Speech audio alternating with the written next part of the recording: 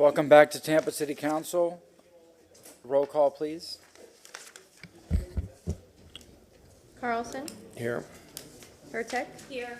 Clendenin. Here. Henderson. Present. Sierra. Miranda. Here.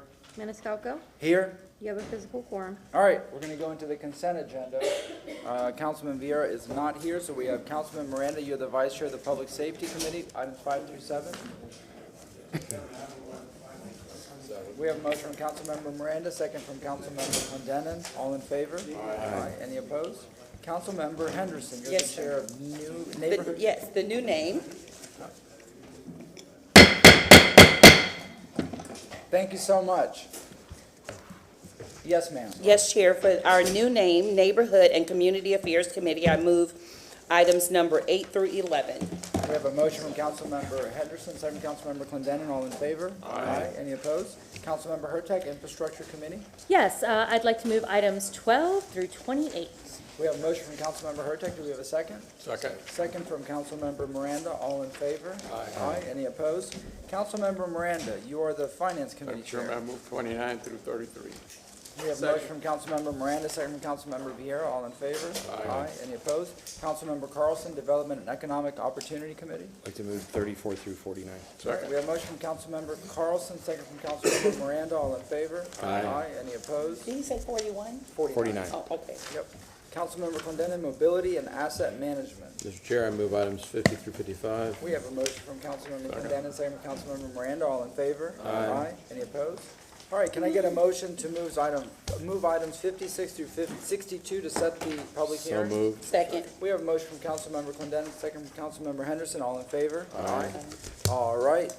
Can I get a motion to open all the public hearings? Move to open all public hearings. All right. Second. We have a motion from Councilmember Clendenin, second from Councilmember Miranda. All in favor? Aye. All right, item number 63.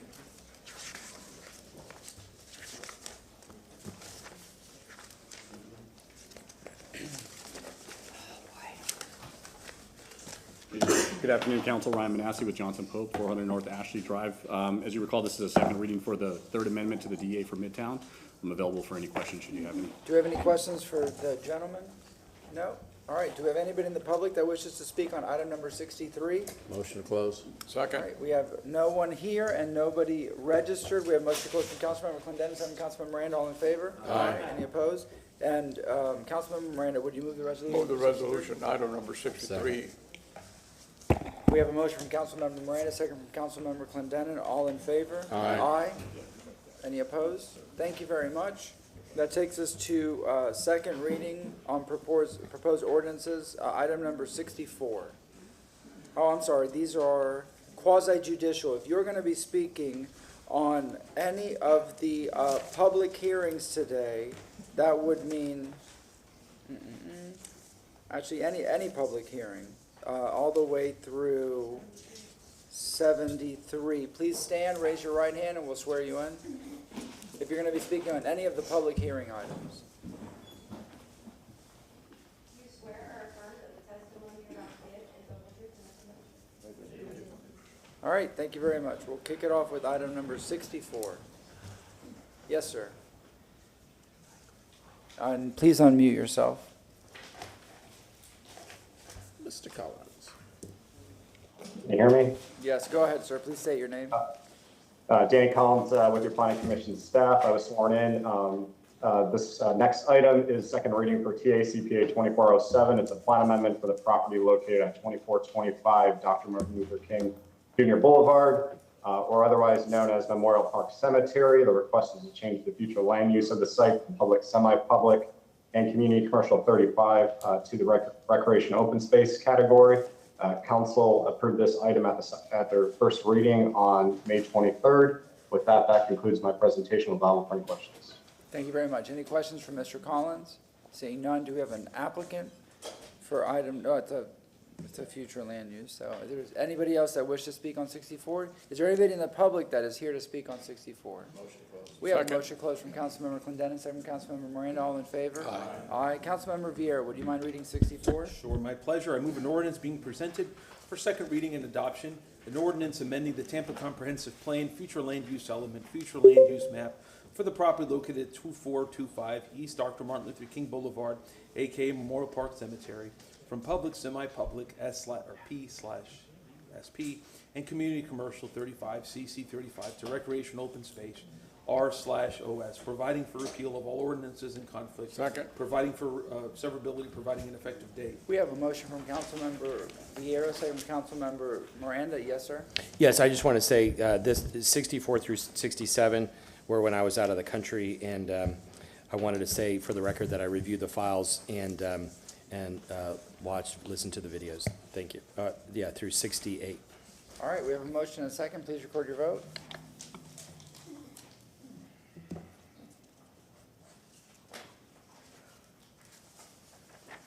Motion carried unanimously. All right. Thank you very much. Next is item number 65. Yes, ma'am? Please unmute yourself. Were you sworn in, Ms. Doc? Yes, Okay, go ahead.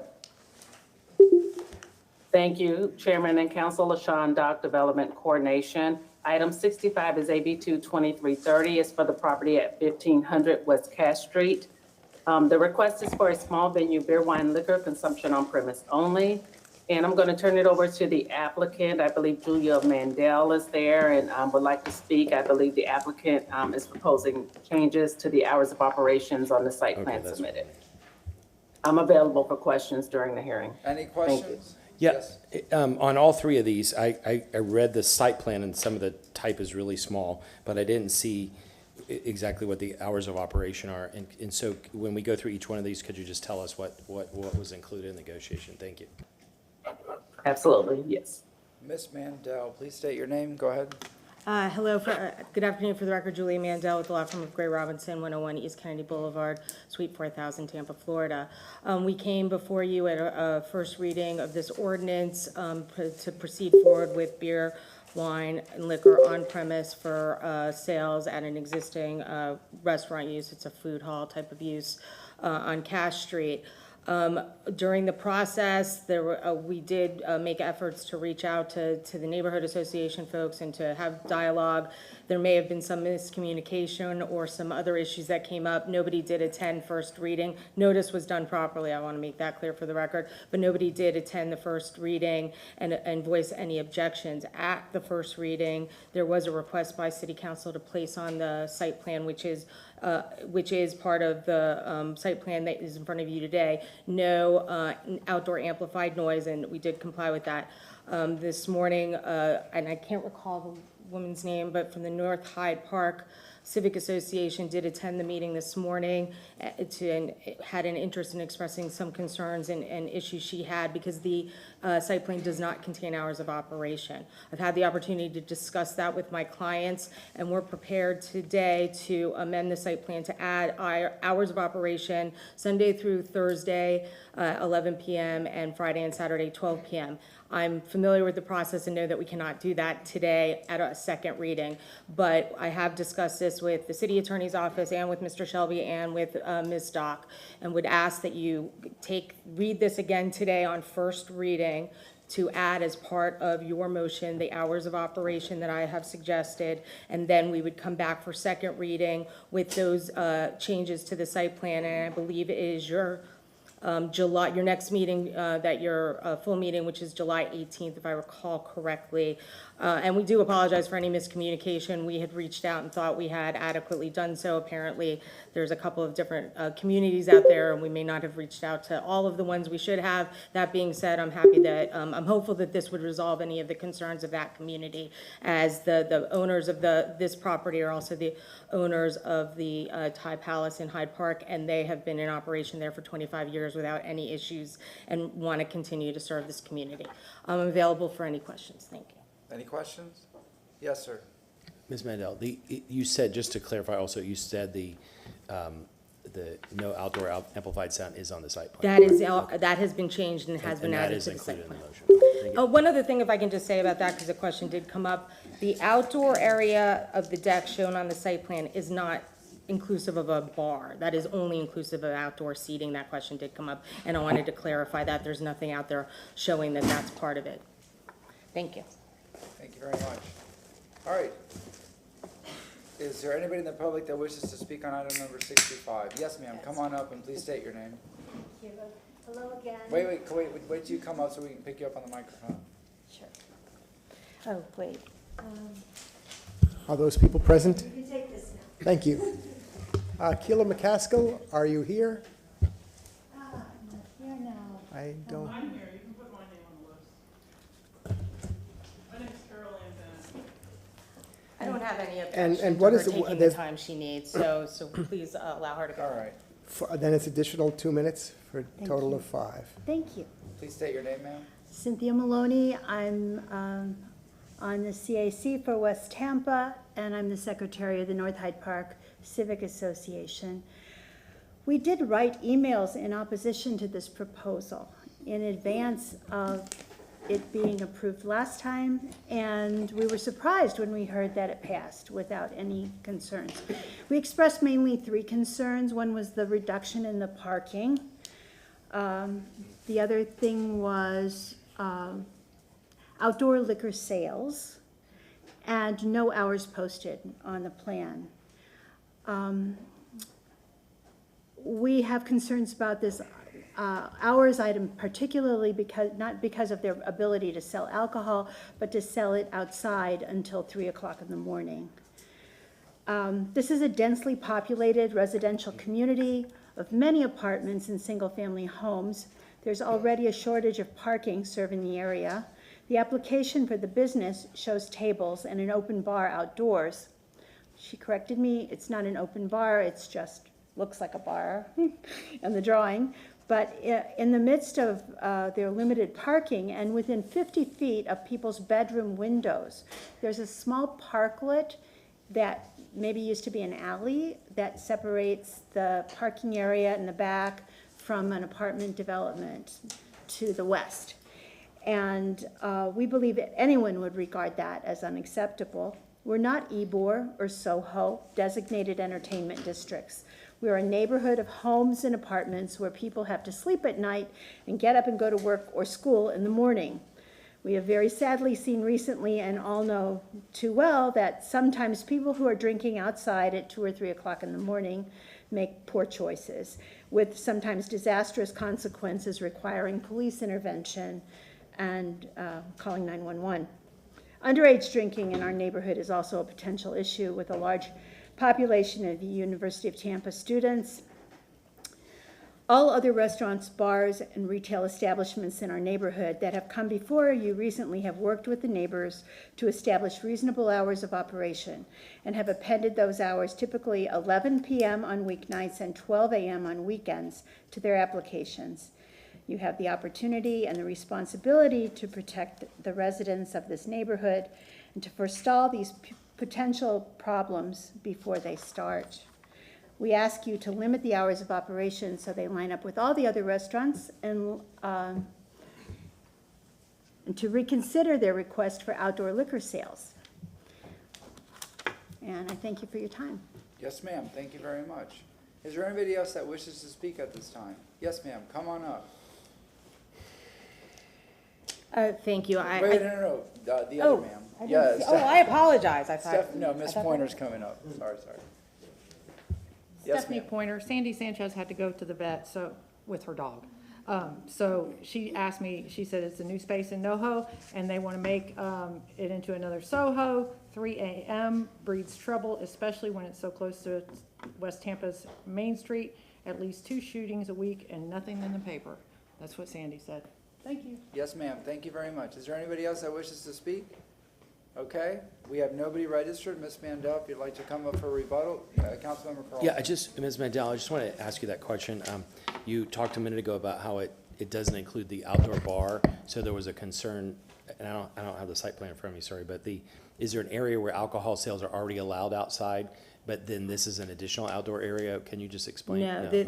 there's an outdoor, it shows on the site plan, there's an area with a deck that there will be sales there. I mean, when I say sales, not from a bar, service sales, or you can bring your alcohol, it's a food hall, so you can bring your alcohol outside. It isn't intended for the actual sale to occur outside, meaning a separate bar area. And if you wanted to add that as a condition, I don't that would not be objectionable, that you can't have an outdoor bar area, and that area would be acceptable for our purposes, to make sure that's clear, because that was never the intent. It was just to allow people who are buying food inside to come outside and drink a beer, or a glass of wine, or whatever drink one would drink. You know, that because you're a city attorney, that, you know, this goes with the land, so is can we add this, Ms. Doc, or someone, can we add this as a condition? I don't know if my colleagues. I think I would be comfortable if you added a condition that said no outdoor bar allowed. That would be, I think, in line with the intent of what the applicant is trying to do and the concerns that the neighborhood have brought forward. And you've already agreed to the Hours. 11 o'clock, except for weekends, and Correct. 12 o'clock. So that takes care of the 3 a.m. Right. issue. That would take care of that. And let me just say, I did check. I did not see any letters in this come up in what they used to call the quasi box. I don't know what you call that today. This would have been something we would have agreed to if we had known it had been an issue, and it just really didn't come up, and it was kept, not that we asked for hours of 3, it was just going towards the code provision in chapter 14 that has the hours of operation and keeping in line with the code. But certainly if we had known, we would have been happy to do it, and I apologize that there might have been some misunderstanding or miscommunication, but I think it's important for my clients to be in line with this neighborhood and ensure that they are operating in a manner that is comfortable. And the only other thing I want to say about the parking, and I did raise this during the first hearing, is this would reduce it down to additional parking spots, but there's 30 on-street parking spots right on Cass within like 3-block radius. I mean, there's a lot of on-street parking here, plus this really is intended to serve the neighborhood. So I just wanted to make that comment, but I think that we're all aligned with ensuring that this neighborhood is protected from what they're trying to seek. I appreciate it, and I thank you for your consideration, and would just remind everybody that we would, given the conditions that we're agreeing to, would be rereading this on first reading. Thank you. We have a motion closed from Councilmember Clendenin. Do we have a second? Second. Second from Councilmember Vieira. All in favor? Aye. Councilmember Vieira, we left off with you? I went. Oh, you did? Councilmember, no, Councilmember Henderson. No problem, thank you, Chair. File number AB 2-23-30, and ordinance being presented for second reading? No. No, first. Yes. Why does it say second? No, because we're going to take it back to Yes, first reading. okay. First reading and adoption, and Sorry, it's just for first reading consideration. yes, Thank thank you.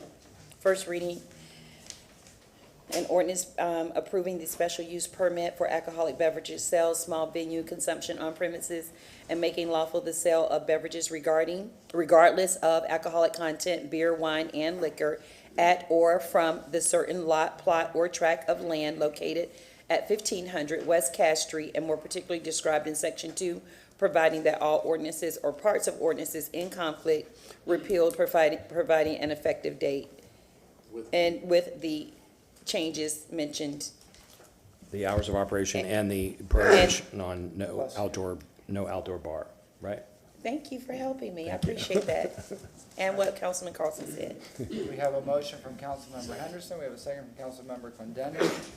We don't need to record our vote. It's going to be just a voice vote. Voice vote. All in favor? Aye. Aye. Any opposed? And now we have to have it announced.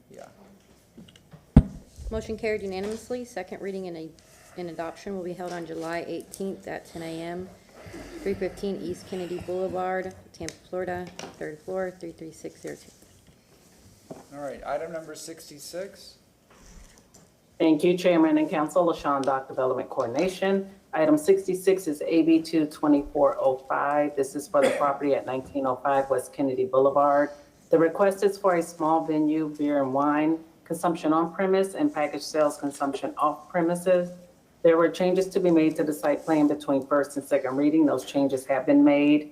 The hours of operations for this location is 9 a.m. to 12 a.m. midnight. And those changes have been made and the site plan has been certified. And I'm available if you have any questions. Any questions for Ms. Doc? Yeah, what did you say about, this chair's okay? Go ahead, sir. What did you say about hours of operation, sorry? Yes, the hours are 9 a.m. to midnight.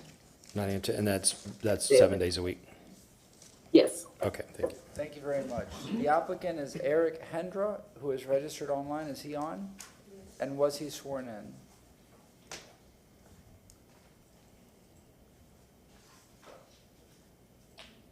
Good morning. Sir, were you sworn in? I was not sworn in, no. If we could swear him in, please raise your right hand. We'll swear you in. Do you swear or affirm that the testimony you're about to give is the truth and nothing but the truth? Yes. Thank you. All right, go ahead, sir. Please state your name. My name is Eric Kendra with Henderson Associates. I'm representing the client, and I believe Mr. Duck has represented the case very well. All right. Any questions for the applicant? No? All right, is there anybody in the public that wishes to speak on item number 66? Motion closed. Second. We have motion closed from Councilmember Clendenin, second from Councilmember Vieira. All in favor? Aye. Councilmember Clendenin, would you mind reading 66? I move file number AB 24-05, an ordinance being presented for second reading and adoption, an ordinance approving a special use permit SU2 for alcoholic beverage sales, small venue, consumption on premise and package sales, off-premise consumption, and making lawful the sale of beer and wine at or from a certain lot, plot, or tract of land located at 1905 West Kennedy Boulevard, Tampa, Florida, as more particularly described in Section 2, providing that all ordinances or parts of ordinances in conflict are repealed, providing an effective date. We have a motion from Councilmember Clendenin, second from Councilmember Miranda. Please record your vote.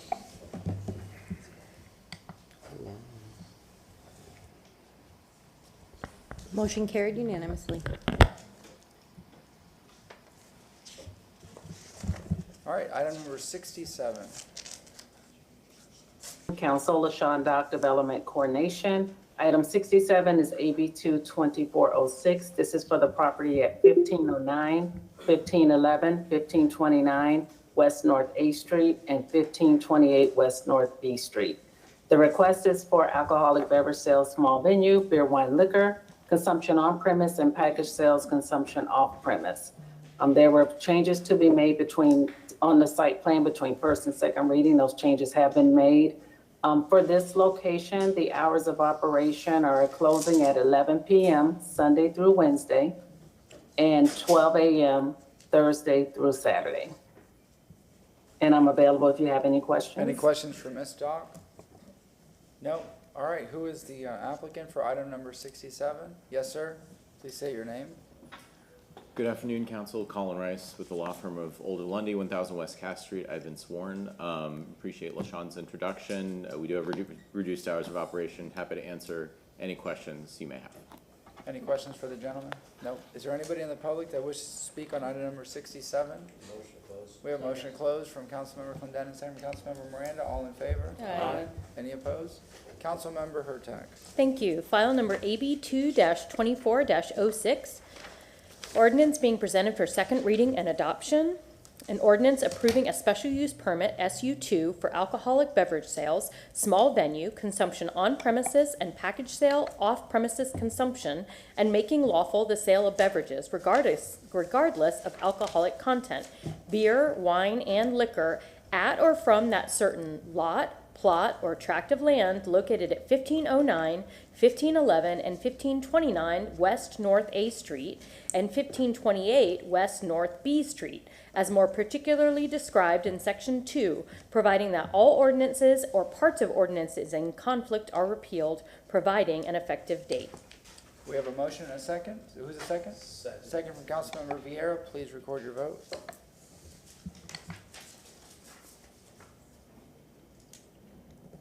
Motion carried unanimously. Thank you very much. All right, item number 68. Thank you, sir. Thank you, Chairman and Council. LaShawn Dock Development Coordination. Item 68 is AB 2407. It's for the property at 1720 North Nebraska Avenue. The request is for a small venue, beer and wine consumption on premise only. There were changes to be made to the site plan between first and second reading. Those changes have been made. The plan has been certified and provided to the clerk.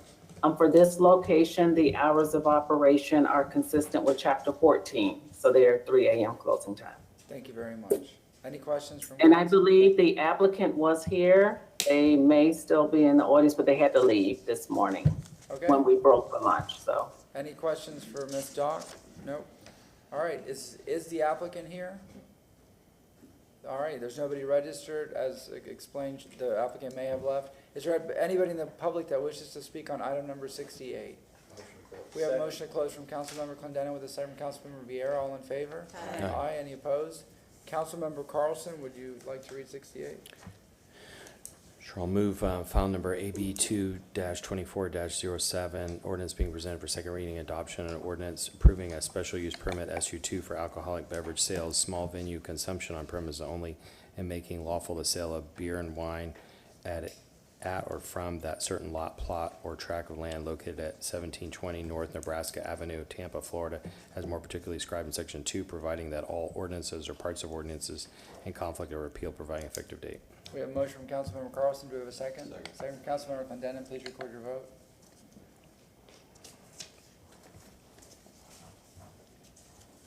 Motion carried unanimously. Thank you very much. All right, we're going to go to our petitions to vacate and public hearings on legislative matters. We'll go to item number 70.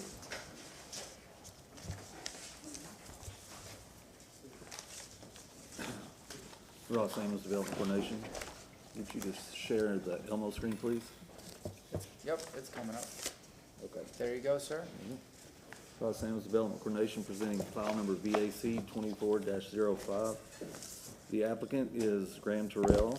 The representative's name is Alex Shaler. Property address is 1400 Channelside Drive. This is a proposed vacating request to vacate a portion of Channelside Drive right-of-way located north of 3rd Avenue, south of 4th Avenue, east of Nuccio Parkway, and west of the merger between Channelside Drive and 4th Avenue. This application was filed in the City of Tampa, February 21st, 2024. The applicant's reason for the application is development of a park in accordance with an awarded city RFP. Right-of-way was created by City of Tampa acquisition and dedication of right-of-way. The existing right-of-way is approximately 32,495 square feet. Here's an aerial view of the proposed vacating in yellow and petitioner's properties in red.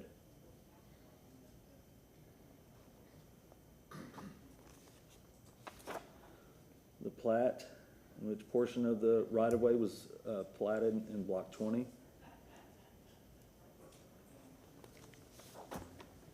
Is a clip of the city atlas showing proposed vacating in yellow and previous vacatings surrounding the area. Here's an image of that roundabout looking southeast from Nuccio Parkway.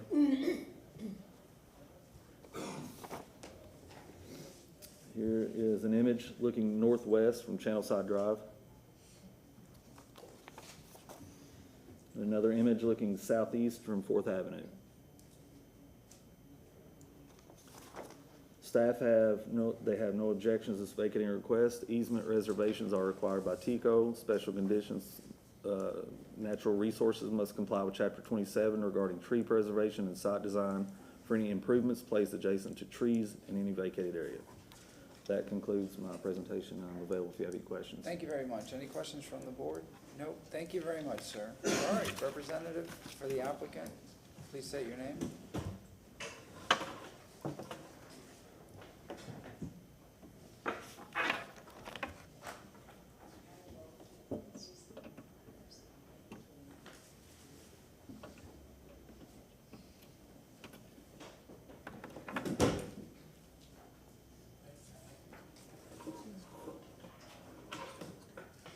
I might just use the paper slides. I'm going to be very brief, so let me just put those on here.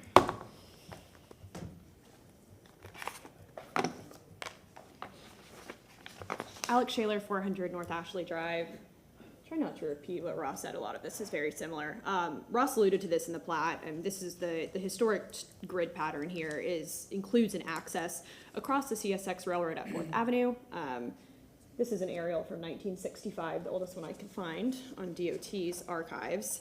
Fast forward to 2021, the Gasworks PDA was approved. This is a clip of the site plan. As you can see, clouded in blue there's this crossing was planned as part of this PDA, the extension of 4th Avenue West, which eliminates the need for the roundabout. That's taking traffic from and pushing traffic to Nuccio. So no longer need the roundabout with the 4th Avenue connection.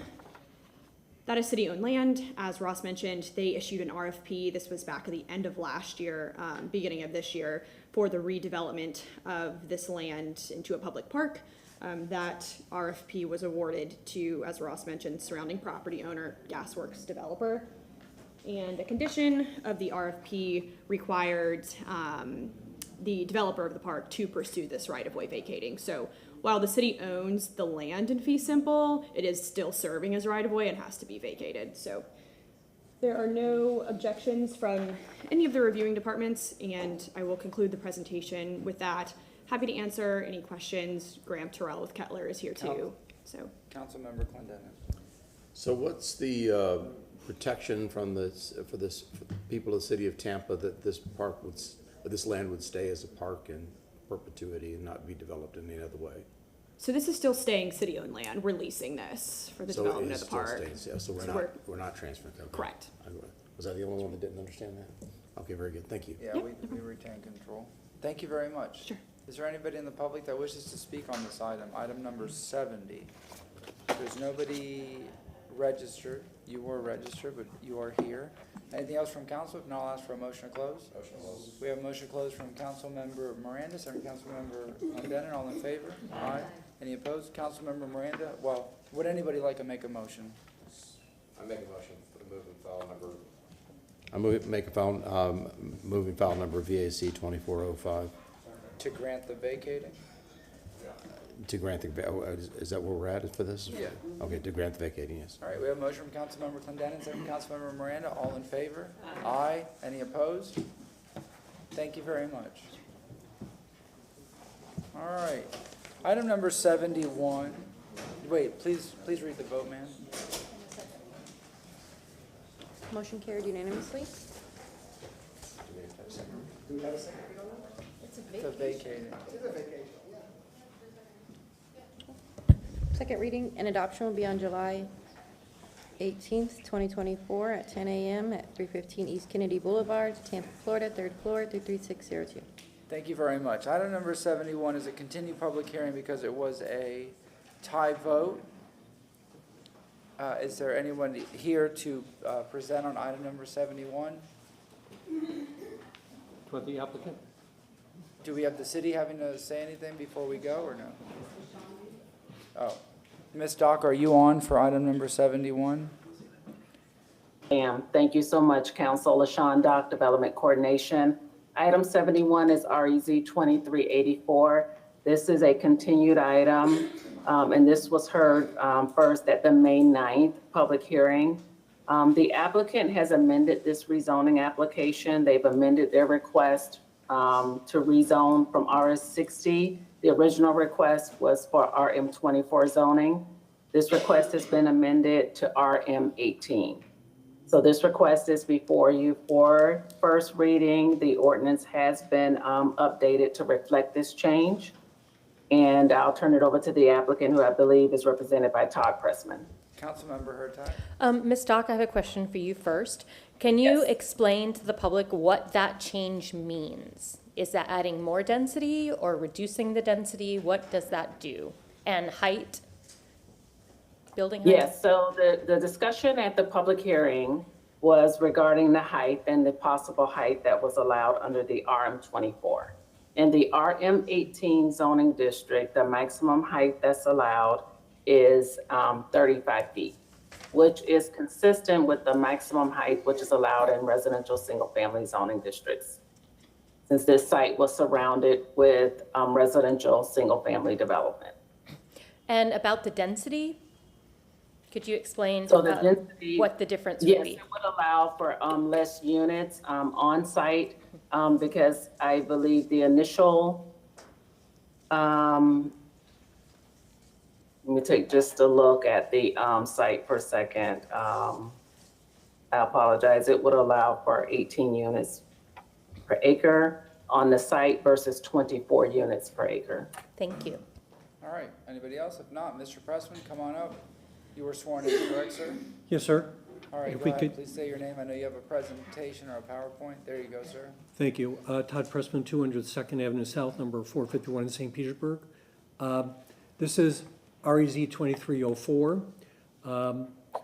We primarily have been here regarding zoning consistency as required under a comp plan amendment that was approved by council. We're in the university planning area between Bush Boulevard and North 56th. This is the site drawn in red, which is an assemblage of a number of parcels. This came before you a couple of weeks ago. Future land use was approved in February of '24.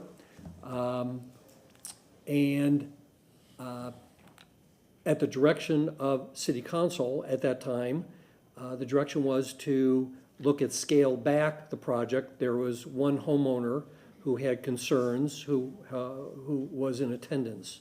So I did reach out to that neighbor who is to the rear, made them aware that we are making this change, which, as Ms.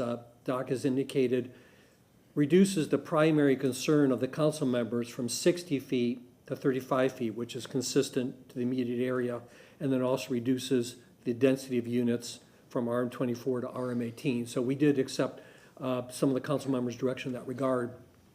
The second direction of the council was to communicate that to the neighborhood, which I did in a very simple, straightforward letter that was sent to the folks in the public notice, and making aware that we are making those reductions. So looking at the site or the area does contain a lot of multifamily. This is some of it here. This would provide a mix of units in the immediate area. There's a lot of comp plan policies that support this, including promotion of mixed income residential development, particularly mixed income in the University Planning District, which is the area that we're in. Increase diversity and improve sustainability of multifamily residential areas, which this would comply with. Greater flexibility and land use density of future development while ensuring neighborhood buffers and urban amenities are enhanced. Standards for moderate density multifamily zones and provide a scale of development building that differs from single family low density. And in terms of access to the site, there's access both north, south, east, and west. So with that, we appreciate your consideration, and again, your consideration for a reduction at the site, which we have accepted and moved forward with. Thank you. Happy to answer your questions. I have a question for legal. And I apologize, I did not catch this on the agenda earlier, but it says, continued from May 29th pursuant to council rules of procedure due to lack of 2/3 majority vote with Vieira, Miranda, and Maniscalco voting no.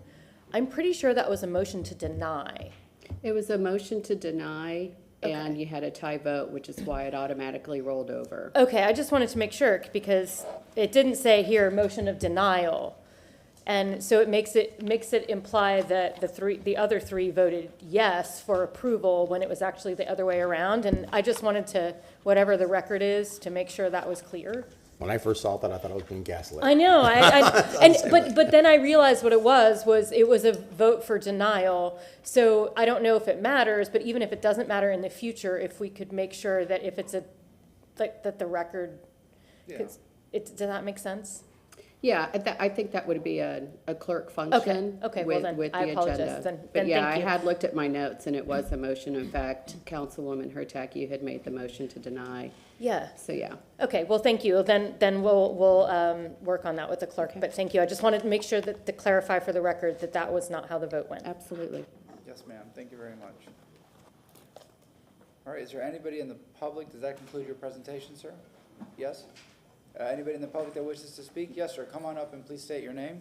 Hi, my name is Julio Delgado. I own the property in the back behind or adjacent. It depends on how you look at the property to where they're trying to build that. Basically, asking for put up an apartment complex on a landlocked lot. And have I not heard from anybody was the drainage in the area. And everything in that area and the surrounding blocks north of Bush between 46 and 56 basically comes to the lake that's in front of my house. The adjacent house to mine, 5 houses alongside of my house, all have a 4-foot drainage ditch in front of their house, and behind their houses in their yard, which is the side of my yard, is also basically a low spot where all the water comes through. If you put up that many apartments in my backyard, that's just gonna make that whole flooding situation worse. I don't know if anybody's from the city has checked with the drainage problem that we have in the area regarding the lake across the street flooding onto the street. So to put that many apartments there, it's just gonna make that worse. I don't mind them building there, I have nothing against them, but an apartment complex in my backyard, and none of my other neighbors could come today because nobody could take off work at this time. So that's my opposition to that. I don't mind them building, but something that big is just gonna make the flooding problem in the area worse. That's what I have to say about that. I don't know if you guys have addressed that. The drainage, I don't understand why there's no site plan. When I built my house there, you guys required me to have a site plan. I had to show how the drainage was gonna work. There's none of that here. So you basically writing a blank check, put up 26 apartments, however you could fit them in, and let's forget about the rest. And yeah, the city wants more tax money, but at what cost?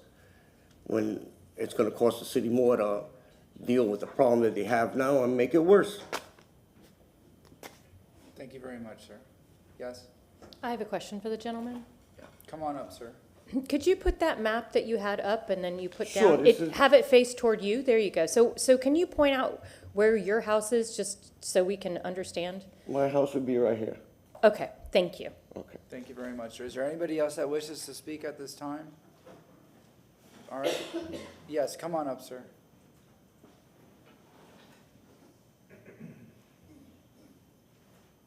And please state your name.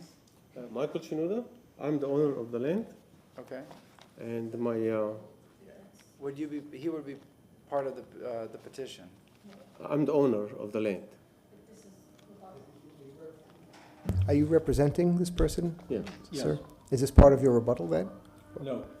I would like to make rebuttal, if I may. Yes, but he should be included since he's Did a you use up- property owner. I didn't know the gentleman was going to speak. Did you use up all his time, do you know? No? Do you have any comments that you want to make? All right, we'll Okay. give you 3 minutes, but that's Okay. gonna be part of your Good, that's original fine. presentation. It won't cut into your rebuttal, but it'll be part of your presentation. Ms. Shindo will sit down. I will take care of the rebuttal when it's timely. So he will not speak. That's correct, sir. Okay. Thank you. All right, thank you very much, sir. Anybody else for public comment that is not an owner of this property or affiliated with this property? All right. Councilmember, if I may make a correction for the record. Yes, who's speaking? Okay. This is yes, Danny Collins with the Planning Commission staff. All right. I just wanted to make a correction. The applicant referenced policy direction from the unincorporated Hillsborough County Plan. Specifically, it was related to community and special area studies, providing greater flexibility in land use and density for future development while ensuring that neighborhood buffers and urban amenities are enhanced. That policy is within the unincorporated Hillsborough County Plan and does not apply to the city of Tampa. So I just wanted to make that correction for the record. Thank you very much. Okay, Mr. Pressman, would you like to give rebuttal at this time? Yes, I will say that we've sent notices to 39 residents. We have one here, Mr. Delgado. There's been no other comments of opposition or concern from the entire community. As I heard the comments from Mr. Delgado, with all due respect, had to do with stormwater. I would suggest to you, first of all, as you all know, once this comes in for site planning, the city and agencies are going to look at this very closely for stormwater and drainage.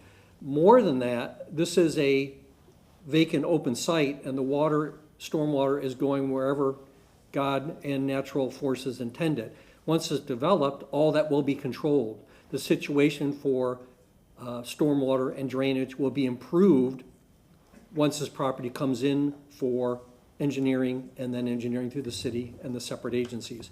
So that's an element you all know has to be controlled, has to be regulated, and that is the only opposition or point of concern that I've heard raised today.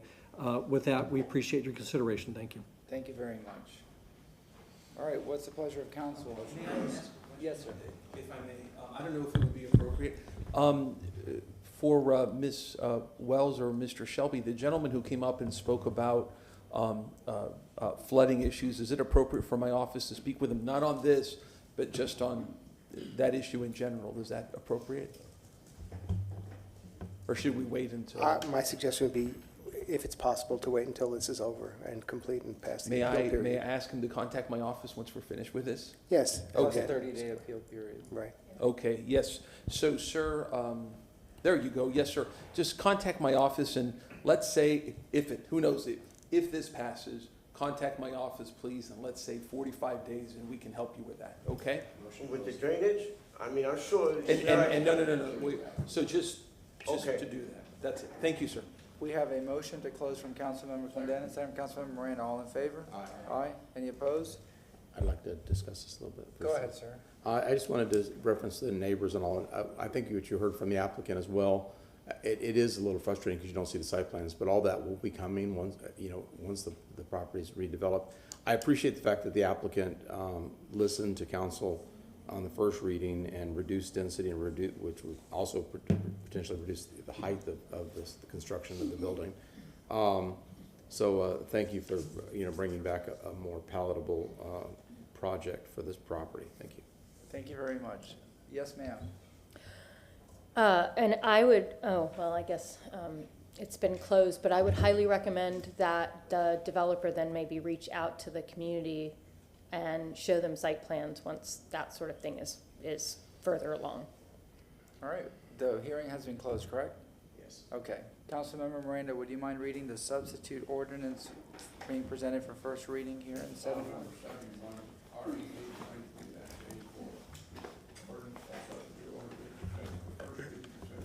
Ordinance rezoning property general vicinity 5006 East.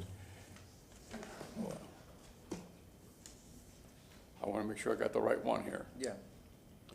East 97th Avenue and folio numbers 142-834/0025, 142-830/5075, 142-830/5050, 142-830/5025, 142-830/5000. City of Tampa, Florida, more particularly Cohabit Section 1 from zoning district classification RS60 single family residential to RM18 residential multifamily, providing an effective date. We have a motion from Councilmember Miranda, second from Councilmember Clendenin. All in favor? Aye. Any opposed? Nay. Please read the vote. Motion carried with Hurtek voting no. Second reading and adoption will be on July 18th at 10 a.m. All right, we go to item number 70. What's the second hearing date? July 18th, Thank you. 2024 at 10 a.m. Thank you. Old City Hall, 315 East Kennedy Boulevard, Tampa, Florida, 3rd floor, 3360. Thank you very much. We now go to item number 72. Yes, ma'am. Thank you, Mr. Chair and City Council. Susan Johnson, Velez Legal Department. Item number 72 is a public hearing for City Council's consideration of a recommended order from a hearing officer. It was a petition for review application for Variance Review Board Petition 23-53. The ordinance, or the Land Development Code, allows a petitioner who, in this case, whose application was denied, to opt to have a hearing officer hear an appeal from a Variance Review Board decision rather than having it come directly to council, which is the normal course for these things. So in this case, the variance application was denied. It was a variance application seeking removal of a grand tree. The variance was denied by the Variance Review Board. The applicant did file a petition for review and then opted under section 27-61J1 of the Land Development Code to have the matter go to a hearing officer. The hearing officer held a review hearing on March 5th of 2024 and thereafter issued a recommended order denying the petition and affirming the decision of the Variance Review Board. The code, as you might recall, gives the opportunity for participants or parties to file special exceptions to the recommended order and also request oral argument. And so I'll turn it over to Mr. Shelby now to go over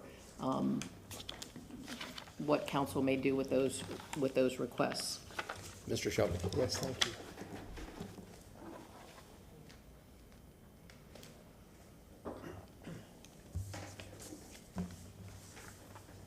Thank you, Mr. Chairman. Martin Shelby, City Council Attorney. I'm passing out for your reference to have that in front of you.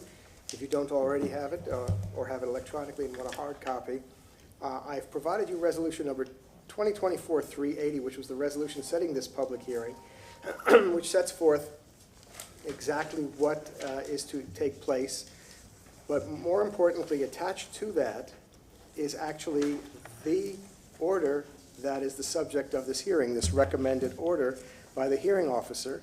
And this is being reviewed pursuant to Section 2761 J1. Rather than this going as a de novo hearing coming to you from the VRB, this is an alternative that the applicant or the person seeking review always has the option of, is to send this to a hearing officer. And that's what they chose to do in this case, which is why it's coming to you in this format. Which means that you don't hear things de novo, you have to rely on the recommended order and to review that and to make certain determinations. If parties have any exceptions to the recommended order, they had 10 working days to provide that to the clerk's office and also identify disputed portions of the recommended order by page number and paragraph, including citation to any evidence in the record. And then also, I just want to be clear, there's been a request by the petitioner's counsel, the attorney, for oral argument. So I'm going to direct your attention to the last 2 pages that I gave you, which is 2761, the review standards that govern this hearing. With regard to the threshold question of whether you will allow oral argument, let me read what it says. City Council may only allow public discussion upon a request for oral argument filed by a party or upon its own motion. This has been filed requesting this, and you can also do it upon your own motion if you so choose. City Council is restricted, and let me read to you how. City Council may only open the meeting for oral argument if the City Council finds that the hearing officer did not address a matter introduced into the record or the recommended order contains ambiguity. If City Council allows oral argument, City Council may limit such oral argument to addressing only those matters for which it opened oral argument. And again, that request had been made. And again, there's rules that take place if the City Council approves a request for oral argument, and it says the content must be the same as the content of testimony submitted verbally or in writing to the hearing officer. And that governs it should you open up the whole, or if you go answer the threshold question in the affirmative if you want oral argument.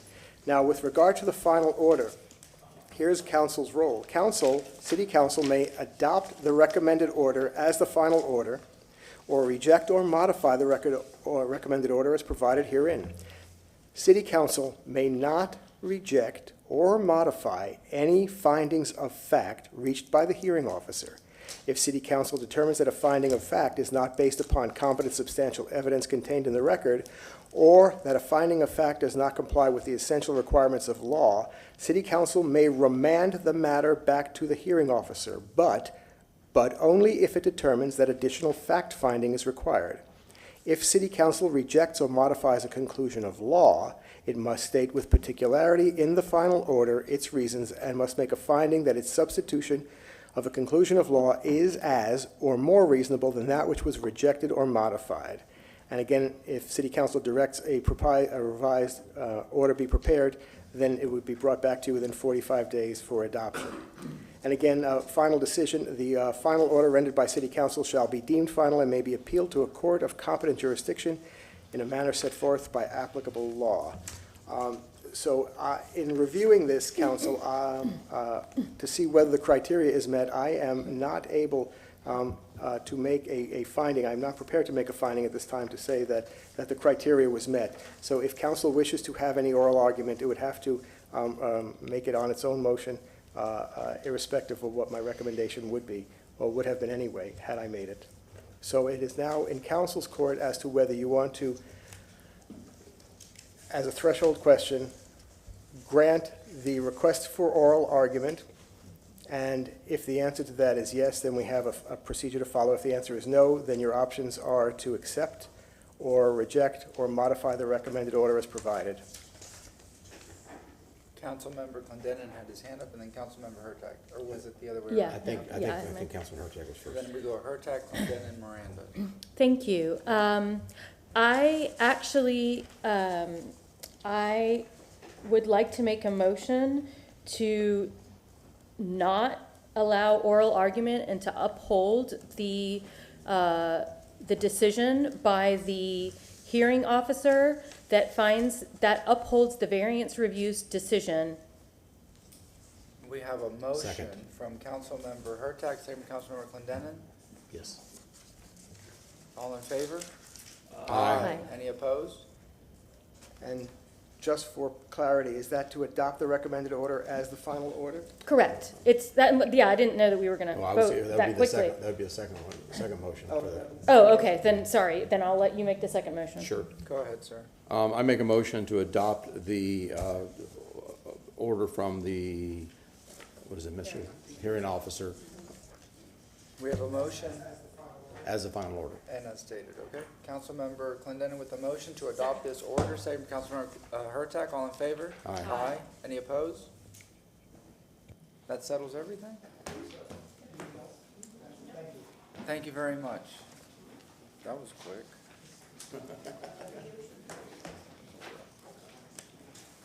All right. Item number 73. Good afternoon, Kamaria Pettis-Mackel from the Legal Department.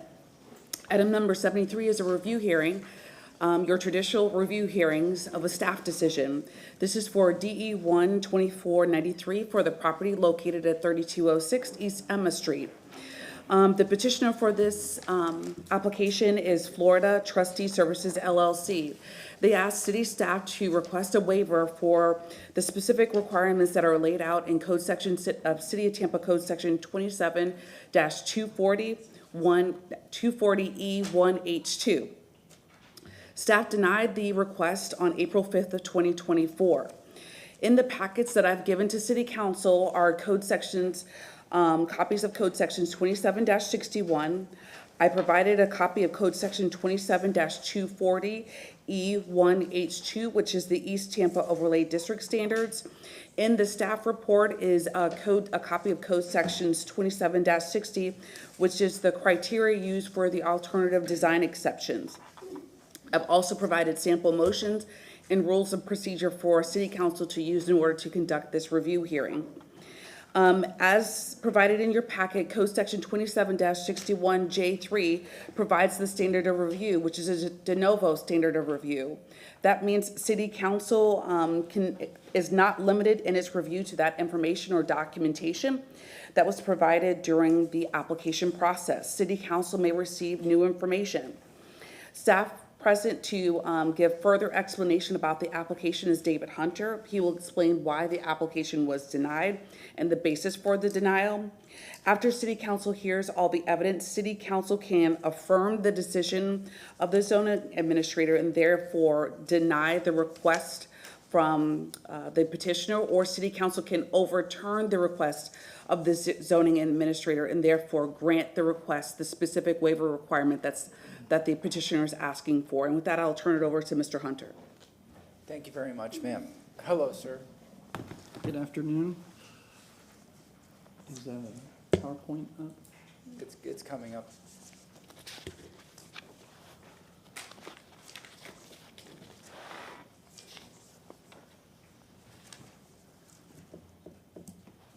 Almost there.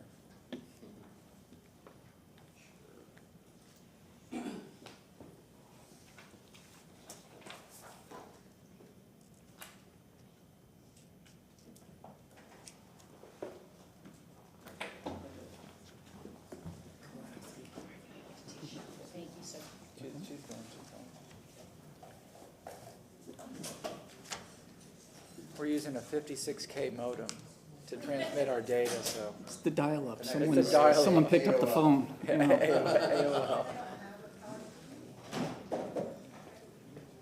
What happened? What is it? Do you have it printed out? They don't have it. Wow. Just use this. Put it on down there. Okay, there's my note. Okay, let me see. Do you have the paper documents for the presentation? They said they don't have a PowerPoint. All right, I'm just gonna ignore my handwritten notes on If you this. put it on the overhead, then we can all see it. Yeah. There you go. Yeah, perfect. All right. My name is David Hunter. I'm the Planning and Design Coordinator for the City of Tampa.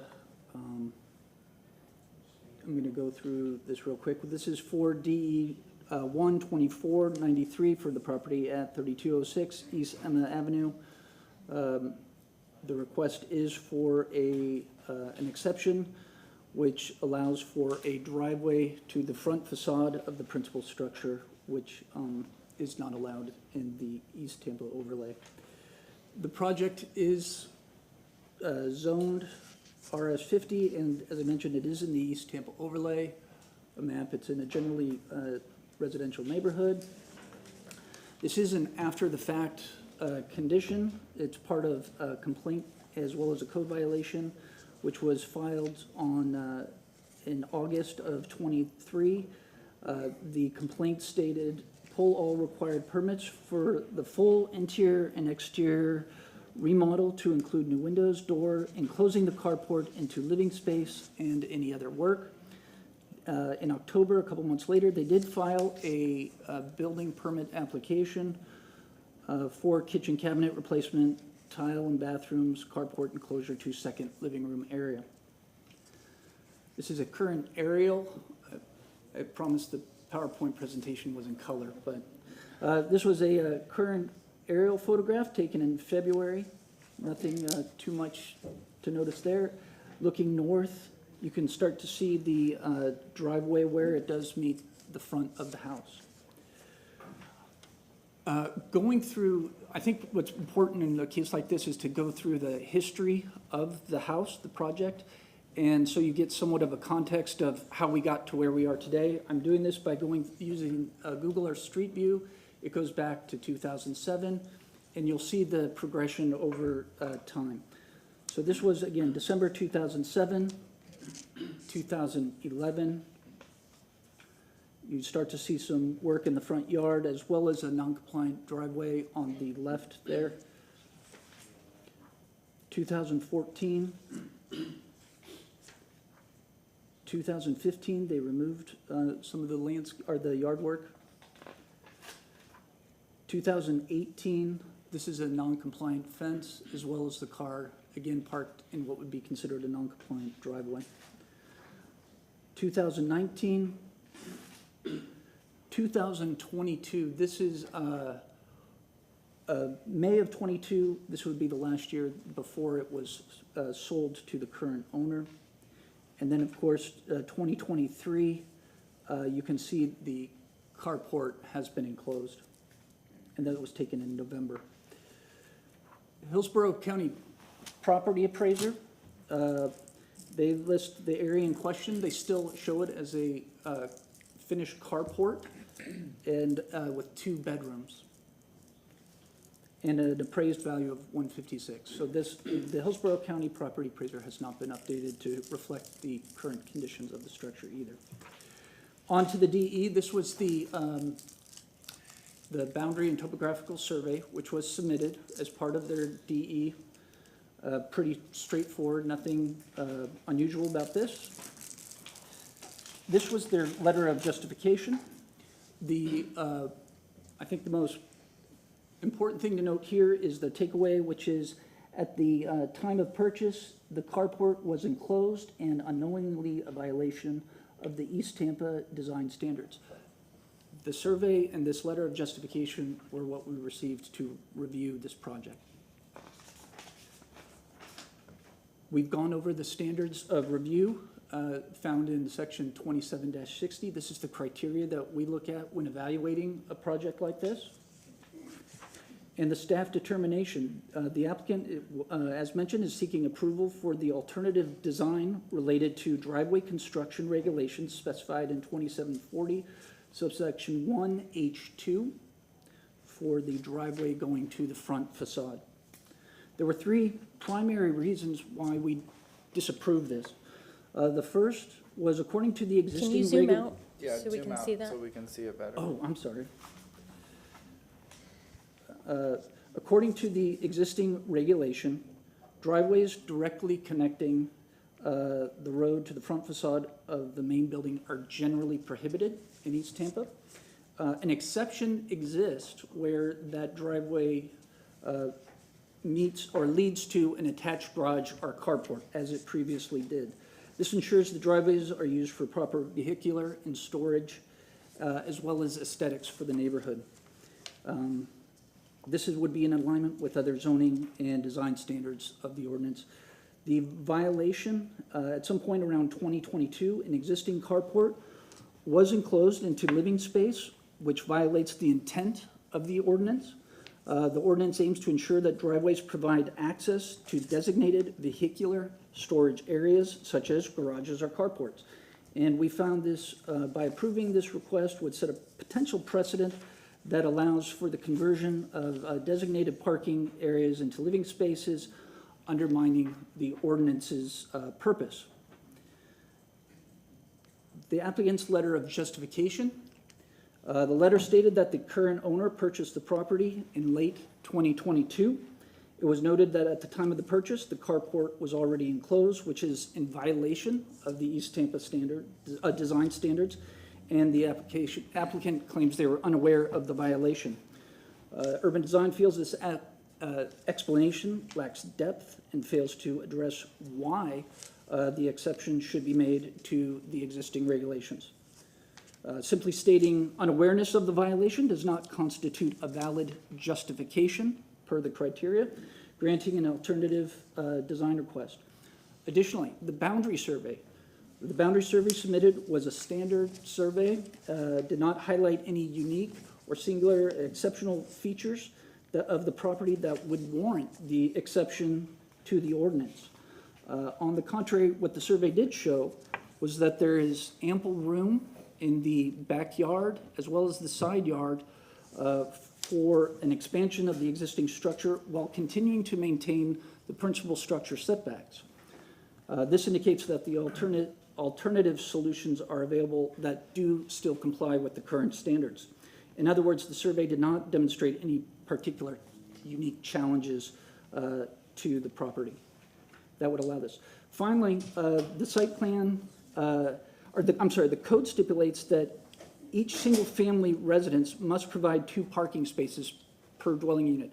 This is a common occurrence when people go to enclose a carport. It's not compliant with the overlay standards, but then on a broader scale with the zoning ordinance as well.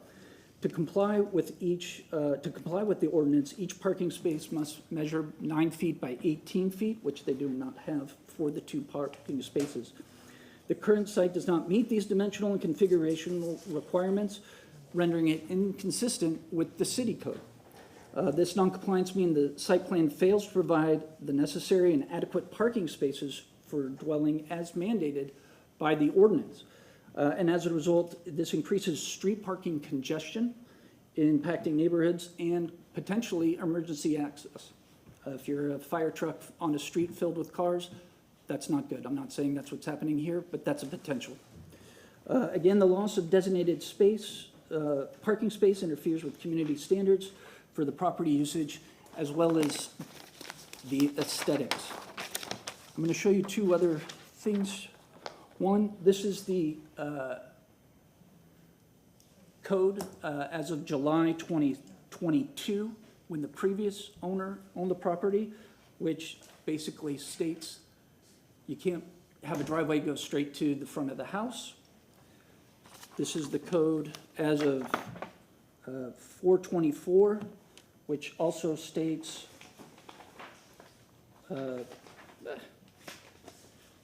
the driveway can't go to the front of the house. And these are both in the East Tampa overlay. In other words, it was non-compliant then, and it's non-compliant now, which is why we found this inconsistent.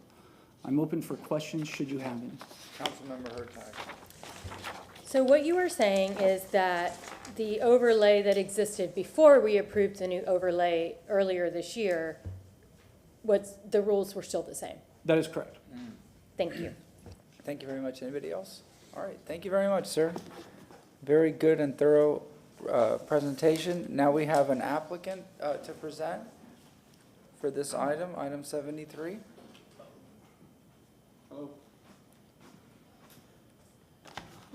Hello, Dontavius Pittman with Pittman Design Group. I have been asked to assist with this matter for the current owner.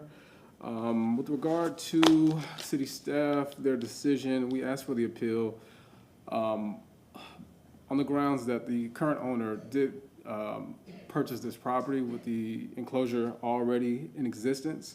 The code complaint was given to the property owner after they had owned it for quite some time. And this decision was made prior to any coordination with transportation. I've done extensive communication and correspondence with transportation, with city staff, and they have approved preliminary, I'll show you this site. Is the Elmo? Yes, sir. Okay. City staff If you has. could zoom out there. There we go. Okay. All right, go ahead, sir. Okay, this is the existing site plan, well, this is the new site plan that we've used to coordinate with city staff, transportation, which shows the driveway, although it is still in front of the property, it does show that it's now complying with city code. I have here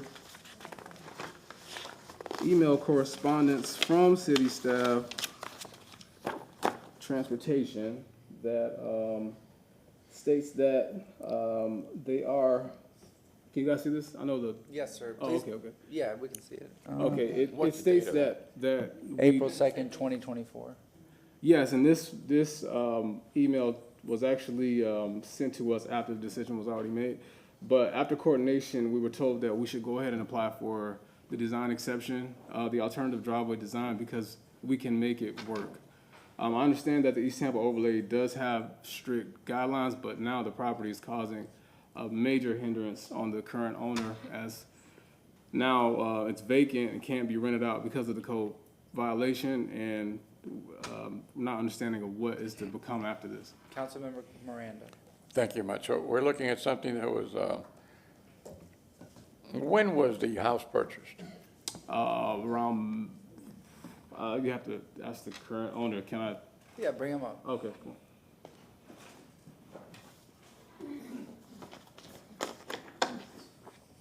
Can I speak? Yes, you were sworn in, correct? When we asked Yes, everybody to raise their, yes. yeah, I don't see anybody new come in. Go ahead, sir. Sure. I'm actually, my name is Please state Pawan. your name, sir. Pawan Agarwal. Go ahead, sir. When was the house purchased? I'm sorry? What date was the house purchased? The house was purchased August 2022. August of 22? Yes, sir. And when was this issue of violation given to you? August of 23. Here's why I have a problem with it, and I know the legal department and I are not on the same page. The house was purchased on the 22nd of August, and this comes on the 23rd of August, am I correct? Yes. She said, and I have never discussed this with any one of you. At the time this house was purchased, you bought it through an agent or somebody, and it was checked by a real estate lawyer or whatever, and it went through the county, I assume. And they found nothing wrong with it, your title company, which you paid for, am I correct? Yes, sir. So yeah, I'm making an assumption on my part, even though it's my city that I live in, I do not like what's going on. So at the time it was purchased, I would assume that that is when the city compared the house on a photograph from Zillow or from the individual, the young man who runs the records in the courthouse, that the puppy appraiser. So at that time is when they saw that, I'm making an assumption again on my part, that that's when they saw the difference in the driveway construction. I have to assume that. So now, did you build the sidewalk, or did you build the item that came all the way to the road? The driveway? No, we did not make any Well, yeah, repairs to the property. You're gonna have to sue the people you bought the house from. You had nothing to do with it, am I correct? Yeah. So we had an investor before us that bought the property March of 22, and the pictures submitted was May of 22. So we did some research as well, sir. And let me say this, I have never talked to them. This is the first case I've heard like this in all my life here. However, there's others that have called me and complained for the same thing. So if the city never filed, because they never did it until you bought the house, who's to blame? I don't think we should be blamed for that, sir. And I'll handle this with any attorney in any court. I don't even represent you. That's how much I think that we're hurting the problem. You cannot charge somebody for something they did not do. Even though it was not registered in the court when they checked it, it's not your fault, not my fault, it's not the legal department's fault. It's a system that we have, and now the easy one is you. We're just trying to honestly just fix the issue by any means possible, which is why we tried to coordinate with transportation. The issue was that the carport was enclosed, and it created a parking issue for the. Who caught the carport? The person before. Yeah, somebody before us, and we think it was the investor that owned before us, and. So now we're just trying to make good on the issue. Our beneficiary, Ms. Caroline, and myself as a trustee, we hired a licensed contractor as soon as we got the stop work order, which was after 1 year we bought the property. And then we have done everything. We did not rent because we did not want to cause any trouble to the tenant, obviously. And So please, we have kept I'm not it. trying to go against my own city, but we have to solve these problems now, because you're gonna get hundreds of them in the future. Because if they're checking the way, and I made an assumption in this part, I have never talked to anybody in the city other than the legal department about this, so I don't know who's checking, who's not checking at time of sale. Do they check it on a daily basis or yearly basis unless there's a sale, is the problem that I have. So I think we are basing on Google Maps, and I feel like, like we saw that right now, there's a gap sometimes of a year and a half or a year. And it's Or hard. did anybody in the city tell me, do you all check anything unless there's a sale?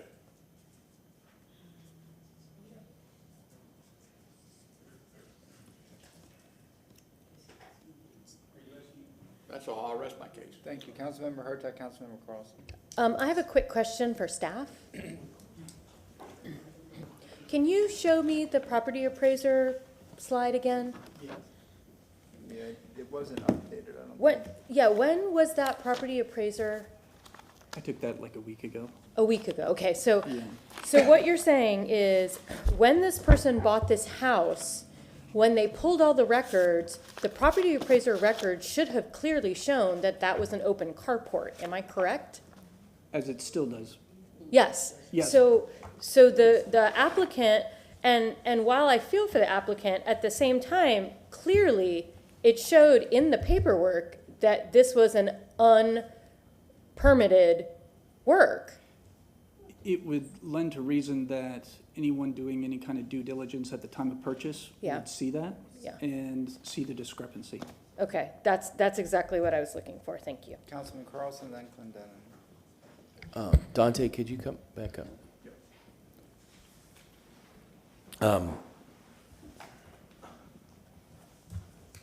I know you as a home builder and a developer, because you come before us before, but on a project like this, then you're hired to try to resolve the problem, and you feel like, I don't want to put words in your mouth, you tell me that this solution that you've come up with meets the code and meets the criteria going forward. Yeah, so I was hired to assist with the initial issue, which was the code violation for unpermitted work. I was called to try to figure out how to make whatever modifications to this property, make them code compliant, make them official, call inspections and everything. But in doing that, in the process, we submitted documents to the city of Tampa for permits, and then the driveway issue presented itself. The carport issue presented itself. So Could you, or maybe the owner would rather do this, considering my colleague's questions. I guess one alternative is to convert it back to a carport. Could maybe one or both of you explain why you didn't choose that choice and what it would have involved? So, I take it back to the financial burden that this is causing now. So, in order to build an extension of the driveway, we're talking a couple thousand dollars.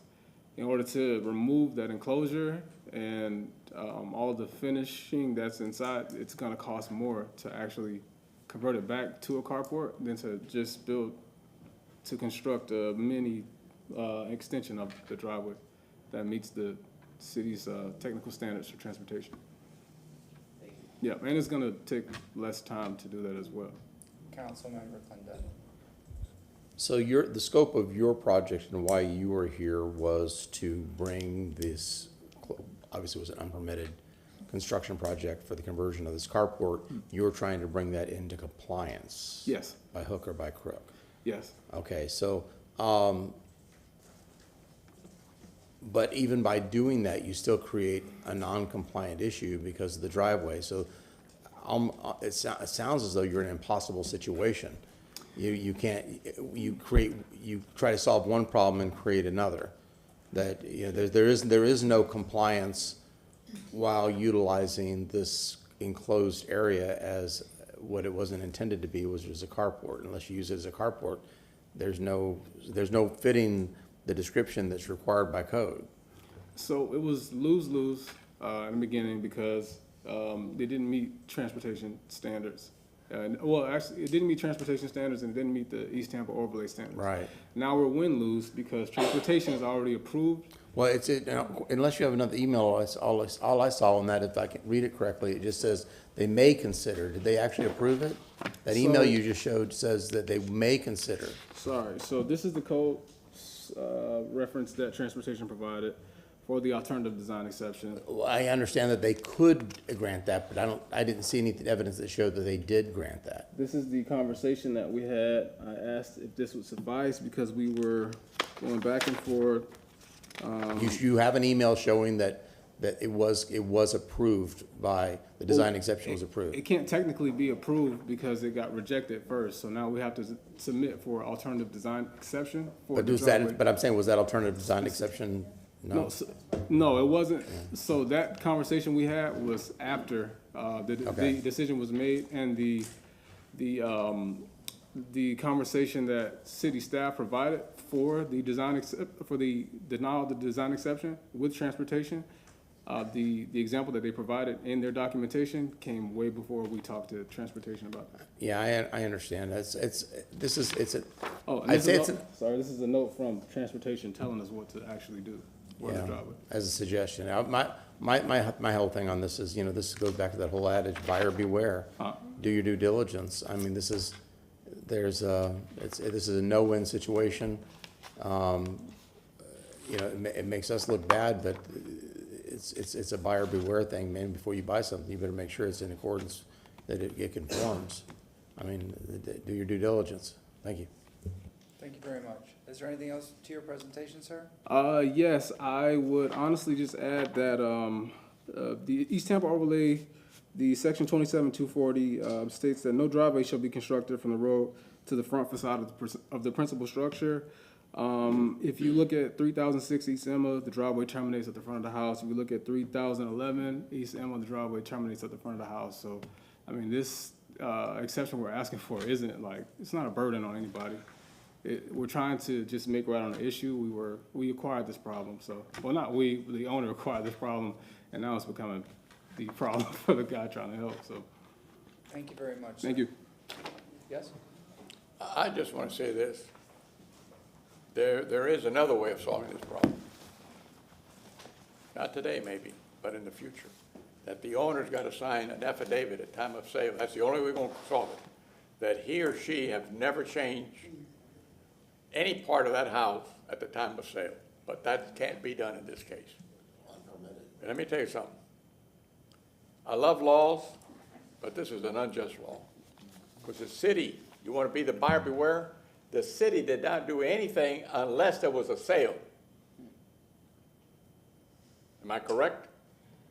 To your knowledge, did the city ever check this house prior to this?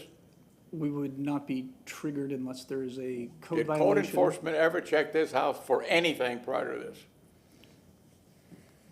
Not that I'm aware of, no. Well, neither am I. I'm not aware of it either.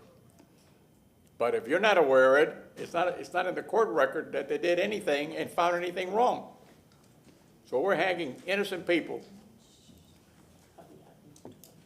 Sir, if I may? Yes. At the time they bought the house, they themselves didn't know it was done. I'm making an assumption at that point, Sure. sir. I'm not asking you or yelling at you, I'm just getting excited a little bit. So the applicant cited a few additional addresses where this is already an occurrence. Yes, it's a big problem. People do a lot of work without a permit. It bogs down the system, and But it's did unfortunate. these people do the work without a permit? Whoever, no, obviously they did not. I'll take their word for it. I think we equate it oftentimes to you buy a used car and the windows are too dark. You're talking different apples here, my friend. That's fair enough. A used car's got a record. That's fair enough. My point is if you bought a used car and it had windows that were too dark, the police aren't going to say, oh, well, you bought it that way. They're going to make you go fix them. I'd like to take you to court, you and I one-on-one, see what happens. Fair enough. And I think I I also will. would like to respond to the applicant regarding their transportation. I don't know if this is going to be difficult to read. This was, transportation did look at this as part of the design exception, and they made the same comment that this is in the East Tampa overlay, and they do need to comply with the East Tampa overlay standards. The applicant did receive and have correspondence with the applicant later saying that transportation could look at a design exception. It did not say they would grant it, but I would also point out that is a transportation design exception per chapter 22, not per 27. It's a different process, and they would still have to meet the East Tampa overlay standards. The design exception that they were referring to has a whole plethora of conditions that need to be met, as well as East Tampa design standards. And usually that would be more akin to something like a driveway that's too wide, or someone doing a circular driveway where the property is not big enough. That would be appropriate for a design exception, not in this case. Can you put that email back up, your copy of it? Sure. I don't know. The email, the other page you have, the email communication piece. Because I can read this one. So when they look at this, they're not looking at it necessarily from the East Tampa overlay. And it should also be noted that this was after it had already been disapproved from the design exception. So the transportation department, or the mobility, when they wrote this email, were looking at it strictly from chapter 22, not from chapter 27 East Tampa overlay. That's perfect, thank you. Thank you very much, sir. We'll open it up to public comment. If there's anybody in the public that wishes to speak on this item, please come up. You have 3 minutes. There is nobody here for public comment. There is nobody registered. Is there any additional staff or, well, I guess you don't need rebuttal, so. Okay, anything else you wish to add? You have 5 minutes for rebuttal, sir.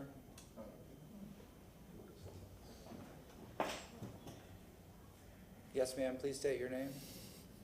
Good afternoon. I'm the owner, and my name is Carol Van Belkenberg.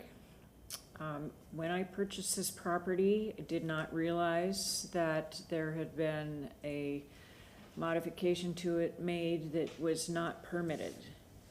I have not been able to rent the house because of the stop order, yet I am paying the water, the electricity, the taxes, the insurance on the home. It's become a very large financial burden for me, and we got the stop work order last September, I believe, and here we are in June, finally discussing this. It's taken a long time to get to this point, and I've been carrying it financially this whole time. I would like to ask the court to come up with a resolution as soon as possible. Certainly opening up the house and turning that space back into a carport is going to be an additional considerable financial burden. We have proposed a couple different driveway alternatives with a half circular drive, and I believe we were turned down because of percolation issues. This additional concrete pad, I believe, was accepted and then turned down due to old code enforcement issues.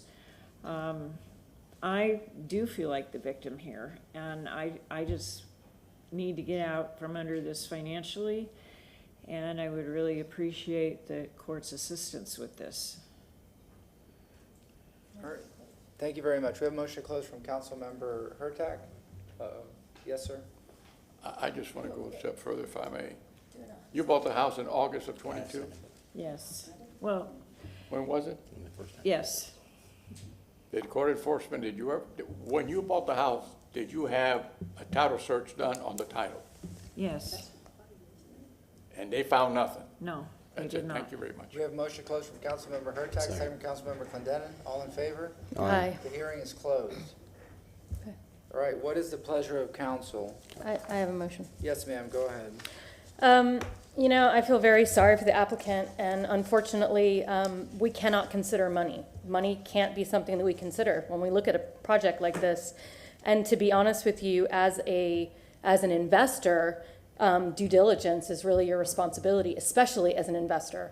To know, to have looked at property appraiser records, to have really, I mean, when you buy a property, there's all sorts of due diligence that an owner is didn't supposed to go by. start out- Excuse me, ma'am, the hearing is yeah, closed. the hearing's closed. So I am going to make a motion to uphold the zoning administrator's denial of DE 124-93 for the property located at 2306 East Emma Street because the petitioner failed to provide competent and substantial evidence to waive the requirements in City of Tampa Code Section 27-240 subsection E subsection 1H.2 based upon the criteria found in City of Tampa Code Section 27-60 for the following reasons. Mainly that we have a brand new, not even 6-month-old design standard that we over East Tampa overlay that we just approved that doubles down on no driveway should be constructed, and that it is the applicant did not do due diligence when purchasing this property to make sure that the issue was not that there were no problems with it. Do we have a second? Second. We have a second from Councilmember Clendenin.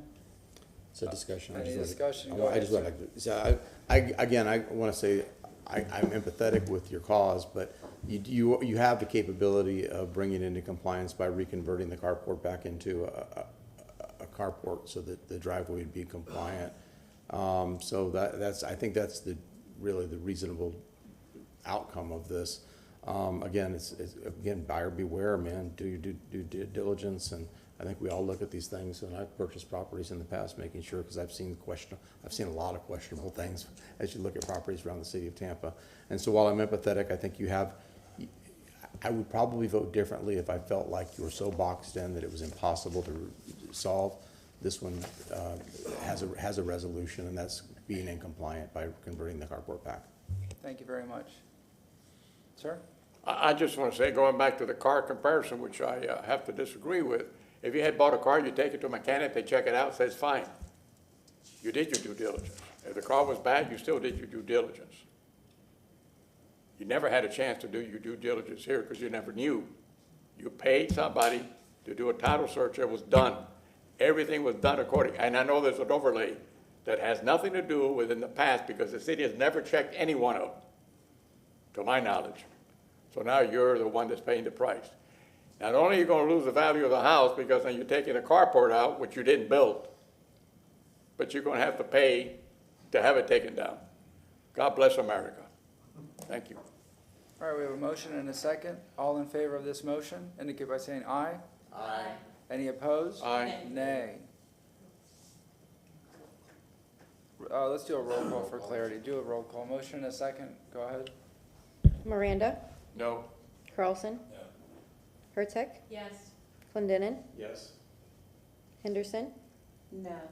Vieira, Nay. Maniscalco. No. Motion failed with Miranda, Carlson, Henderson, Vieira, and Maniscalco voting no. So I have a question for council then. Yes. What do we do? Well, So do we All the rules. Yeah, but basically we're saying that you can go ahead and build whatever you want and then sell it and, oh well.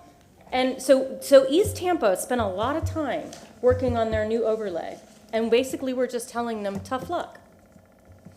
I feel for the applicant, I truly do, but if you didn't check the property appraiser's website before you buy something, I check the property appraiser's website before I even bid on something. But it's not there. But it was there. He just said very clearly that in the property appraiser, it still shows it as a carport. They paid for a title search. Title They did doesn't everything matter. they had to do. Title is a title. It has nothing to do with the property appraiser. The property appraiser tells you what is actually, that's what tells you what's permanent is being done. So, I mean, if we're just gonna approve every single thing that comes in front of us like this, that's just like, oh, well, I'm so sorry. It's a very easy fix. Take We 2 have a walls fix. down. We have a fix.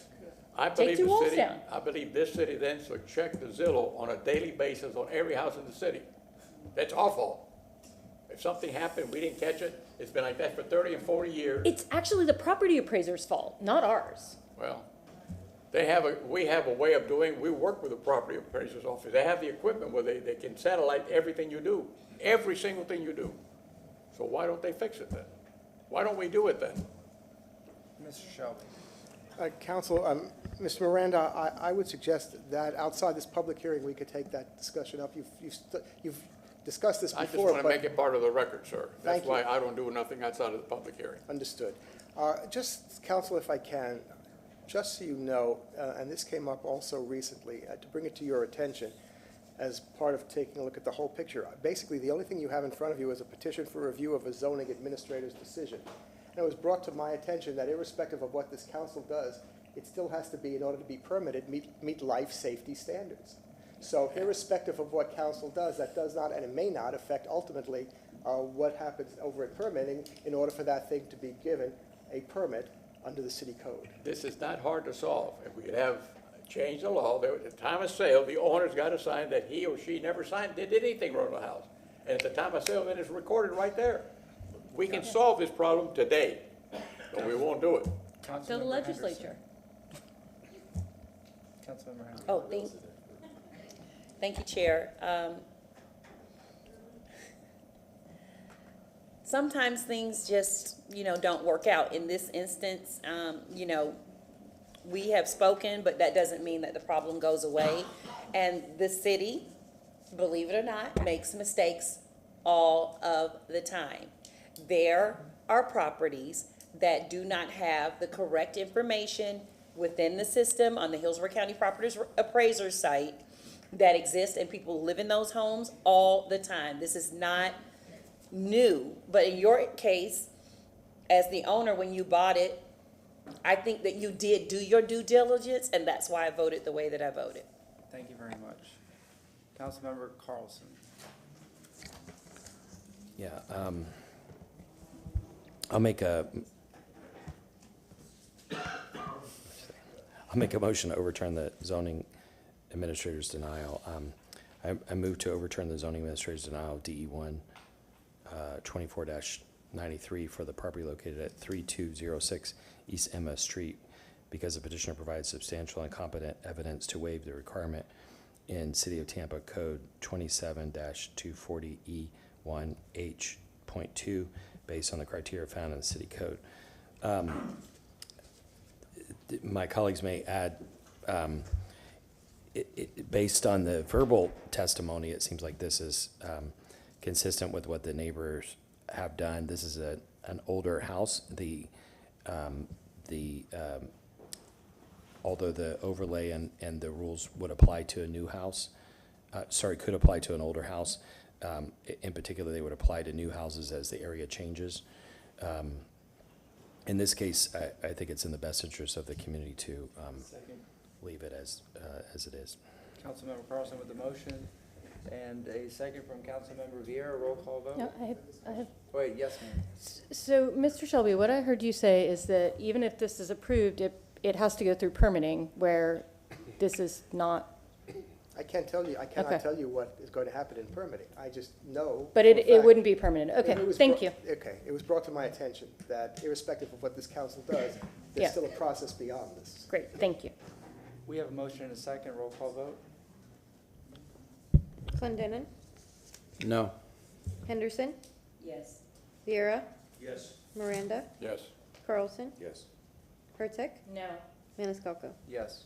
Motion carried with Clendenin and Hurtak voting no. Thank you very much. Let's do some ordinances for first reading consideration. We have item number 75.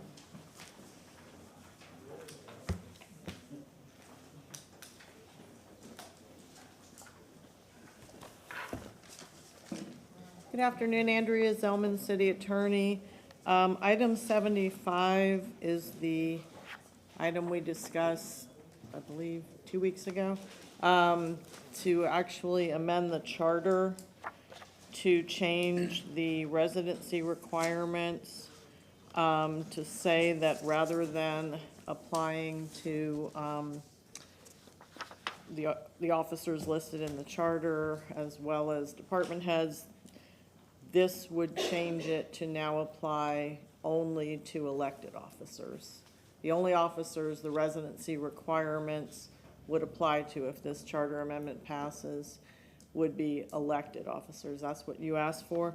So this ordinance is simply the ordinance that would put the new language on the ballot in November. Today is your first reading of the ordinance. And assuming you approve it and go forward, there'd be a second reading, and then the language would go on the November 5th ballot for the voters to decide. Councilmember Carlson. Yeah, I just want to reiterate, and I don't want to go back and forth on this if we can, but I just want to reiterate how disappointed I am that 2 years ago or whenever it was that we were trying to get substantive changes to the charter to fix errors in interpretation. The administration staff put every block in our way for over a series of months. Part of it was that Marty was out during part of it, but in the end, I got blamed because I dumped a bunch of proposals at the last minute. The reality was that it was a whole series of months where we could have discussed things, but it was clear the administration didn't want any charter changes. And in fact, they said that we should not change the charter, and they ran ads saying we shouldn't change the charter. This one that the administration wants, within a week, we have an ordinance. And so I think there's a whole bunch of things I still think that we should tweak in the charter to fix the misinterpretations from the past. As we went through the charter last time and the mayor asked the chamber and other groups to come through, what had happened prior to this administration is that previous city attorneys had misinterpreted the charter. And the pushback we got was that we were trying to take powers away from the mayor, which we were not. We were trying to protect the powers of the city council. Several of us, including Ms. Zellman, were on the Charter Review Commission. We discussed these issues. This particular issue, I fought hard to keep this in the charter. In the Charter Review Commission, the voters have voted on, I think, 3 times. I'm sure I'll be in the minority. Maybe it'll be 6-1 today. Typically, I'll vote for something even if I disagree with it, because I think that the public has the right to vote and weigh in their opinion. I hope that last time the mayor ran, I think, $200,000 or $300,000 in ads against our 4 charter amendments, and 3 of them passed anyway. I think that the voters are smart enough to look through this, and they'll decide what they want, and then we'll follow that. In this case, I'm going to vote against it, not because I don't want the voters to have the right to look at it. It's that I don't want the voters to think that I'm in favor of this. I want them to know that I'm against it. Also, I'll just say the ads that ran about the last charter amendments talked about city council having a devious plot and things like that, and none of that is necessary. I'm not going to run a campaign against this. I'm going to let the voters read and decide what they want to do. But I hope that going forward that we can have honest, open conversations about the charter and really do what's in the public interest to keep the balance of powers. American democracy is based on that. Thank you. Hurtak, Miranda, Clendenin. Thank you. I think this, I appreciate you being able to get this to us so quickly. I think this goes just a little too far. I do believe what we already have in the charter suffices, so I will be voting against it as well. Councilmember Moreno. Let me say this, I'm all for it going to the voters, and let me tell you why I think it's the right thing to do. Do we really think that if somebody's renting an apartment, they're living there 100% of the time? Do you think they moved their family there or just them? One individual, maybe the family lives in Manatee County or Hillsborough County, in fact. You can't even, if you live in Hillsborough County and you get a job in the city as one of the head department heads, you have to live in the city of Tampa. And we're in Hillsborough County. So I'm not arguing the facts, but do you really think that person's going to live in Tampa? We've got to look at the facts. The facts are that, in my opinion, maybe I'm not too 100% correct, but I believe I'm halfway correct. How in the world can you say you can't live in Hillsborough County, but you can live in Tampa and work in Hillsborough County and don't have to buy another house? But if you live outside of the city of Tampa, you got to buy a house in Tampa or rent in Tampa. What? There's something wrong somewhere. Let the public decide. Councilmember Van Den, Councilmember Henderson. You know, again, I'll go back to you just keep doing the same thing and expect different results. We waiver after waiver after waiver, trying to fill these positions with the best and brightest people. The boundaries of the city of Tampa are, it's not a concise, it's not like a Jacksonville, which is the entire county. Our city is linear and kind of odd. Do you think that somebody that lives just almost adjacent to the Raymond James Stadium, that, you know, to the northwest, is just slightly outside of the city, doesn't share the same experiences that somebody that lives in any other area of the city of Tampa, or that, and just because of happenstance and a former mayor that annexed New Tampa, is their experience the same as the people that are living in East Tampa or South Tampa? We live in a metropolitan area. We all share the same experiences. I just find that as an employer, the best thing to do for the taxpayer and the people that are living in this city is to open up the opportunity to be able to hire the best and the brightest for these very key positions. Right now, we have very key, I mean, our fire department, police department, I mean, I could go on to the waivers that we grant. I mean, is anybody willing to say, why are we granting waivers then? Why don't we just do it absolutely? Either you're in or you're out. Then let's abolish the waivers. To say you're either in or you're out.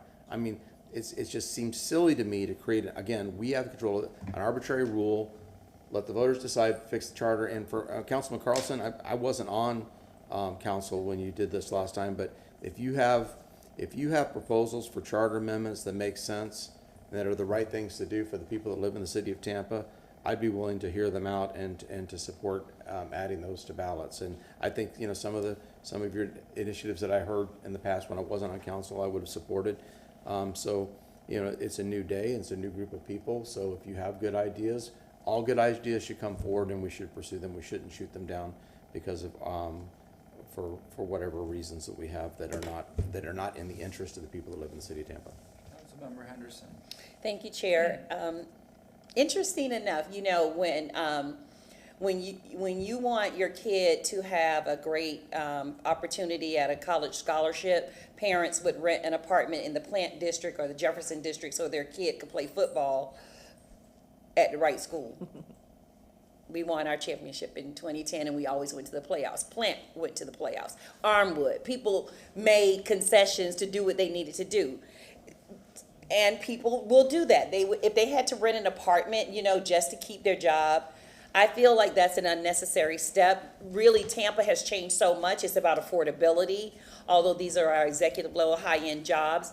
Really, it's about the skill sets of the individuals. And I think that the voters can make sense of that as well. They can decide that it's just not a necessary step that we have to make it. The voters can decide, and I believe that they will be just as understanding that you do not have to live within the city limits.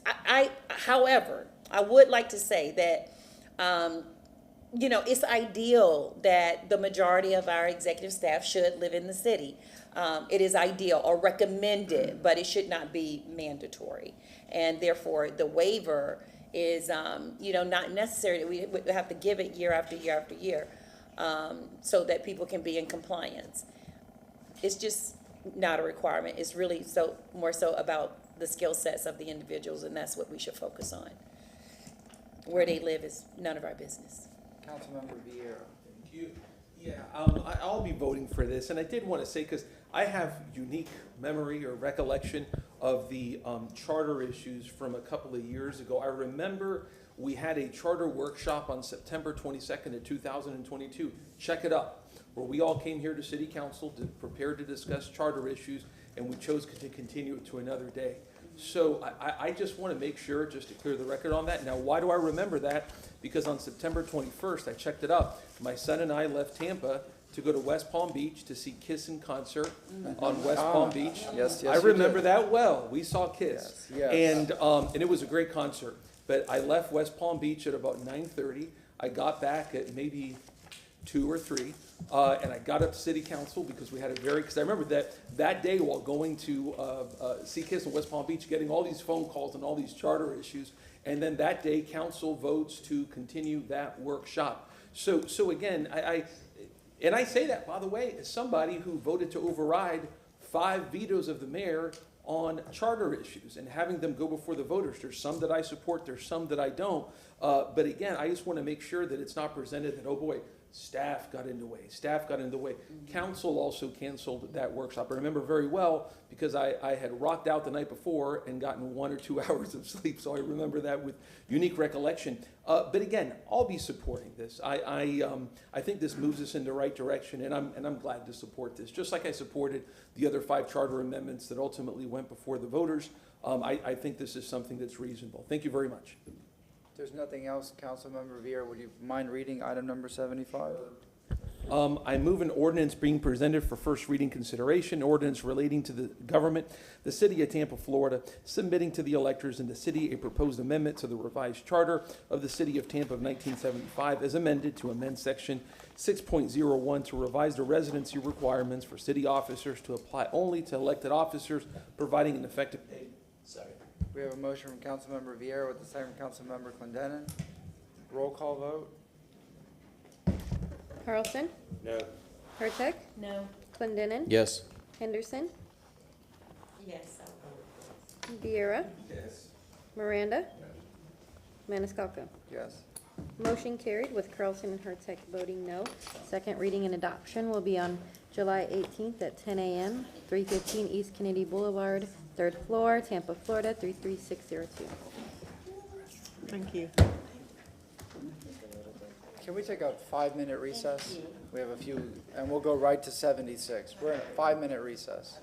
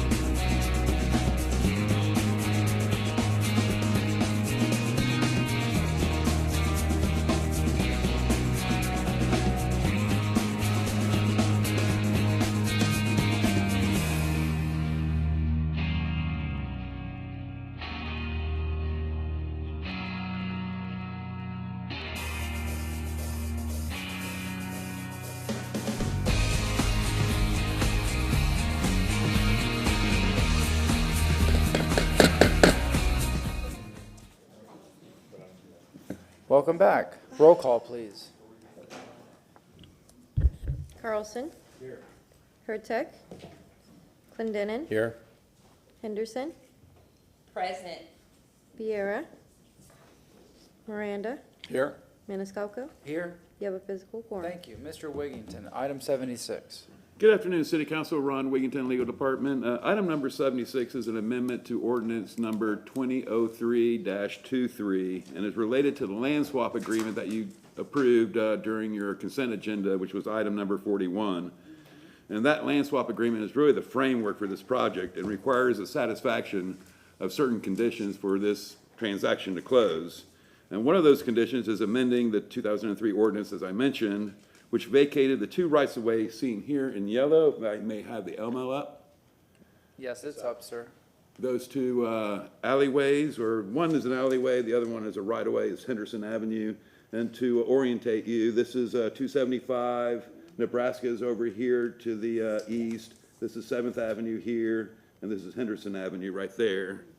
And due to the resulting dead end right here, the ordinance required that GTE, which was the owner of the property at the time, to construct and convey to the city of Tampa this north-south alleyway, which they did. But the ordinance also required that a certificate of compliance be executed by the mayor, which we have no record that that was ever executed nor recorded. So this new ordinance basically acknowledges the compliance and removes the requirement for that certificate of compliance. But we're also asking for an amendment to the ordinance because it required, shift over to this.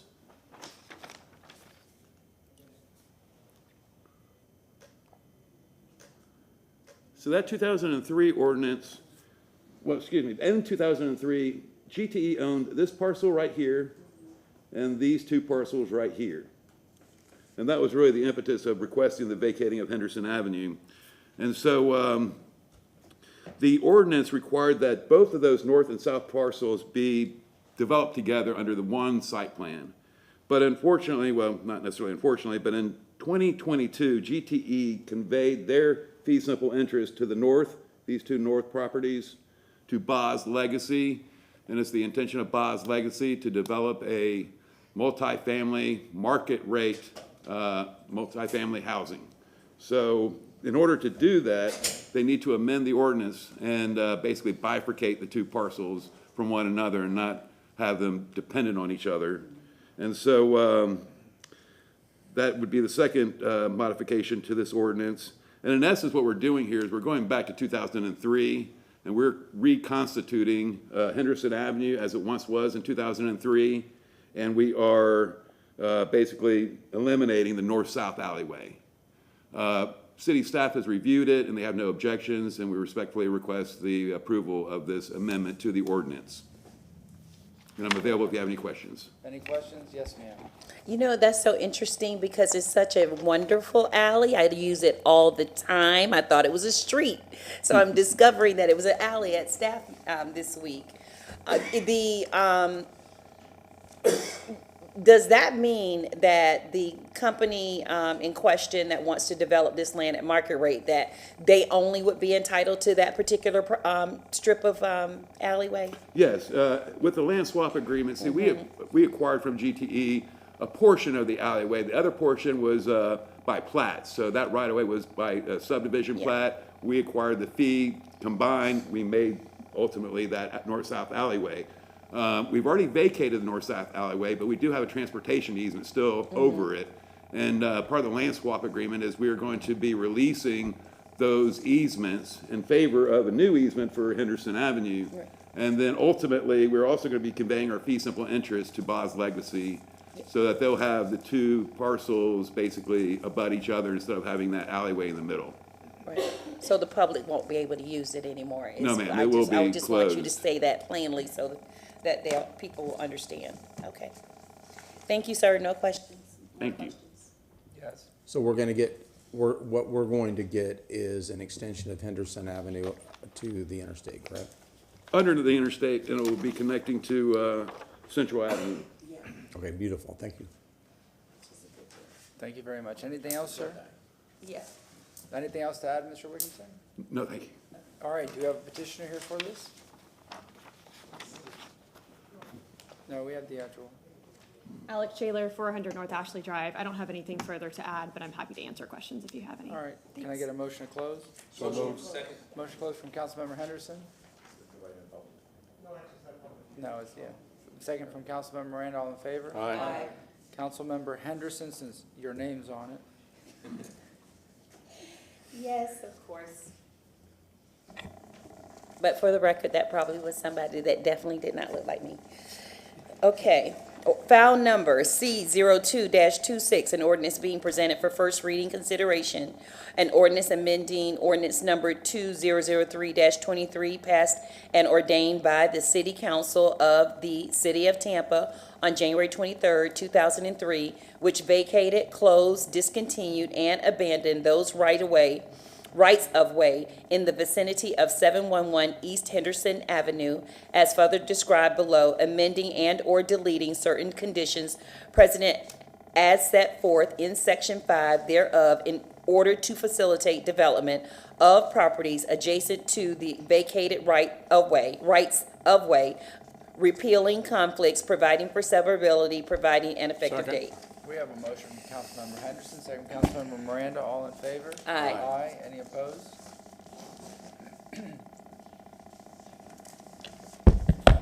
Second reading and adoption will be on July 18th at 10 a.m., 315 East Kennedy Boulevard, 3rd floor, Tampa, Florida, 33602. Thank you very much, sir. We're going to go to staff reports. We have an administration update. I think Mr. Hutchinson is here. You have a few slides to go over with us, sir. Yes. Good afternoon, J.C. Hutchinson, Construction Service Center Manager, Construction Services Division. So we have a few, just wanted to bring forward. Let's see, can you all see that? There we go. So we just wanted to bring forward a few improvements we've been making over the last few months, and just wanted to share it with City Council as we try to find better ways to work with the public with dealing with permitting. So on the first one here, this is Permit Nav. It's been created to help citizens understand residential permits. A lot of times we have homeowners that want to do their own work. They're not quite sure what type of permit to need, how to go through the process. So kind of before they go into a cellar and kind of fall in that rabbit hole, we want to give them something a little bit easier to navigate and go through. So if you go to tampa.gov/permitnav, you get the information that you need, lets you know GPS based, what your zoning is, all of those things. So regardless of any time you have any questions, you can go through there. So then once you come into the office, we already have a record of this information. We know that you've signed up for it. We say, hey, we can give you this information. We can follow through with that. So it's really a way to be able to help the homeowners. We want to try to find ways to get them to understand the permitting process. We don't want them to pull a commercial permit when they should pull a residential. We don't want to pull an alteration. It should be an addition. So ideally trying to make sure they're paying the right amount and they're also pulling the right permit. So we don't have an inspector go out to the site and they're like, well, this is not the right permit, and now you're having to start all over. So we want to try to be able to streamline that as best possible. So that's active now. Second thing is our text to inspect. I have a few of these. So another barrier we recognize is most, when we're dealing with contractors and staff on site, they don't necessarily always have access to a cellar. So what we wanted to do is, obviously everyone with their own cell phone, everyone has a cell phone.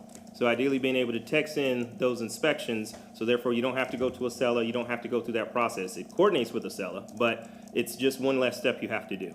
So what you have in your hands is the brochure. Those will be going out to at least 450 general contractors as well as the subcontractors, so they're aware of this new program.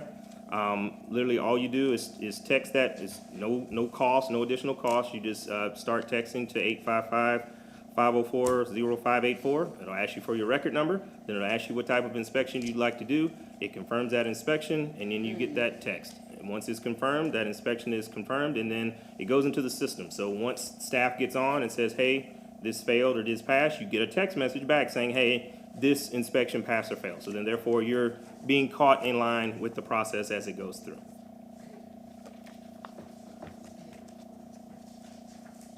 Lastly, One of the things we wanted to talk about is that we've trying to maximize our spaces and opportunities to work together with citizens, especially when we're dealing with code compliance. So we've transitioned the Chapter 5, Chapter 19, and Chapter 27 code compliance hearings over to the Hannah City Center. So that provides us, most people, the complement of better parking, access. If they have a question, we have more staff that's available because our staff just comes downstairs to assist with those processes and tries to help them better. Two, if they know they need a permit, then they can literally just walk up the stairs from the first floor up to the second floor and get the assistance they need. Once we get to next month, the intent is to move the hearings for code enforcement to be the first and second, and then construction compliance to be the third and fourth. Right now, we're kind of half-daying it, and we're every other week, so it's kind of scattered. When we have a full day, we can get more done, we can see more projects, and we can shorten the timeline for compliance. So, like I said, right there at the bottom, normally we're handling 40 and 50 cases, but right now we can only handle 20 every other week and trying to work into those schedules. And also we were using current City Hall. So obviously in these chambers, now that we have that room, we have a bigger time frame that we can work and to be able to help get those projects into compliance.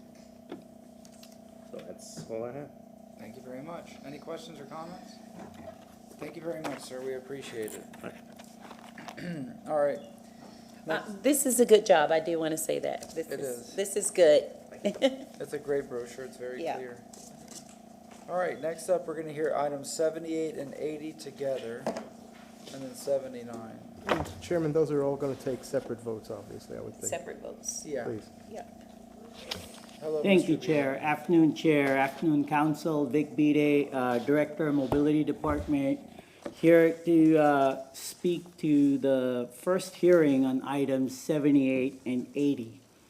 This is related to the West River Walk, the formal title for which is Tampa Multi-Modal Network and Safety Improvements Project. That's how it was submitted to Federal Highway for a grant. Specifically, what's in front of you today is a hearing and consideration of a contract that is being proposed to be awarded to the Haskell Company in the amount of $56.9, more or less, million. Quick background on this project. The project was conceived in late 2019.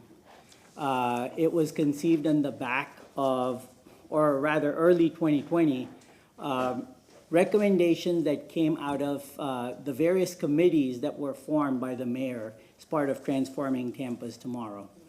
ULI in specific had recommended that parks and mobility work on multi-benefit projects. This is one of an example of multi-benefit projects.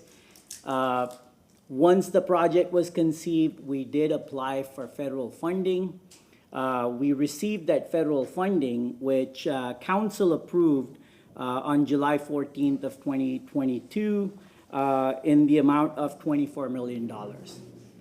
At the time of conception, and based on our initial estimates, both as reflected in our original grant document, as well as our efforts with our consultant supporting on this, our estimate was $30 million. So we'd asked for $24 million and $6 million coming as a local match from our CIPs towards the same. Of course, this was right before the pandemic, and then the pandemic hit. We had significant price escalations. We've still been in that scenario. Nothing about the scope of the project has changed, and I'll touch upon the project itself in a second. But our first estimate, like I said, was $30 million.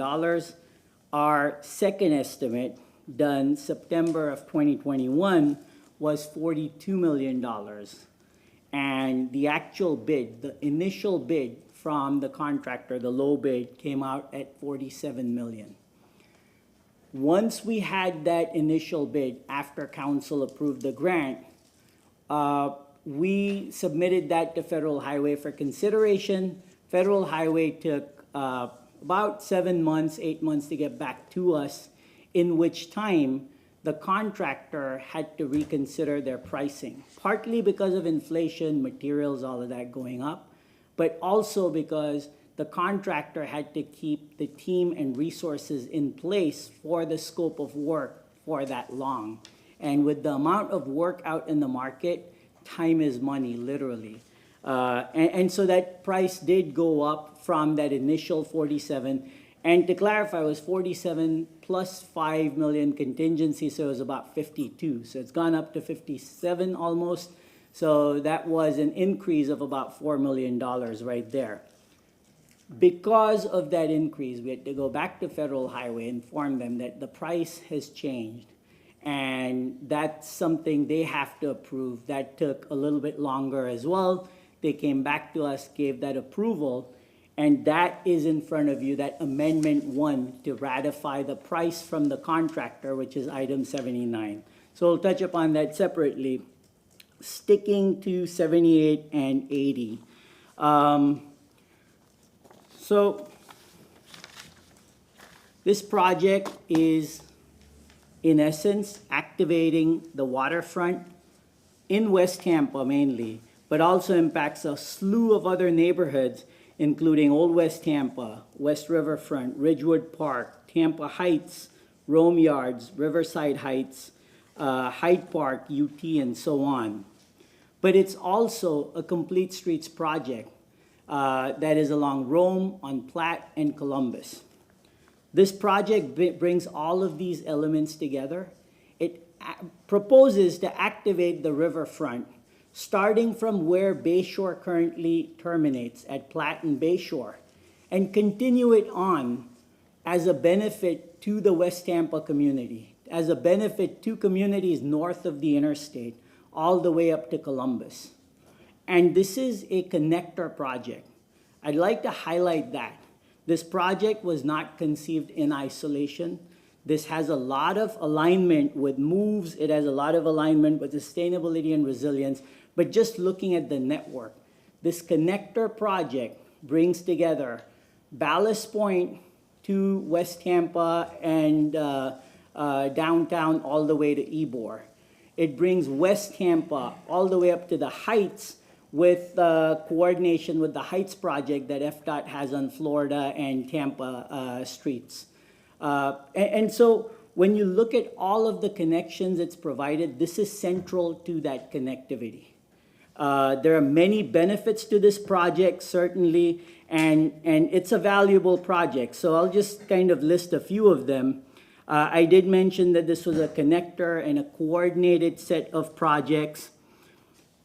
Our mobility plan, which was released last year, the MOVES plan, it sets certain goals in place for the next 30 years. One of them is to reduce VMT, vehicle miles traveled overall. A project like this that creates car-free infrastructure supports that goal. Vision Zero, safety. Separated facilities that don't interact with vehicles at all are inherently safe for vulnerable roadway users. And so to that end, this significantly boosts our Vision Zero goals and safety. It promotes walking, biking, and transit, which is another one of our goals along with reduction of VMT. And that goal is to improve and increase active transportation and transit. In fact, 80% of the community that we surveyed as part of the MOVES planning effort reflected this desire. And this project does that and brings together different neighborhoods. It reduces congestion. Every commuter that chooses to use active transportation or transit is one less car on the road and reduces congestion. It promotes state of good repair as well. The surface street elements of this project, which aren't new infrastructure, do promote state of good repair, and that is consistent with the INVEST goal of the MOVES plan. And more on the INVEST goal in a second. It creates placemaking and improves quality of life. I believe Walk by Tampa shared a report from ULI from 2017 that more or less provides several examples of similar placemaking efforts that have boosted quality of life and property values along its alignment. And of course, we had a large team of both parks and transportation team members that have worked on this project. Just wanted to highlight and call them out for their efforts. The living shorelines component and the activation of the river component itself promotes sustainability and resilience. The economic development benefits of the Riverwalk are well established by the Downtown Partnership, by Friends of the Riverwalk, and by several other groups nationwide. And certainly that's not my area of expertise, but we've seen significant growth as a result of the Riverwalk also. You heard from the Citizens Budget Advisory Committee earlier today, and they mentioned the West River Walk as well as a priority. And then I want to touch upon the budget itself. I know there's a concern with the cost of the project and how much we may need to bond. Considering this contract, which is up for approval in July or on July 18th, today is the first hearing only, it is implicit that it will be followed by some sort of bond issuance. As a department, as a team, we commit to you that as we have been successful in the past, we will continue to look for additional funding, state, local, CRA, and federal, of course, and then work with our representatives, both at the state and federal levels, to make sure that the burden on the city is as low as possible. There's a lot of infrastructure funding still on the table from the bipartisan infrastructure law, and we have a very good relationship with a lot of those departments that are clearinghouses for that funding. So this is by no means is the end of our looking for finances to augment this project. I also want to highlight that the cost increase, to the extent we can use the word increase, is consistent with every other agency that does large infrastructure projects within the Tampa Bay area and the state of Florida. FIA, FDOT, the county have all seen significant increases relative to their initial estimates for projects that were 4 years later. So this is not outside of that margin of error, although it is a higher cost than the number we first estimated in 2020. And finally, I'll close with this, that we have a lot of needs. We have paving needs, we have sidewalk needs. Those needs are critical and must be addressed. Those needs are also costs, meaning those are maintenance needs for existing infrastructure. We're also a rapidly growing city, and we have to consider investments as well. New infrastructure that will give back much higher returns. And this project is one such example of investments. So yes, there's a high cost to it, but it's also an investment, and it hits upon many of the goals that we all share relative to safety, economic development, and affordable mobility and equity, bringing neighborhoods that otherwise don't have the access into the fold of all the action that's happening on both sides of the river. With that, I'm joined by our CFO, Dennis, legal, Justin Vasky, and of course, Richard with CAD. I'll be happy to take any questions or provide clarification. Councilmember Clendenin. Yeah, I'm glad you brought up equity, because I think West Tampa specifically has been an area that the city has neglected.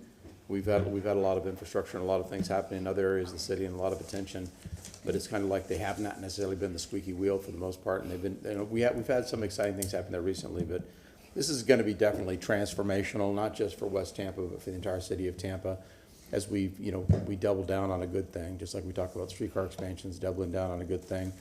The Riverwalk clearly exceeded everybody's expectation as far as the people in the city of Tampa, one, utilizing it for recreation and also for alternate forms of transportation, a north-south corridor for people to be able to get from point A to point B, and I think we're gonna see that expand on the west side.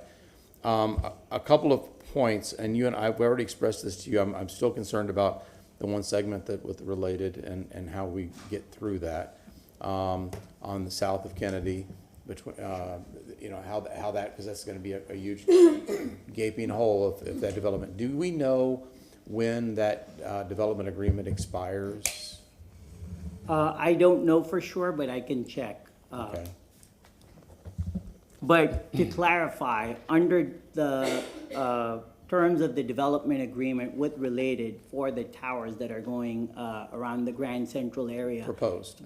Yep, the post. They are proposed. They are required to build the Riverwalk. Well, again, as just so people are not privy to your and my conversation, my issue is that we created a development agreement on a proposed tower that they complete that portion of the Riverwalk, but there's no as far as I know, there's no deadline requiring them to start construction, or, you know, that piece of the Riverwalk could sit empty or vacant for, you know, years if they choose not to act on that development. So I'm kind of worried about that a little bit and like to get some more answers to that, of how we get around or through that. Secondly, as I alluded to this morning, it's going to be my intent is during our CRA meeting to propose doing a contribution from the West Tampa CRA, because there's money there. This is clearly within the scope of what CRA funding should be, and I've spoken with folks with the CAC and some other key figures there. And there, as we heard this morning, the West Tampa CAC is supportive of this project. So my initial proposal, and of course this is not written in stone, is to think that we'd get $5 million out of the current fiscal, 3 at the next, and then 2 at the next, for a total of 10 over 3 years out of the CRA. And the reason why that is to minimize the amount of money we have to bond, not that we'd have extra money to spend, but to minimize the amount of money we'd have to bond at these high interest rates and where we're at today. So I think that is actually a reasonable way to mitigate the cost to the taxpayers, and again use these CRA funds that are available to us for the purpose that they're intended, and because it's the growth, because this is going to allow connectivity in so many ways, including like to the Publix. I mean, there's grocery stores, there's a lot of things happening over there, and so it's gonna be transformational for On West that Tampa. point, actually, we have made that request to the CRAs. I've been in conversations previously with the CRA director and the deputy administrator This is the CRA. as well. Well, when we're wearing different hats. That's right. Yeah. CAC. So maybe through the CAC and the director, maybe, but yeah. At the staff level, not with the board. We have not heard that yet, but so I think that's a reasonable thing. So hopefully that will mitigate. Of course, if we can find ways to cost save and so reference to that, why design build instead of design contract? Why was that? So a couple of things. One is the design build contracts can still have the elements of design to be reviewed before it goes to construction, at least substantially. The other is generally the thought is that design build contracts are much easier to execute because you have all the players that are under one contract, under one team, and there isn't as much finger pointing from one to the other. And then there's also schedule benefits, or used to be, there were schedule benefits to design build, primarily because you could commence design on certain elements while you commence construction on others that might be simpler. So there are efficiencies. Did Haskell do the existing Riverwalk? They did not. Okay. Yeah. Very good. Okay. But Haskell has a lot of experience, Yeah, of I'm course. familiar with Haskell. That was before my time, so I didn't know. Okay, thank you. Councilmember Carlson. I'm sure I'm going to be in the minority today, but I'm going to proudly vote no for this. I thank you, Vic, for an excellent presentation, and you know, obviously you're passionate about all the aspects of what you're doing, and you've been excellent at constituent contact and helping constituents. And also thank you to all the folks who suddenly found out about this and emailed us and called us yesterday. Some very powerful names on there that suddenly found out about this, and I told them that unfortunately I have to disagree with them. I respect all the opinions of the folks in the community, but I have to, as I said, I have to vote no. Here's the thing: if we were 2 years ago and the project was $30 million and we were paying $6 million, I would make the motion to support this. I would absolutely be in favor of this. I'm not against the Riverwalk. I'm in favor of a Western Riverwalk. But I'm not in favor of spending this much money, especially when we have to bond it. I'm against any more bonding. I'm probably going to vote against any kind of bonding. A bonding is not a substitute for a tax increase, and we are way past the limits of what we should be bonding, and we can't especially spend on things that are nice to have, not things that instead of things that we need. One of the things I really object to, the communication department was putting out communication the last few days saying billions of dollars were invested because of the Riverwalk. It's absolutely false. I went to graduate school to look at economic impact studies, and I know those properties well along the river. None of them, not a single one of them, was built because of the Riverwalk. They all use the Riverwalk as an amenity, just like they use the river as an amenity. The Riverwalk is outstanding. It's won all kinds of awards. People love it. Thank you to Kathy Castor for bringing in the money for it, and thank you to Bill Poe for his vision to create it in the first place. But it is not the reason that those buildings went there. There were people trying to build buildings on the waterfront for decades, and now they're finally able to build it. But it's not because of the Riverwalk. The Riverwalk, in fact, cost them more.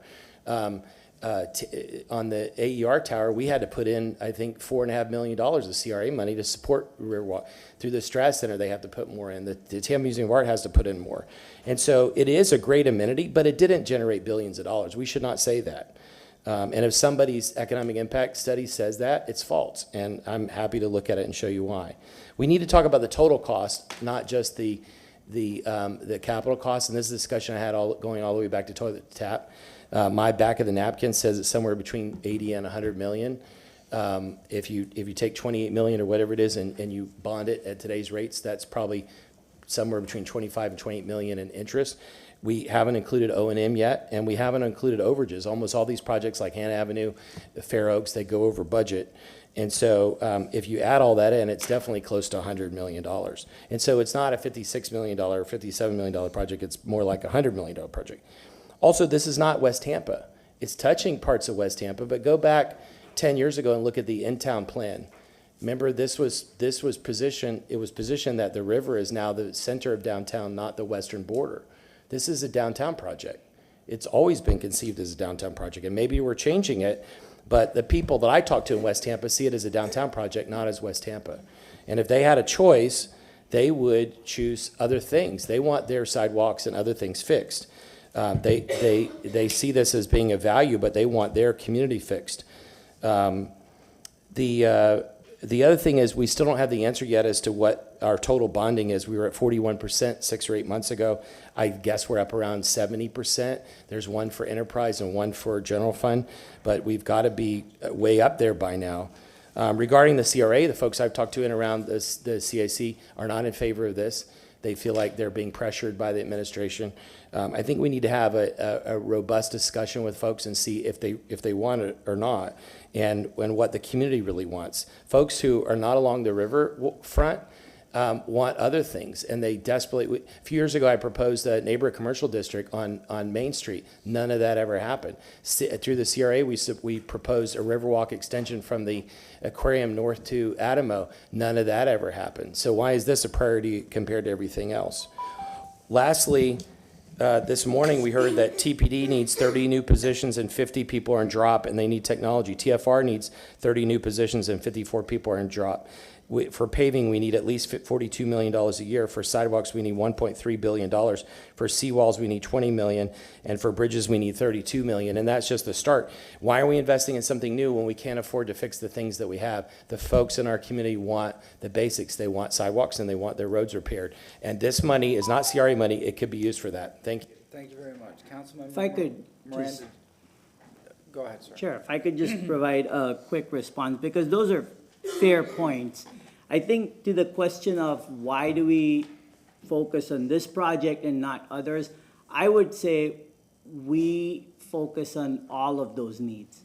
And when this project was conceived, we had just started doing work towards the MOVES plan at the same time, just adopted Vision Zero as well. So all of those needs, including maintenance, were considered. It's not an either or as much as a city, we really need a lot of things. And there's some catching up to do, but there's some investing to do as well from an infrastructure standpoint. So I just wanted to clarify that. Mr. O'Hara. Oh, thank you, Dr. Hazel. I didn't know if now was a good time, but I do have some answers regarding Councilman Carlson's questions. I can do that later. I can Anybody do else that now before we go to at Mr. council's O'Hara? pleasure. I don't want to interrupt anything. Go ahead. I'd like to hear the answers. Okay. Then I'll make a question. Can I just ask one question to him? About? To- I have a bunch of questions for him. Why don't we hear what he says and then we'll ask him questions. Well, I don't want to wait. Okay, turn on your microphone so I know who wants to speak. Councilmember Hurtak, Councilmember Henderson. Mr. Miranda Yeah, had, he is fine. Sorry. um, I'm listening. And then I mean, so I guess Mr. O'Hara is gonna have to take some notes. So my first question for Vic is, when, did you ask the feds about getting more money or about changing the scope once you understood about the issues? Yes, and per the guidelines of the grant itself, we cannot change the scope. And per the guidelines of the grant itself, we cannot ask for any more monies under the current grant agreement. But which is why I specified that there's a lot of federal funds out there and there are different programs as well. So we'll continue to focus on getting external funding to augment what we have here. But time is of the essence in terms of this contract, partly because of being able to honor the costs that exist. Those costs and the opportunity, because this contractor does have consultants and subcontractors on standby that have committed to do this work.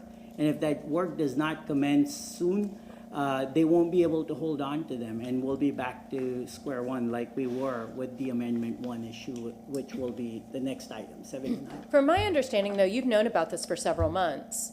Why haven't you started looking for extra funding sources in that time? Because we've spoken about this before. So we have. It's just that we haven't had any opportunities that are currently advertised, but we are absolutely working through, for example, with the federal government, we could add this as part of one of the regional infrastructure accelerator projects. It's well within the area and the application as well. We can continue to work with the state on this as well. But we're dealing with a bunch of different federal grants right now and working through all of them. And federal funding is connected. So one of the concerns is not having to, for the lack of a better word, and this is of course something that'll come up in July 18th, not having to return federal funds, rather to look and augment what funds we have right now. Additionally, I went ahead and just looked at the RFP, and there's a bunch of stuff. See, when something were, like if this was my house and I knew I had $100,000 of, money from my last house to build a new house, and instead of this 50 mil, or if I had $100,000 and I planned to put 50,000 into it, but now it's going to be 100,000 more, I'm going to have to start looking at the plan and going, okay, I've got to take this off, got to take this off. So I'm looking at the RFP here. We have an accelerated schedule, 8 months early. We can take that off. We don't need to accelerate because that's going to be expensive. We have art on the block. We can take art out for now and add it back when we have money. We can take out the Riverwalk public moment. We have 2 public moments that are really just like spots that are just going to cost us money. We have a 3-sided pile-supported pedestrian overlook. We can take that out for now. None of that is part of the grant. That's just kind of an addition. And there's an interactive educational item that goes along with the living shorelines. To me, there's a lot of stuff in here that we can take out for now and add back when we have money. That is not part of the scope of work as I read the scope of work. So if I could address that, some of the elements that you mentioned, and I don't have the details on all of them, but some of them are not mandatory elements. Those were optional elements. And so they are likely off the table already. So for example, the viewing area that was part of one of the renderings, that was right by Platten Bayshore and north of it, that's not going to happen. The educational moment. So all of these things that you have listed are most likely not going to happen, and we will, of course, take an incremental approach with that. And, but that's the issue, is because you've given us the scope of work and you've given us the RFP, and now you're saying some of this won't happen. So it's really hard to approve a contract that we're not sure of what exactly is going to happen. I'm sorry, I've been asking a bunch of questions, so I haven't really spoken a bunch, so I've been getting answers. But, but do you see my concern? Yes, I see your concern. I'll just reiterate that some of the options that the contractor had presented, and we were up against that. We had a discussion about it when we were doing final selection for Haskell versus PCL. It was in fact in this chamber itself. And the contractor had also specified that because there was this very specific question, you're showing this, this, and this. Are you going to be able to do this? And they said these are optional items beyond the minimum scope. Okay. And so they would have been great to have, but there's really no pathway for them, unfortunately. So you're saying that the 57 million is the minimum scope? Correct. So Correct. no addition, minimum Yeah. scope? We've taken a lot of the frills out as well. So for Okay. example, unlike the existing Riverwalk adjacent to downtown, the West Riverwalk will basically have a concrete surface. So like a sidewalk, in essence, a really wide sidewalk. It'll have all of the structural secure elements relative to both marine, overland, and overwater, and street things as well. But there aren't any frills. We're not going to be able to afford those this round. Okay. And then to go to Mr. O'Hara, if I remember correctly, it was a 41% that we have bonded. Yes, ma'am. And we have not added any of that, we have not added any capacity to that, or we haven't added anything to that in terms of, the only thing we've really added is the East Tampa Rec Center, and we haven't actually gone out for bonding for that yet. Am I correct? You are correct, and if I could, I think, yeah, if I could have the Elmo, I have the Elmo up, that was fast. Great. Yeah, this is I believe the 41% Yes. that you Yes. were referencing. We have added debt since then. I think further to Councilman Carlson's statement, just last month, earlier this month, $120 million for the solid waste facility is impacting our capacity while we wait to roll that into a bond in a few years. Okay, so we have to hold on to that debt until, but once we roll it into a bond, that's their debt. Yes, yes, ma'am. Okay. Now, the cost of the East Tampa Rec Center that we plan on bonding is about $40 million, correct? Yeah, 36. 36. Yeah, 40, to round 40 is close enough. Yeah, so if we're bonding 40 million of that, how much will we have to pay to borrow that money? What's the interest? Right now, interest is nearly. No, for over the cost of it. How much total? Right. If it's $40 million, we're basically going to be paying another $40 million in interest. Say at least 35 based on estimates right now. Okay, so 35 million. So for this project, we're looking at 26.8, so let's say 27 million bonding. So when looking at the cost of that over 30 years, we're looking at about double that, 54 million.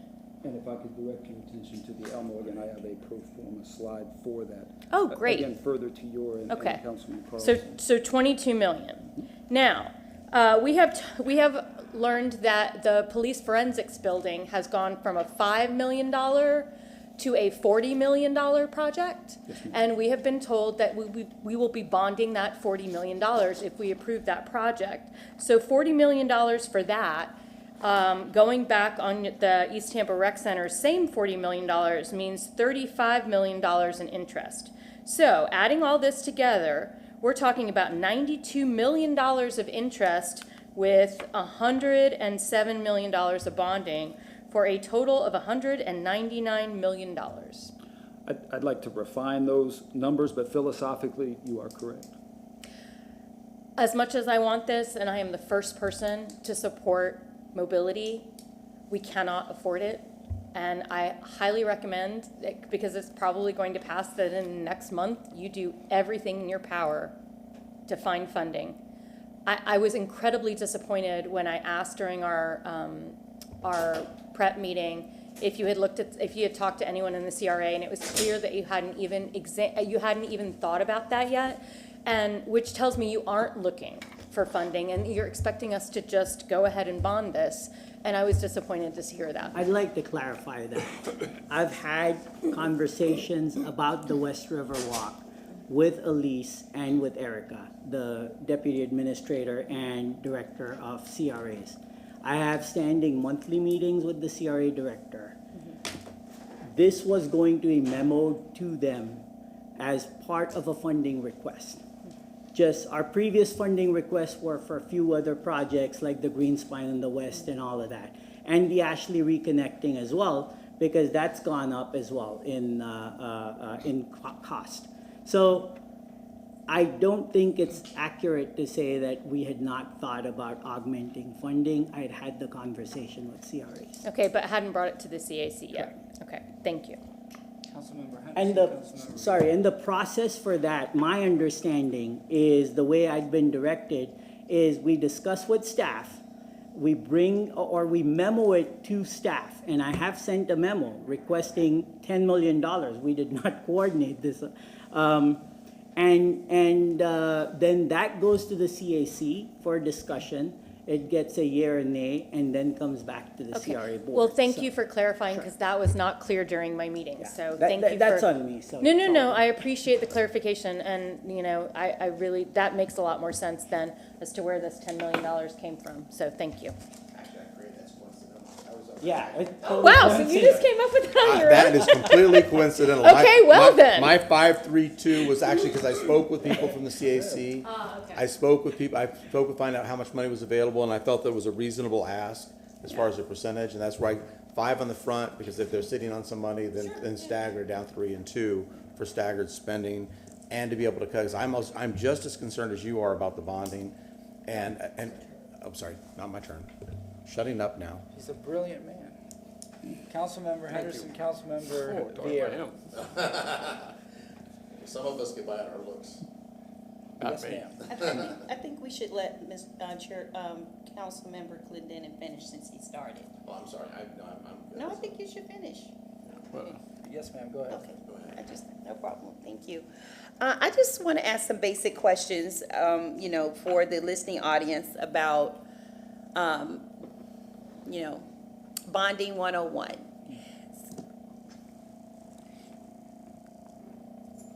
I know from the standpoint of just a single-family household, when you purchase a house, with interest over a period of time, you're going to almost pay double what you paid for the house in general. Would you agree with that statement? With the caveat depending upon the interest rate. Yeah, depending Yes. upon the interest. So it's kind of like normal. So even single-family homeowners basically bond in a sense, because when you're borrowing that money, you're going to end up paying, just as much or doubling it up once it's at the end of the term. So in our position as a city, if we did not bond at all and we have no millage increase, how do we pay for things? How do we pay for the Just West River? anything, can we do anything new if we take away bonding for projects? What will happen? We don't have a millage increase, we don't bond projects, how would we pay for them? Okay. I think I understand the gist of your question. And I may have said this before, but it's worth reiterating. Financing or debt issuance is simply one of the arrows in our quiver. It's simply one of our funding mechanisms. The simplest answer to your question is we pay cash or pay-go. pay as you go, and there are some risks associated with that. Right, because we do have money in our savings account, but if we use it, we lose our bond rating, right? We lose our good rating for the money that we've saved in our coffers for, I guess, rainy days. Yes, ma'am. In fact, that's one of the reasons that based on what we know at this time, and things will change, the community investment tax renewal is one of those X factors. But that's one of the reasons we're bringing anticipated debt service for the delta, for the difference in the cost of this, because right now, the only realistic solution, if council wants to move forward with the contract that's been submitted to you for the project that's been submitted to you, is financing, on the presumption that we don't want to take $28 million from our fund balance, for example, and because we did approve adverse impacts associated with that. Okay. Yes. Because we did approve, prior to the new council members, there was an approval of what, $24 million? Yes, ma'am. Okay. So the next part is this. If these outside entities that look at our finances as a city rate us as outstanding, yes, you see where I'm going with this, Vic? So we have all of these accolades from outside institutions, financial institutions that evaluate the finances of the city with bonding that we actually do and things that we approve. What is the problem with bonding this particular project? Have we, and here's the question, follow up behind that. Have we bonded too much? Would we be in a position where we would lose our rating because we are over capacity in bonding at these outside organizations that evaluate us? Would we be putting ourselves in jeopardy? We do not think we would, and if I could, again, direct to the Elmo, I'm a visual learner, so I do like. Yeah, me too. And again, we talked about this just a few minutes ago, and you see the 41%, the $533 million. You see our bonding capacity of $1.3 billion, and that was, things have changed somewhat. It's about half a year ago. We have added, as I mentioned, $120 million, so that has eaten into our capacity. Our estimated proportion now, or capacity, is about 50%. And we'll refine those numbers. This is probably a good time to clarify that we're not asking council to issue any debt right now. Nor will we be asking council to issue debt July 18th. But, as always, when we do come to council to issue debt, we'll have the whole road show, as we always do, and we'll have refined capacity figures for you, for example. So about 50% capacity. I think council will, I'll do the math. A little over $600 million into our capacity. At 50%, we have about $600 million more in bonding capacity. So that was a long answer to your question. We do not feel it'll adversely affect our ratings. At the same time, though, one caveat, we are, and I think council knows this, and I'll take a moment to be thankful and congratulate everyone for our outstanding credit ratings. Not all localities have that, of course, and some localities don't have any capacity. We would never come to council and recommend financings, however, simply because there's capacity. I would submit to council and the public, it's not a capacity issue so much as how much do you want to spend issue, when do you want to spend it, which in my opinion leads to a prioritization issue. What does council want to do? When do they want to do it? What do they want to do first? And how fast do they want to do it? I know that's a long-winded answer, but I do want to try to give the answer in the context. But the short answer is no, we don't feel it will adversely affect our ratings. And I appreciate that, because I've seen you all come before us several times being recognized for, being good stewards of the city's coffers. So with that being said, and I'll just round it out with this thought, and, I do expect some sort of comment afterwards. So as a city, we address the pretty stuff that we need and the great needs of the city. We put money toward housing and affordable housing. We've made a commitment to that. And we also are As we look toward tomorrow and Tampa's, tomorrow and our future, we have to do the things that also improve our city holistically, the beautification of it. And even this particular project in and of itself, this, $56 million, benefits in a lot of communities, not just one, location. And West Tampa is their turn. They've, put in, a lot of work with the Rome Yard coming and all of the things that they've done, and this is going to contribute even to, that particular area and go all the way up to Columbus Drive. So I think what I'm trying to say is that when, as a city, your take on it, when we look at mobility and just our finances and everything that we're trying to accomplish, it's very diverse. We spend money on, the sidewalks, we spend money on affordable housing, we spread the wealth. People came before us today and said, we don't need to do this. And I'm just making this appeal to help folks understand that, we have to do a little bit of everything in order to keep our city moving forward. And so, yes, I can see why someone would say this is a waste of money, but I contend that there are others that say, well, we put too much money into affordable housing, or we put too much money into mobility and our streets. There are people who don't necessarily like our bike lanes. But if we're going to move forward as a city, that's where we make those investments. They are in all different types of entities. And if you want to respond to that or not, you can, Vic, because I'm, kind of speaking to the public who goes back and listens either right now or tomorrow, whenever they decide to listen. Absolutely. I think you've made a very, very good point, Councilwoman, and that is a very deliberate strategy of pairing infrastructure with housing, or pairing infrastructure with mixed-use developments. And we know that we have challenges both with housing and transportation. And we talk about housing affordability with good reason a lot. Transportation affordability isn't that far behind. It's almost a quarter of the area median income's budget. And the only thing that brings down transportation costs that we know of as a practice is either reducing how far you travel, so reducing that VMT, or taking modes that are inherently cheaper. Biking and walking and transit are much cheaper than car payments, insurance, repairs, parking, gas, which hasn't increased relative to inflation, but everything else has. The average car payment today is about $700. There are some downward pressures from the industry, but they never come back down to what it was previously.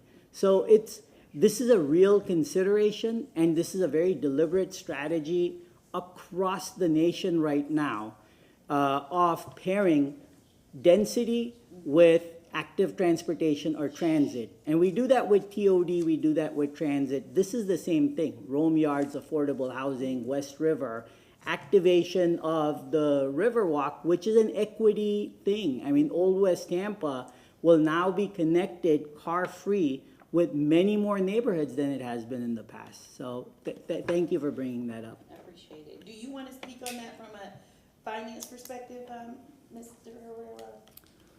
Herrera? Yes, absolutely. I think some of these points have been made. There is risk in pay-as-you-go, as we've talked about in the past. There's inflationary risk. There's, as Mr. Bide said, there are other resources other than funding that may be at risk by postponing or, if you will, waiting to save up the money. You've got the contractor and subcontractors who may not be available to do it. So again, it goes back to my previous comment, how fast would you like to do it? And you can, let me back up for a second.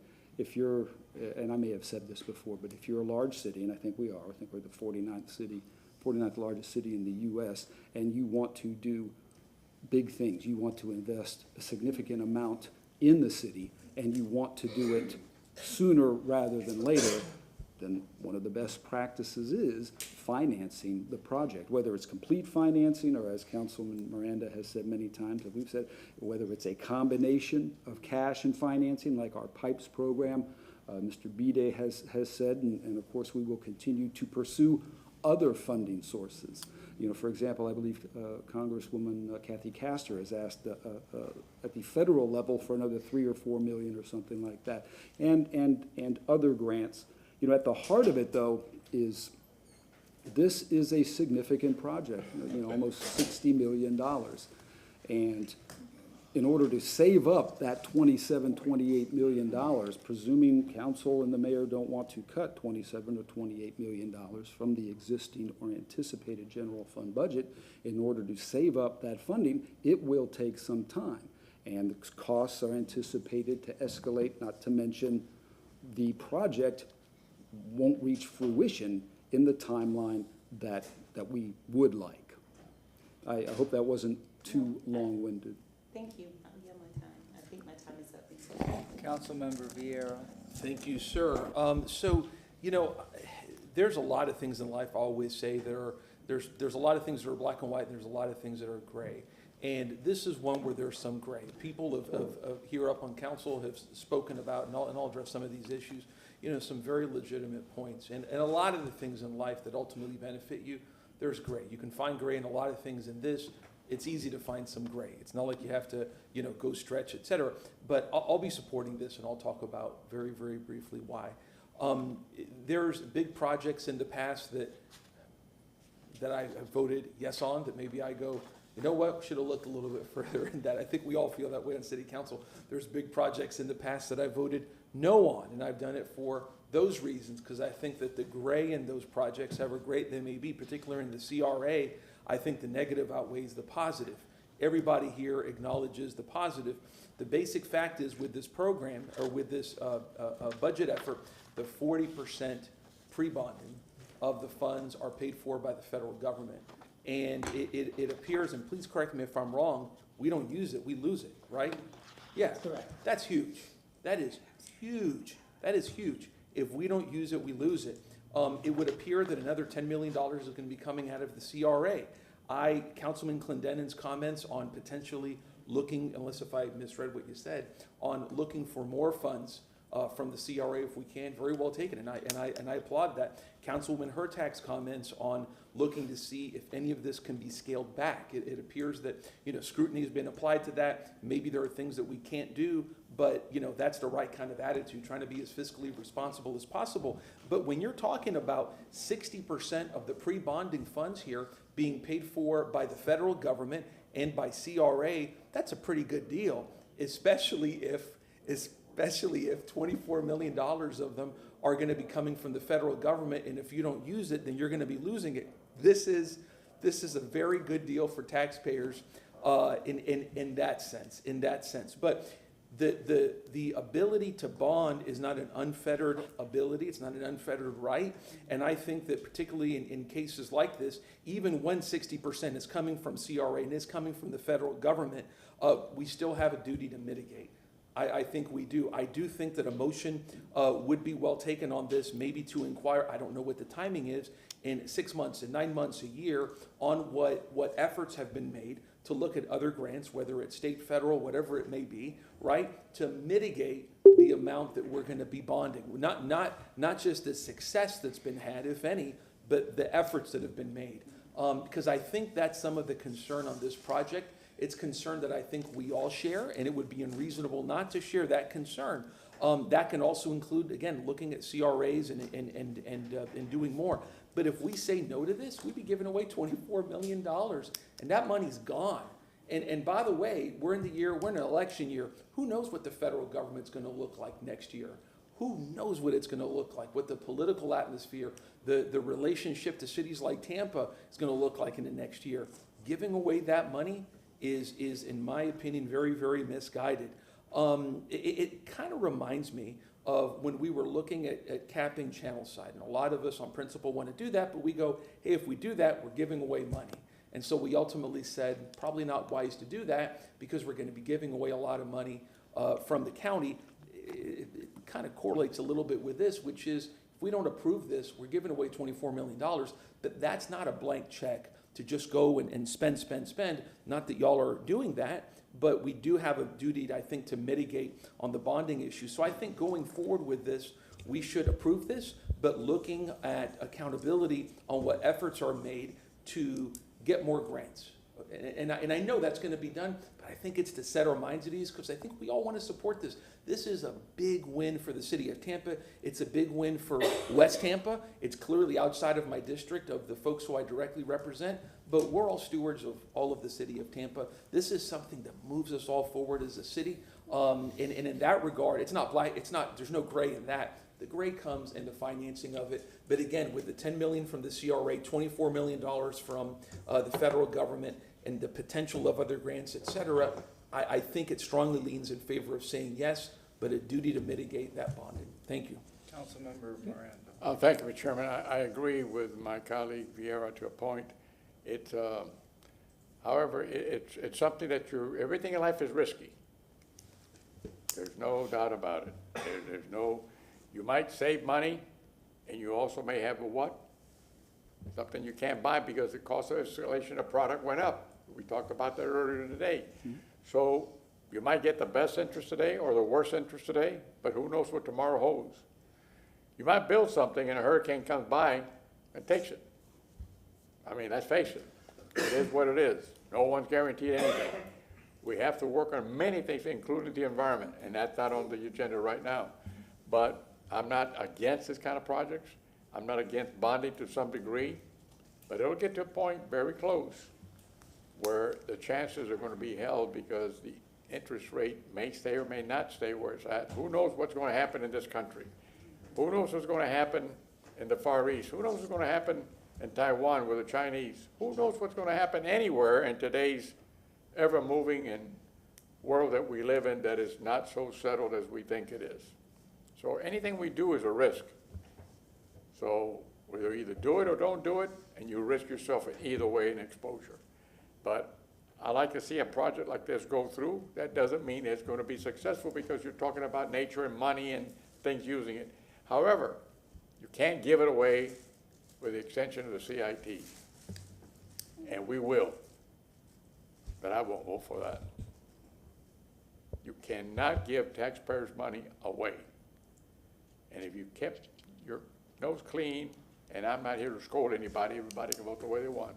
But this guy, I don't mind helping. I don't mind giving one of the 6 cents of the sales tax for $10 million a year for the 15-year program. But I'm not willing to give out certain things. I'm not willing to not help the Sports Authority recoup all the money they give away, which is a lot of money. I'll tell you, a lot of money. I don't like to give public land so that anybody else can. We talk about changing the lots in Ybor City and putting this guy and this policeman here to watch this one. Who's doing the right thing, who's not doing the right thing? Yet we give away $200 million, $300 million in parking fees away. Those are the things that the taxpayers cannot understand. And I'm not here to speak for all of us, but I will support this project. Thank you. Yes, sir.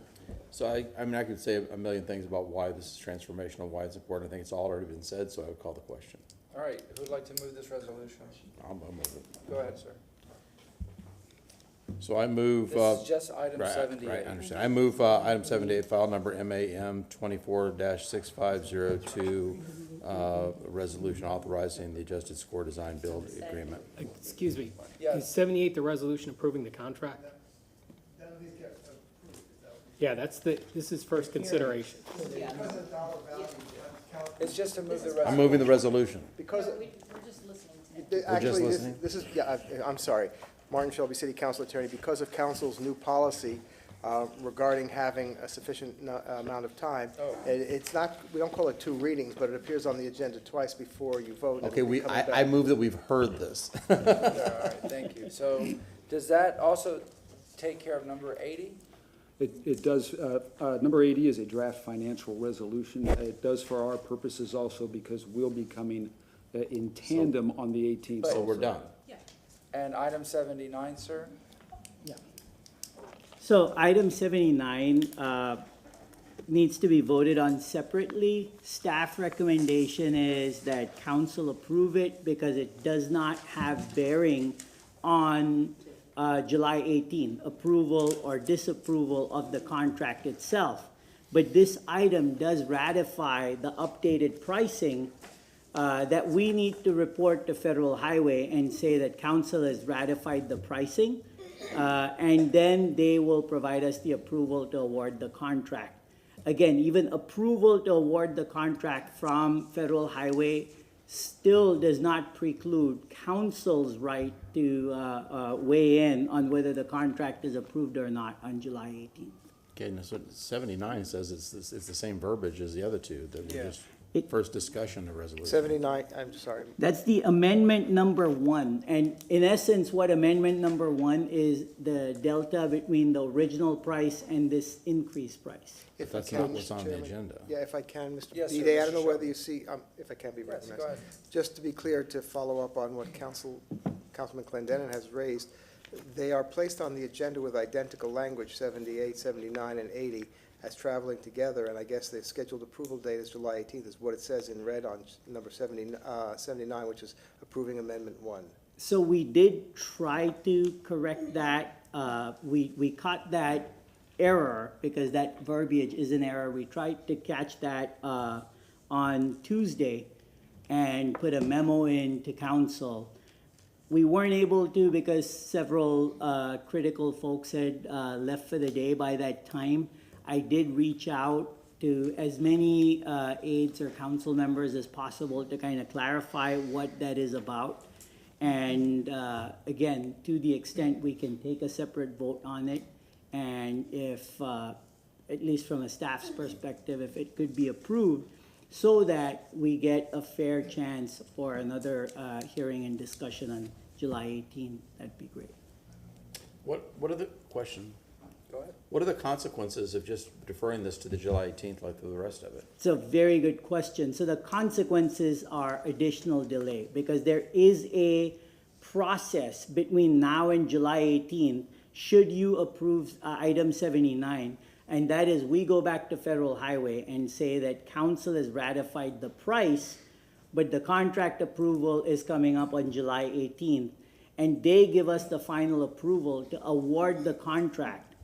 But that still does not preclude council's right to weigh in on it and approve or disapprove on July 18th.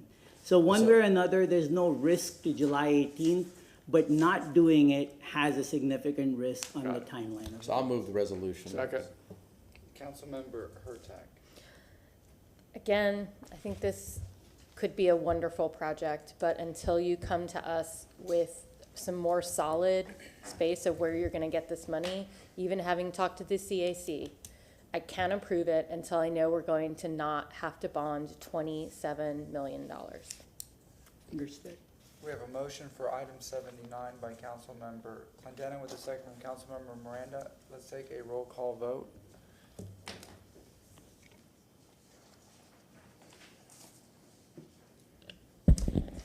Carlson? No. I'm sorry, no? No. Hurtak? No. Clendenin? Yes. Henderson? Yes. Viera? Yes. No, Vieira. Oh, Viera? I'm so sorry, yes, I'm sorry. Miranda? Yes. Maniscalco? Yes. Motion carried with Carlson and Hurtak voting no. Yes. I thank Vic earlier for his presentation and feedback. I didn't get a chance to thank Mr. O'Hara. They both reached out to me, I'm sure with everybody else, knowing that I was against this. They still went through the presentation. And Dennis, as he's done many times recently, put together additional data, crunch data. So I want to thank he and his staff for doing that. And if possible, maybe you could email the data to us. And I think this is a great example where we could, where we had a collegial discussion. We don't all agree, but the data is on the table and the public has seen it. And I think this is a great day for transparency. So I want to thank the both of you. Thank you. Thank you. Councilmember Vieira. Yes, sir, and I won't make the motion now, but the question to y'all is, if we want to find out on what additional efforts have been made with regards to grants, and we can, I guess, deal with CRA during CRA, what is a reasonable time frame for that y'all need, because I don't deal with that. 6 So months? if I could speak to, although the grants office is under. You can jump in and I'll- Absolutely. I'll add So, some color. so we will continue to look for funding. I'd say about 180 days, if you give us 180 I was in days. January, so, Thank yeah. you. So I won't make it now, but at the end. Thank I you will. very much. Yes? So Vic, I know we do the streetcar updates. I'd appreciate, since this is part of the mobility and infrastructure, if we could include this project into the streetcar updates. Sure. Okay? Sounds good. Thank you. I think it would be good Yes, sir. if Councilman Vieira would make his motion and put it in January. Yes, sir. May I? Go ahead. Okay, good. I just didn't want to open up a can of worms. So I do motion that staff and Mr. Vide, Mr. Rajero, and anyone else, so I don't have to come back on this, that on January, let's say 9th of 2025, come back on this project and advise Tampa City Council on what efforts have been made to secure additional funding through grants and the success of any said efforts. Second. We have a motion from Councilmember Vieira, second from Councilmember Carlson, and Mr. Shelby, you have your hand. And I just for sake of clarity, you referred to this project. What would be the correct title to put down for this motion? Sure. The subject. Let's look at the West Riverwalk project. West That's River. fine, Yeah. yeah. No, that's fine. All right, The long Councilmember- names for the feds, so. Councilmember Hurtak. I would like to make an amendment to that motion, only that by January, we should know where we stand with the CIT. And that also changes things for me, but we can't, so I think that if the CIT passes, I would like, as part of that motion, to find out what the administration would be willing to put toward this, whether bonding or pay-go or whatever, what that might look like. I agree. Yeah. Thanks. All right, all in favor? Aye. Aye, any opposed? Did she need a second on that amendment? No, it was an amendment. Amendment, not a substitute. Just, okay. Vic, you know, when he said 2025, it just recurred, we're supposed to have flying cars by now. Where are our flying cars? Right behind autonomous vehicles. All right, yes, sir, Mr. Vasky? Justin Vasky, Legal Department. Just a point of clarification. Was item 80, that's the financial resolution, was that continued to July 18th? It's Yeah, it says it's coming back. second. Acknowledged and heard. Does it have to Okay. be set by motion, or does it automatically just come through on base? Well, I would say that you would have to do it by motion because it's not a contract that automatically delays it until the 17th. It's Well, a then that would financial also apply to resolution. number So- 78 But as that well would then, just, is that right? that would just mean we're scheduling it for second. No, you'd just be continuing it until July 18th So for the moved. financial resolution. Is that This is for 78 and 80, 78? 80, you don't need to, it's automatic, it's a All second right, but consideration. 78, July you need to make sure it comes back July 18th. Is Yes. that it? Traveling with 80. Yes. Traveling with 80. Can I get a motion to that effect? Bill Carlson and Gwen Henderson. Okay. Councilmember Carlson with the motion for 78 to come back July 18th. Second from Councilmember Henderson. All in favor? Aye. Aye. Thank you very much. Are you done?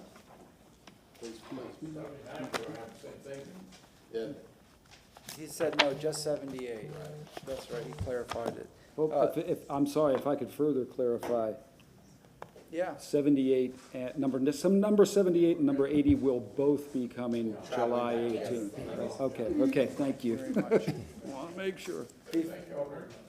Before we go to 84, Councilmember Vieira, on 87, I put pending on here. Yes, thank you. I was going to say that. So I told Ms. Nguyen that I can just speak on this. I don't want her to have to wait for that. Okay, and so the when we get to Tax 87. Council's time. All right. Yeah. 84, Mr. Cotton, you're presenting, or Ms. Wells? Thank you, Council. Kate Wells, Legal Department for the record, and Mr. Cotton is here as well. We just have a very quick presentation, a touch on the issues that were raised in the motion. And one thing before we talk about notice with respect to the Live Local Act, I did want to confirm, part of the motion inquired about the ability for developers to seek a bonus density for these applications or other city subsidies.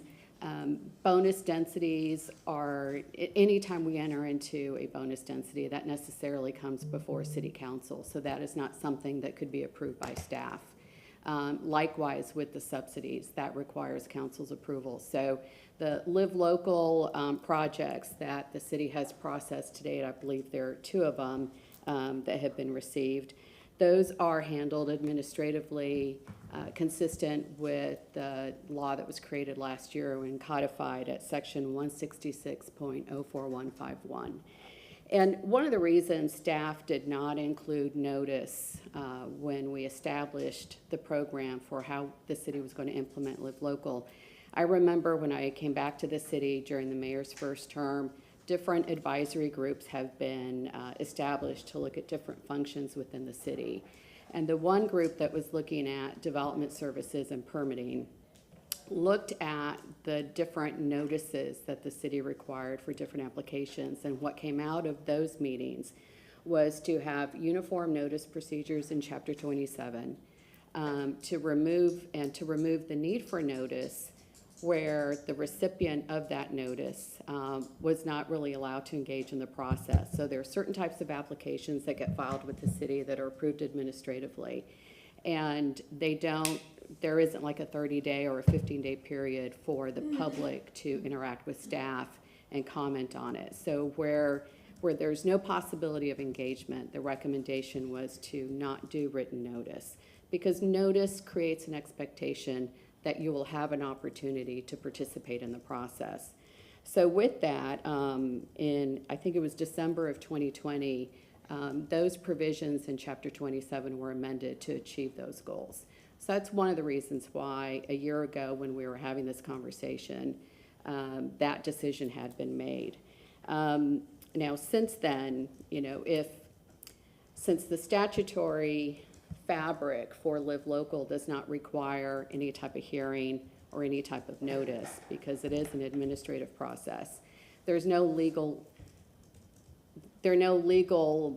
burdens or parameters if we want to establish notice for these applications. It really is a policy decision for council. So with that, when Eric and I met and others, when we looked at the possibility for notice, we're looking at written notice to neighborhood associations and/or written notice to owners of property within 300 feet of where the project is located. We don't recommend that we require developers or applicants to post a sign, primarily because the signs we have right now are all about advertising the public hearing. And once council decides how it wants to handle notice, what I do from an implementation standpoint, we thought if written notice is required, whether it be to the associations or property owners, that the applicant be required to complete that notice within 5 days of the application for a Live Local project being accepted in Excella. And when that act of acceptance occurs in Excella, there's an email that's automatically generated for the applicant. So that email can include the requirement to complete notice. Then we would want the applicant to file an affidavit confirming that they have done notice, as they do with rezoning applications and other applications that come before council. And the reason for that is we would recommend that the application not be distributed to the reviewing departments until notice has been complete. Otherwise, what's the purpose? So I did want to mention, I spoke with Carol Ann Bennett and Stephanie Pointer before they had to leave today. And Stephanie just handed this to me. She said, Carol Ann and I have to leave. I have an appointment. We would like the Live Local applicants to follow the same procedures as any other application. The applicant will not be burdened by this, as they are saving significant funds by filing the Live Local in the first place. So it was their request that, in addition to the written notice, that signs be posted. If that is council's desire, those signs will have to be created, because the ones we currently have, and I've actually got a picture of one that someone at a DRC meeting this week had with them. So you see, this is all about advertising the public hearing, which does not occur with these types of applications. So I don't know, Eric, if you wanted to add to that discussion. No, I mean, Eric Cotton, Development Coordination, again, as Kate indicated, it's entirely up to council when you set policy if you want to require notice. Staff level, we would recommend if you do want to do notice, it'd be a mailed notice. I think it's more direct and to the point for the people who get it, who will receive the notices, versus a sign, which I'm sure you've heard the complaint, signs people will drive by, they may see it, they may not see it, letter they'll have at their home address, adjacent property owners and such will get that. Councilwoman Hurtak, then Councilman Carlson. Thank you. I want to first say thank you so much for looking at this, because this is definitely one of those things where the only way the public can be involved is to find out about it and reach out. We have no, we can't do anything, you can't do anything, there's nothing. The state law says that these just go through and we don't have any input. So I absolutely agree with the written, the mailings that would go out to 300 feet and to the neighborhood associations. I think that's excellent. I'm not sure about the signs. The only thing that I would have to see is what the way that you could possibly create it is just to say, you know, like maybe a live local hearing, and then we couldn't have our address and phone number on it because there's something we can do.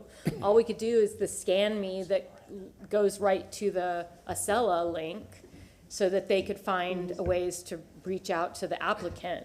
So I don't really know what that looks like. Maybe brainstorm some ideas, but that's the one I'm sort of iffy on. So I would just like to see what that might look like in your opinion, but I really love the rest, and I think it would go very nicely with what we're already doing, so thank you. If I may, just to explain, on the letter itself, the QR, for the QR codes are on the letters now. Yes. So even at that point, they would still be able to scan and see the application in Acela. Yes, and I think the only reason that the signs can be successful is just like the case that came in front of us today about that weird shaped property going from RM or residential 50 to multifamily is there.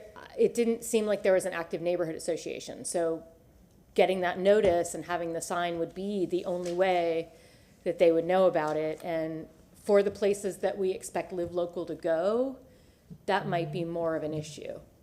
So that's the reason that I think we should really consider signs, because these are probably going to end up going in areas where we don't have that aren't very residential to begin with. And so I think that's why I would like to see what your renderings, what your thoughts might look like toward a sign. And maybe a different color, maybe instead of yellow, it's orange, I don't know. I mean, then you can just buy like 10 of them and stick them back, and then if you need more, you can order more. I don't know, just thoughts, just a few things. So just kind of ponder what that might look like and bring us a couple of exambles.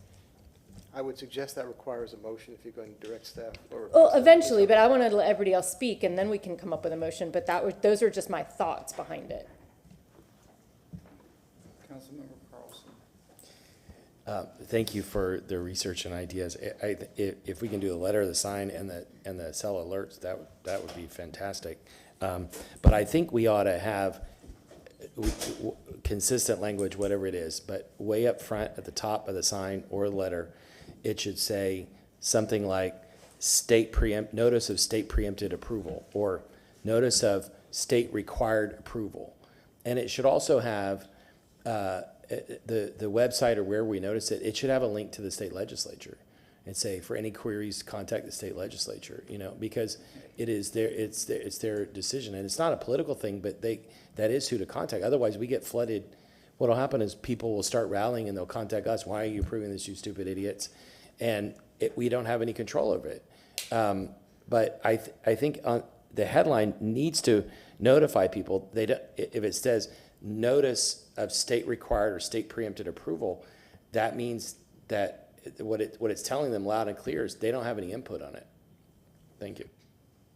Councilmember Miranda. I think anytime you send out a notice, especially having rezonings, but alcohol and other things that were there, I think it's a great idea, and it'll bring those for and those not for together to come hear a hearing and see what it's all about. And the government gets good contact and good results from listening to the people. Well, no, the affordable housing projects under the I'm talking about the Local sign you Act showed up. don't come before council for approval. They're approved administratively. I saw, but the sign that I saw had the three things that I just mentioned. I understand. That's why I was saying the signs the city currently has would not work for this purpose because of that. We don't want to create an expectation by the public that they will somehow have an opportunity to to participate in the process or influence the outcome. Thank you. I'll make a motion. Yeah, I'll make a motion that you come back. Do you need an ordinance language? Do you want us to? No, we would, depending on council's motion, we would amend the memo that Second had that. been finalized last year, documenting how it would be implemented. So I'd like to motion that we amend the memo with your suggestions of the 300 feet, the neighborhood associations, the 5-day window, all of the things you described. And then to also bring back, and you all can, like, is 2 months enough time to create some? So to bring back, it is June 20th to the end of Can you also add August that? 22nd.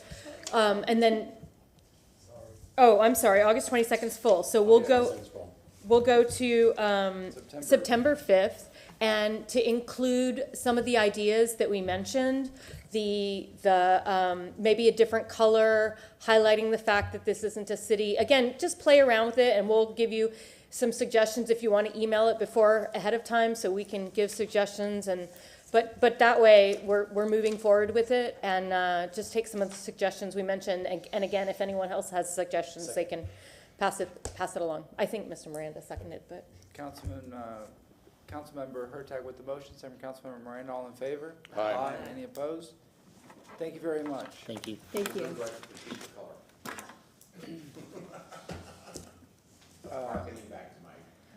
Item 85, we received a memo from Ms. Osea Nguyen regarding this item. Yes, sir?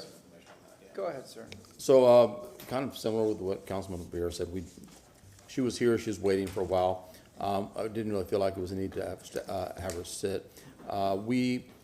They've reached an agreement, the city is going to, we had this motion to fund them. They're gonna provide $20,000 to fund their summer programs. That was in light of the Sulphur Springs pool. And then they're working with them to apply for the $75,000 for the FY25 budget, so. All right. I think, I think we already kind of did. I mean, I could say I'll make a motion to amend our previous request for FY24 to $20,000. Okay. For 20,000 for 24. For 24. I'll second that then.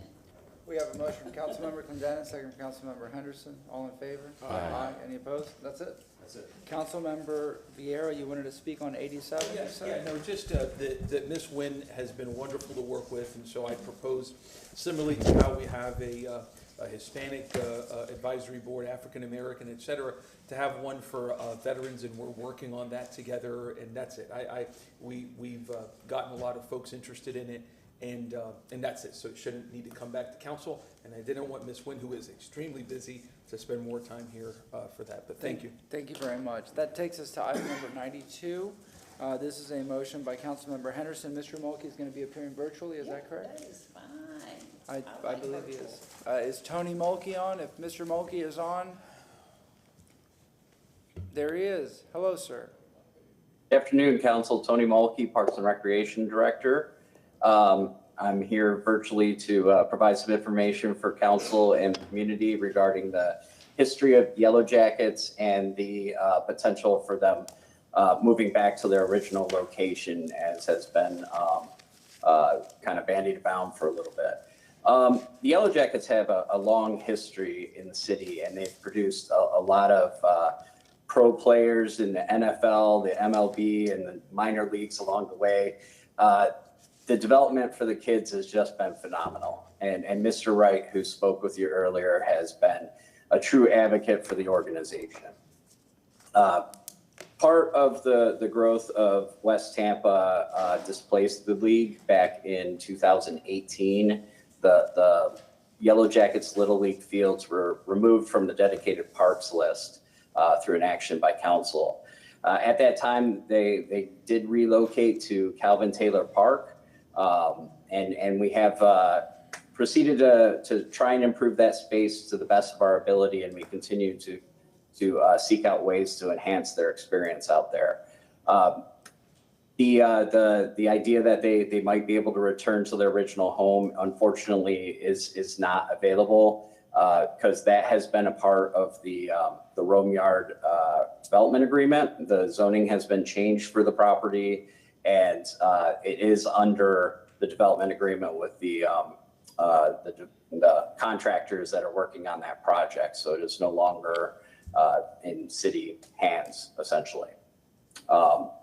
I'm happy to answer any questions. I know there's a lot of elements to this, and I want to be respectful of everyone's time and kind of focus on anything anybody has.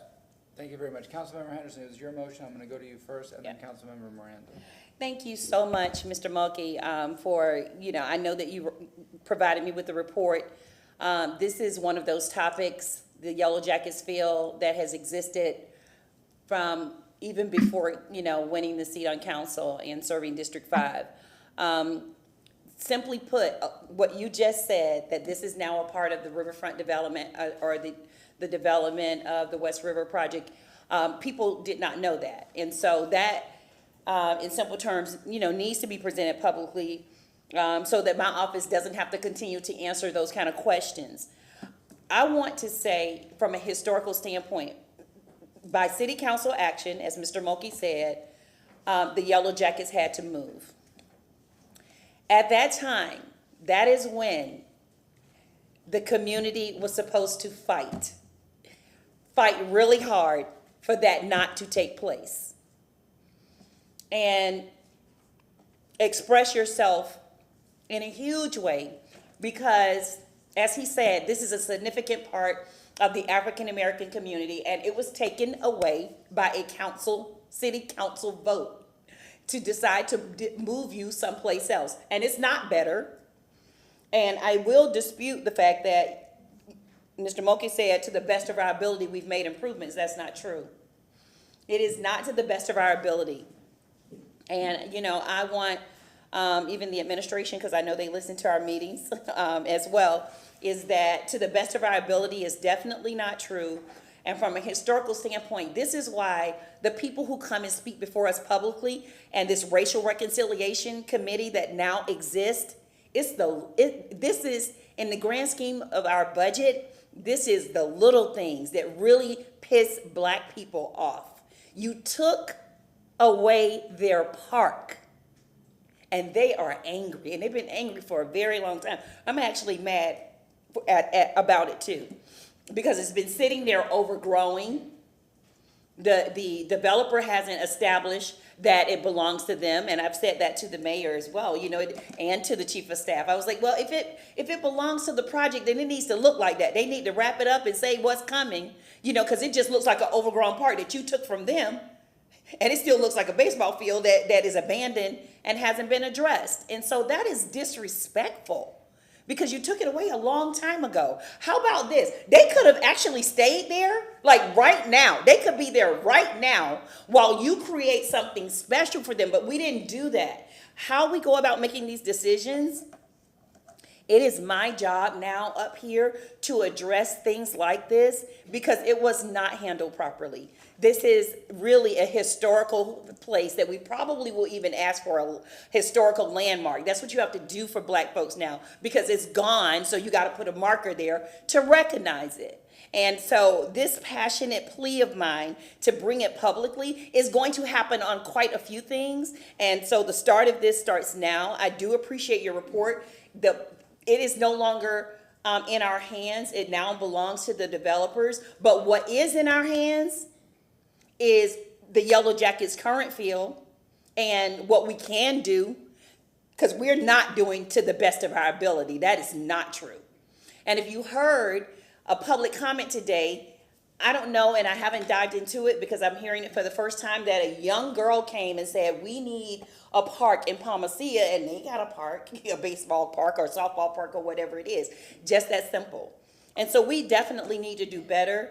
And the way that we do that is through, and I'm saying this to our, newly formed Racial Reconciliation Committee, is that you look at ways and suggestions to look at things like this and say, hey, what can we do to improve that and make it better? And guess what? It's going to cost some money. It's gonna cost some money. And that is just the bottom line. And so when you all come and make those recommendations, I'm not gonna do it by myself. But when you all come and start fighting, not just complaining, but fighting and trying to keep what actually remains that hours, that's what we have to do. I watch communities come in here and they will keep us here to 3 o'clock in the morning. They will fill this chamber upstairs, that we will place them all over this building. They fight for what they believe in, and you have to do that too. You cannot just come and complain for your 3 minutes and it's 4 or 5 people and think that that's going to be it. You are going to have the power of your community coming in and not waiting until it's gone, because there is nothing that your city councilwoman can do about it. But the part that says to the best of our ability, that's the part that we can challenge all of us up here and in our administration to make West Tampa Yellow Jackets hold wherever they land, whether it's there where they currently are now, which is terrible. There's no lights. They did do the yard, I think, when they first went over there. Mr. What's his name, Darlene? Wright? Mr. Wright. Y'all, Mr. Wright gave me just so much documentation and things that are promised to him, promised not just to him, but to the Yellow Jackets. And so I want that to be the fight of this council, is that to the best of our ability, what does that look like? In other words, like my mama said, we got to squeeze blood out of a turnip, because to the best of our ability does not exist for the Yellow Jackets. And that's all I will say on that. But I do appreciate you, Mr. Mulkey, for saying what is true. That property no longer can go back to the Yellow Jackets, and that decision was made by council a while ago, even though the land is sitting unused right now. Councilmember Miranda. Thank you very much. Thank you very much. I can only say from history, in 1957 is when I started at Jefferson. Guess what? The old Jefferson. We never had a ballpark or playing diamond, yet we had to play baseball. We never had a track where we could run track. Yes, we had to run track. And prior to me getting there, like in 54, they didn't even have a gym. The basketball fellas and the girls, boys and girls basketball, would have to practice where? In the auditorium. And we had to compete against 2 schools. There was only 3 high schools, Plant and Hillsborough. And guess what? They had it, but you know what? When we played Jefferson, Jefferson was very competitive. And it wasn't me. I didn't play no sports at Jefferson. But I'm telling you, I can understand where you're coming from, Ms. Henderson.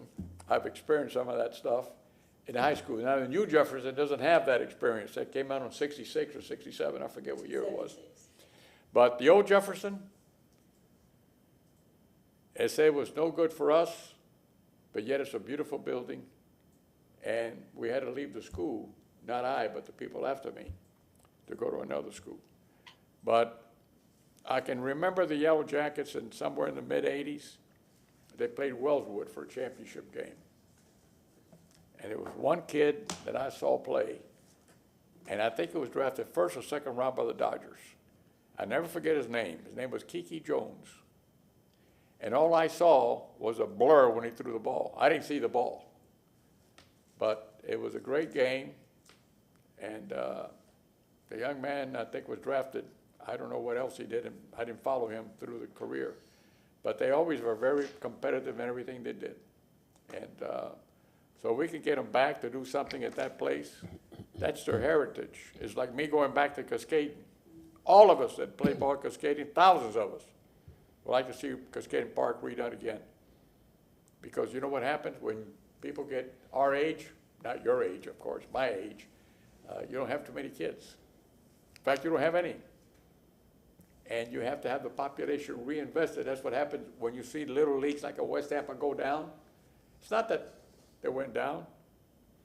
Childbearing people are not there. But now they're coming in, and you'll see that park regenerate to what it was possibly in the next 3 or 4 years, because they're all there now. So it takes a long time. It's like planting an acorn and watching a tree grow, and you just don't get those things overnight. You can't rejuvenate a park overnight, and I'm talking about the West Tampa experience, because it takes the young people to have kids to stay there and be part of the action. So I appreciate that, and I tell you what, any kid, male or female, that ever stayed in one park, no matter what they do in life, will always remember that park where they played at. Thank you. Councilmember Carlson. I just want to thank Councilmember Henderson. I appreciate your passion, your perspective, the history, especially this late in the day. You know, I ran for office for two reasons. One, to fix the mistakes of the past, and the other is to create a better vision for our city.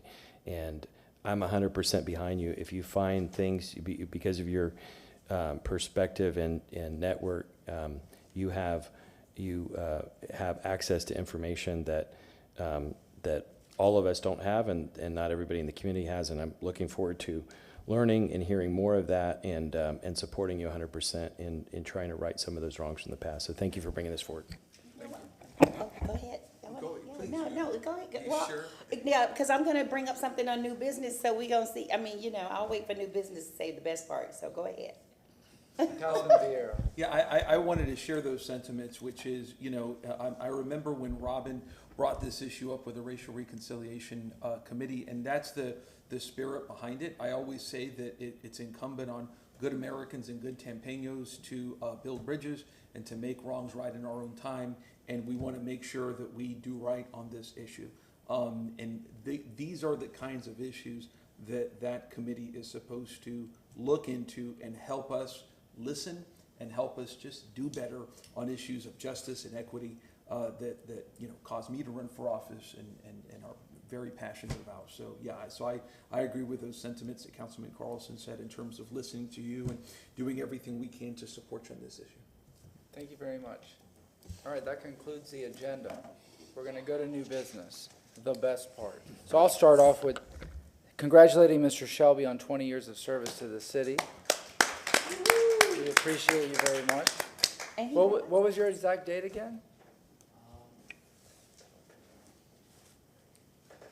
You still got the first paycheck? Actually, this is not my original ID. I believe it was June 15th, 2004. All right. And I'd like to wish Mary Bryan a very happy early birthday. Happy birthday, Mary Bryan. I know you're listening. So, 27 years old. all right. Councilmember Miranda, do you have new business? Yes, sir. I like to continue on this item number 72. I like to have possibly, and just in the calendar-wise, somebody can give us some direction where we're going here, what calendar. The legal department, either the mayor, the chief of staff, the council, and the board of realtors get together on a workshop to try to work these things out so that we can not point fingers, but get the person, whoever did the wrong on the house, make that person responsible. And I'm not here to, it's just going to go on forever. This is going to mushroom. This is not the first case I've had to talk to. I've had 3 or 4 call in the office, and this is going to get much bigger as we grow. So is that a formal motion or? Yeah, formal motion, yes, sir. Give me what day in the calendar. I don't care what day it is or in the future. What you're trying to do is fix the problem of someone What happens is doing we're going illegal work. after whoever inherits this, buys the thing, and there's a lot of due diligence been done, and in my opinion, they've done most of it. Yeah. I think this is a state issue. If that's the case, may I make a suggestion? Perhaps September 19th, and you could do it as a written staff report. That's a fine date for me. It's a great And if you do it as a written staff report, then you can assess where you want to take it from there, and perhaps. We're going to invite the legal department, somebody, either the mayor, the chief of staff, us, and somebody from the board of realtors to come together and try to work these things out. So you want a workshop? Yeah, workshop. Then let's do a September 26th. Well, it's fine with me too. Yeah, that's the workshop date. All right, we have a motion. Do we have a second? Second. Second, Councilmember Carlson. All in favor? Aye. Any opposed? Yes. So that's not a written report, it's a workshop. I Yes. just want to. September 26th workshop session. Thank you very much. Anything else, sir? That's it, sir. All right, and before motions keep getting made, August 22nd, 2024 is very, very full. So if you have any motions for that date, I suggest another date. Councilmember Vieira. Yes, sir. No, I don't have any. I didn't say this publicly when the Budget Advisory Board was here, but Joe Farrell, who many of y'all know, has served on there for about 7.5 years, is leaving. Nothing, just time constraints and family and all that good stuff. So just wanted to thank him. And you know what, actually I will. I'll probably do it off premises, but let me do a Tampa City Council commendation to Second. Joe Farrell for his 7.5 years on that board. We have a motion from Councilman Viera with a second from Councilmember Henderson. All in favor? Aye. Yeah. All Yeah. set. Yeah, very likely. And we are getting another Joe on that board, so many of you all know and are friends with Joe Greco, and I'm appointing my main man, my friend, Joe Greco, to the Citizens The Advisory firefighter. Board. All right. The greatest guy around. I love Joe. He's a Would you like to do that great by guy. motion now, and we'll see if I have to formalize it or not. If it's your intent, and by the way, Councilman, I have been in touch with Mr. Greco, I did call it. But if you would like to, as a motion, do that, and if I have to bring back something in writing, I will. May I make it now? You certainly may. Okay, if I may. I make a motion to have Joe Greco appointed to the Citizens Advisory Board of the City of Tampa. We have a motion from Councilmember Viera, second from Councilmember Miranda. All in favor? And you return a resolution? I'll figure out Yeah. what we did in the past, and the answer is yes. Thank you, guys. Just a quick question, doesn't he have to fill out an application and go through approval process? No, we directly appoint. Actually, you know something, come to think of it. There is a. You know, uh-oh. I stand, thank you, Councilwoman, thank you. I believe what you should do is you should withhold that until we go through the process. I'm glad. Then you brought should that I up. rescind that motion? Yes, please. Okay, then I hereby rescind the motion to have Joe Greco appointed. Okay. All right. I was just too anxious, I'm sorry. Motion to No, you're fine. rescind, second from Councilmember Miranda. I All in didn't- favor? Aye. I didn't anticipate making it anyway, so I'm yes, sorry. that's it. Thank you, Oh, council. and council, just one more thing. While we're on the subject of new business, this is a good time to remind you of your new rule, Rule 7D. Council members should clear an available date on the calendar Yes. before making a motion Yeah. for an item to be placed on a future agenda. Each district office is responsible for confirming availability of space on the calendar before a motion is made. Correct. Thank you. Councilmember Henderson. Okay, thank you for that. And gonna need a little grace for new rules, even in school, the tardy policy, we give them the, a little while to get used to the new tardy policy, so hopefully we'll get there. But I appreciate you pointing that out. Okay, so I actually have a couple of things. This has been a hot week for me, so I gotta keep it going. So please bear with me. Okay, so the first one is the Yellow Jackets. Since Hillsborough County is moving forward with their African American Cultural and Arts Center on a different site, I would like for the administration to report on what amendments can be made to the community benefits agreement for Rome Yard that would make serious consideration for the Yellow Jackets on that property. Second. Absolutely. We have a motion from Councilmember Henderson, second from Councilmember Viera, but do you have a date for that? Oh, yes, everything is going to be September 5th because that's available. And you checked, okay? We have a motion and a second, all in favor? Aye. And this is for September 5th. Yes, All right. okay. Yes, ma'am, go ahead. All right, here's the second one. Darlene needs to come to the podium for this one. I got to give a little visual on this. Do you need the overhead? Yes. All right.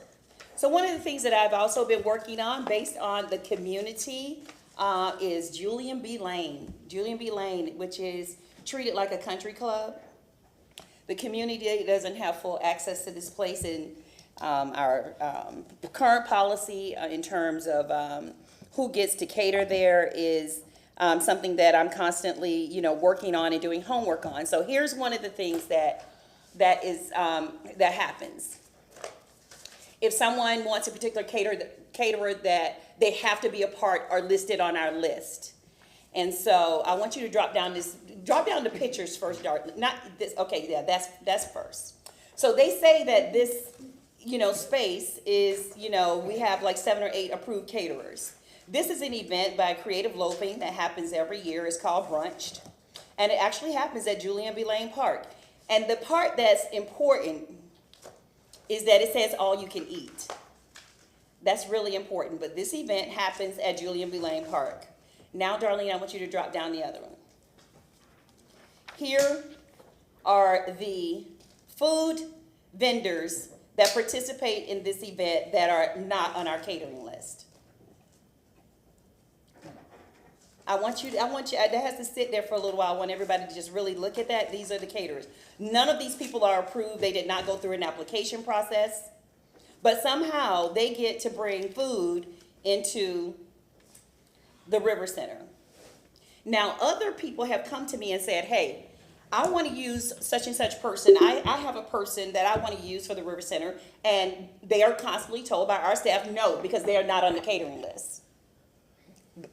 These people are not listed. I've asked for all the documentation, and nowhere, anywhere are these people listed to do business in the River Center. So, I would like for administration to report publicly, because this is why we have to do this publicly, so the public can hear, and Darlene doesn't have to spend hours on the phone. But every aspect of this particular event in particular that happens year after year at Julian B. Lane, I want for the staff to report why it happens, is it contractually bound, when it occurs, how did it get approved, and they are not certified.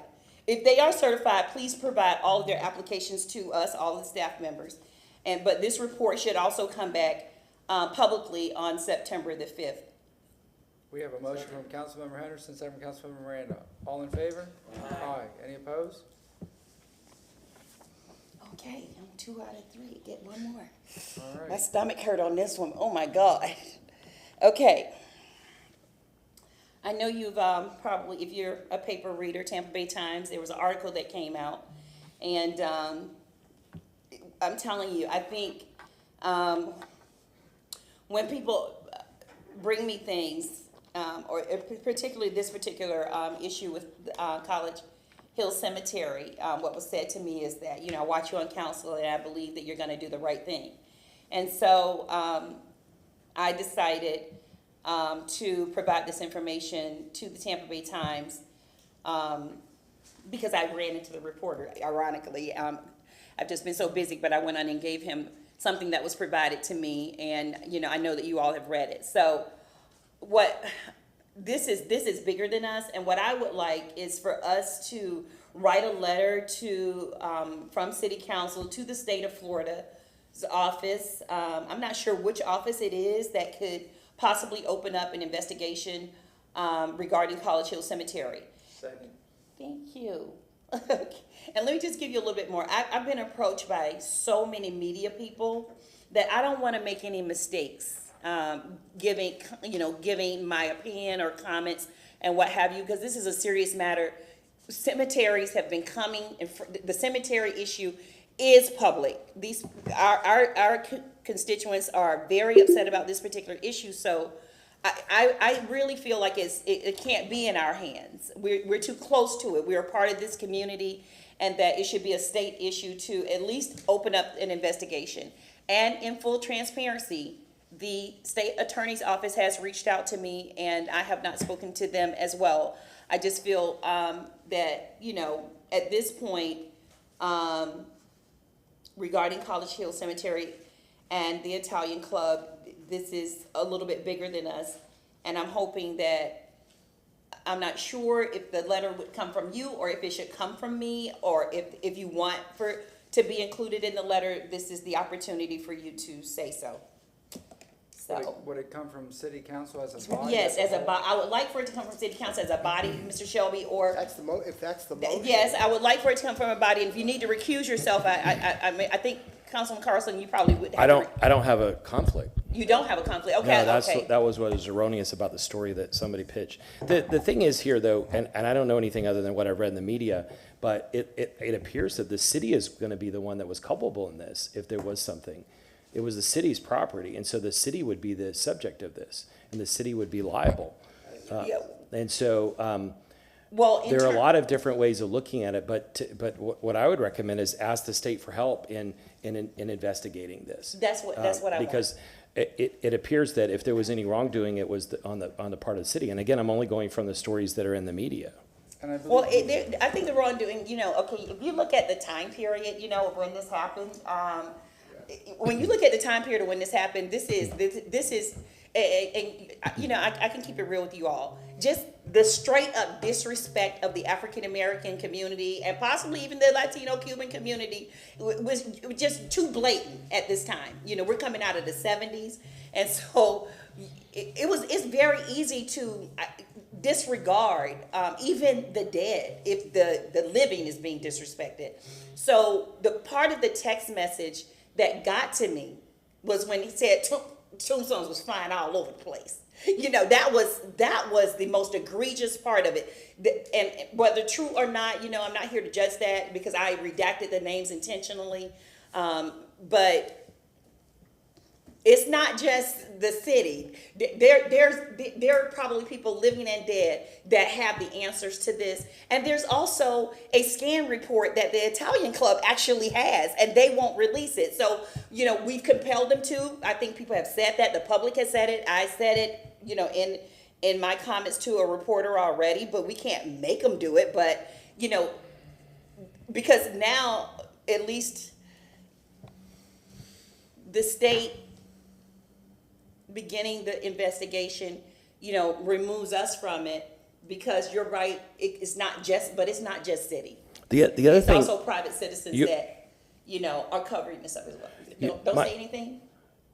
Mr. Shelby, are you telling Mr. Carlson not to say anything? No, I wouldn't, no, what I was. Oh, you waved him off, Forgive me, but there is a rule about being recognized by the chair when you want the Oh, floor. okay, okay, well, we And haven't if you been want me, following I that can all read day, that. so. Okay. I was just getting. Yes, Councilman Carlson, you Sir. are recognized. Sorry if I interrupt. The other thing here, and again, I'm going from the stories in the previous cases we've looked at, but there are other cemeteries or parts of cemeteries that were conveyed by the city to the housing authority and private property owners, and the you know, similar discussions have gone on, and I think what I don't know if any of those were resolved. One of them, you know, was a private property owner who, and I won't mention the name, who has a pretty big piece of property, but wants to do the right thing and allow it to be. But here's a private owner that spent a bunch of money on a property trying to, you know, build a commercial facility. And so, if the city in the past, on purpose or accidentally, conveyed property like that, and now it's in the hands of private owners, there's got to be some solution on what to do. Yeah, that's true, and you know what, that's true. This is like a dialogue, that's not necessary. But if you saw bodies coming up out the ground and tombstones, that was the point where, you know, even though it was private property, that was where you were supposed to stop the tow trucks. And so, you know, that obligation of responsibility goes just, you know, it can go in several different directions. What I would like is, you know, for, we can't just let the newspaper report be the report. This is just like y'all, you know, presenting resolution, 568, you know what I'm saying? This is one of these hard things that we gotta at least put on the table. I cannot go through my 4-year term and watch these people come in front of me every day talking about College Hill Cemetery and we just stay silent. I can't do it. It's in good conscience. So I'm trying to at least involve the state, or at least opening it up, you know, with the help of maybe our Representative Frenchers Driscoll, who's already involved in, you know, cemetery matters, and just taking that out of our hands. Councilmember Vieira. How about that? A letter of support, a letter of request to our state representative Frenchers Driscoll to see what can possibly be done to dive into this issue. Councilmember Vieira. Thank you very much, Mr. Chair. So I'm glad to second this no matter what. You know, for me, this moves forward this issue, and I think this is an issue of city and of great public importance.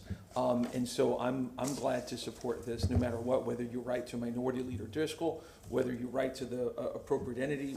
And by the way, whoever's culpable, whether it's 50-50 or whatever it is, to the extent anyone is, I don't care. I just want to find out what happened so that we can have some, how shall I say it, some resolution on this issue, and that's it. It's an issue that's very, very painful for a lot of people that we have to listen to. I think of the late Robert Johnson, who in 1934 here in the city of Tampa was lynched on account of being a black man. And he is buried right now in a pauper cemetery. We don't even know where he lies in there. He's dead. He was disrespected in life. He was lynched in life, and he was disrespected in death. And that's true for apparently a lot of the people in cemeteries like this. So all we want to know is what happened. And I'm certainly not pointing fingers. All I've ever said is, look, let the truth come out. That's it. Just let the truth come out. And this is something that is what public office is for, is to use your office to do the right thing. And if you can't stand the heat, I always tell people to stay out of the kitchen, right? Yeah. As Harry Truman said. And this puts us on the right side of this issue. And I would suggest that you, again, I defer to our attorney, but write it to whomever it may be so that we get everybody involved, not just House Minority Leader Driscoll, who I love to death, is one of my favorite elected officials in the United States of America and a dear friend of mine, but to everybody, to the extent so appropriate. I don't want to write If I can, I'd Attorney like to, General if I or can, Mr. United Chairman, States. I'd like to work with Councilwoman Henderson's office to be able to prepare a course of action, and then we can bring in your office when something is ready to be given to be put on stationery, perhaps. Okay. And brought to council if you wish, or it depends on. Yeah, because I want to get this one right, so Yeah. we don't have to rush a motion. I can, take that back. The last paragraph of the article, which I do appreciate, I said a lot when I talked to him, but I'm always about forgiveness. It just frees you up from so much, especially as a Black woman, and really learning history, the good stuff and the hard stuff and the terrible stuff. I'm constantly turning over forgiveness. I don't have a problem with that, and I want both sides to know that it is whatever it is, the tough part of it. It is our job to forgive so that we can heal. And, I'll just leave it at that. So there is no motion, Chair. Okay. So I will work with my city council attorney and bring back something just to fine tune it so that we can get it right, that you can support fully. Councilmember Clendennon. You're done, Councilmember Carlson? Yeah, I'm sorry. You did. Wait, we're still discussing this. Are we done Oh, discussing I this? thought Yeah, we were. no, I'm done. Yeah. I have a request. Yes. I just want to add one thing. I do have a request, though. I thought the way you framed that motion, and was seconded, and there was a motion on the floor. Yeah. You could withdraw it, but I think if you amended it the way you said, to work with the city council attorney to bring back something to council, Yeah, it's it's okay. in the record, it'll be in the action Okay. summary, and it'll be memorialized that you took this action today. Okay, well, I'm a neophyte, So we so, have a motion and a second. All in favor? okay. Aye. Thank you very much. Okay, Councilmember thank you. Clendennon, do you have any new business? Councilmember Hurtak. Yes.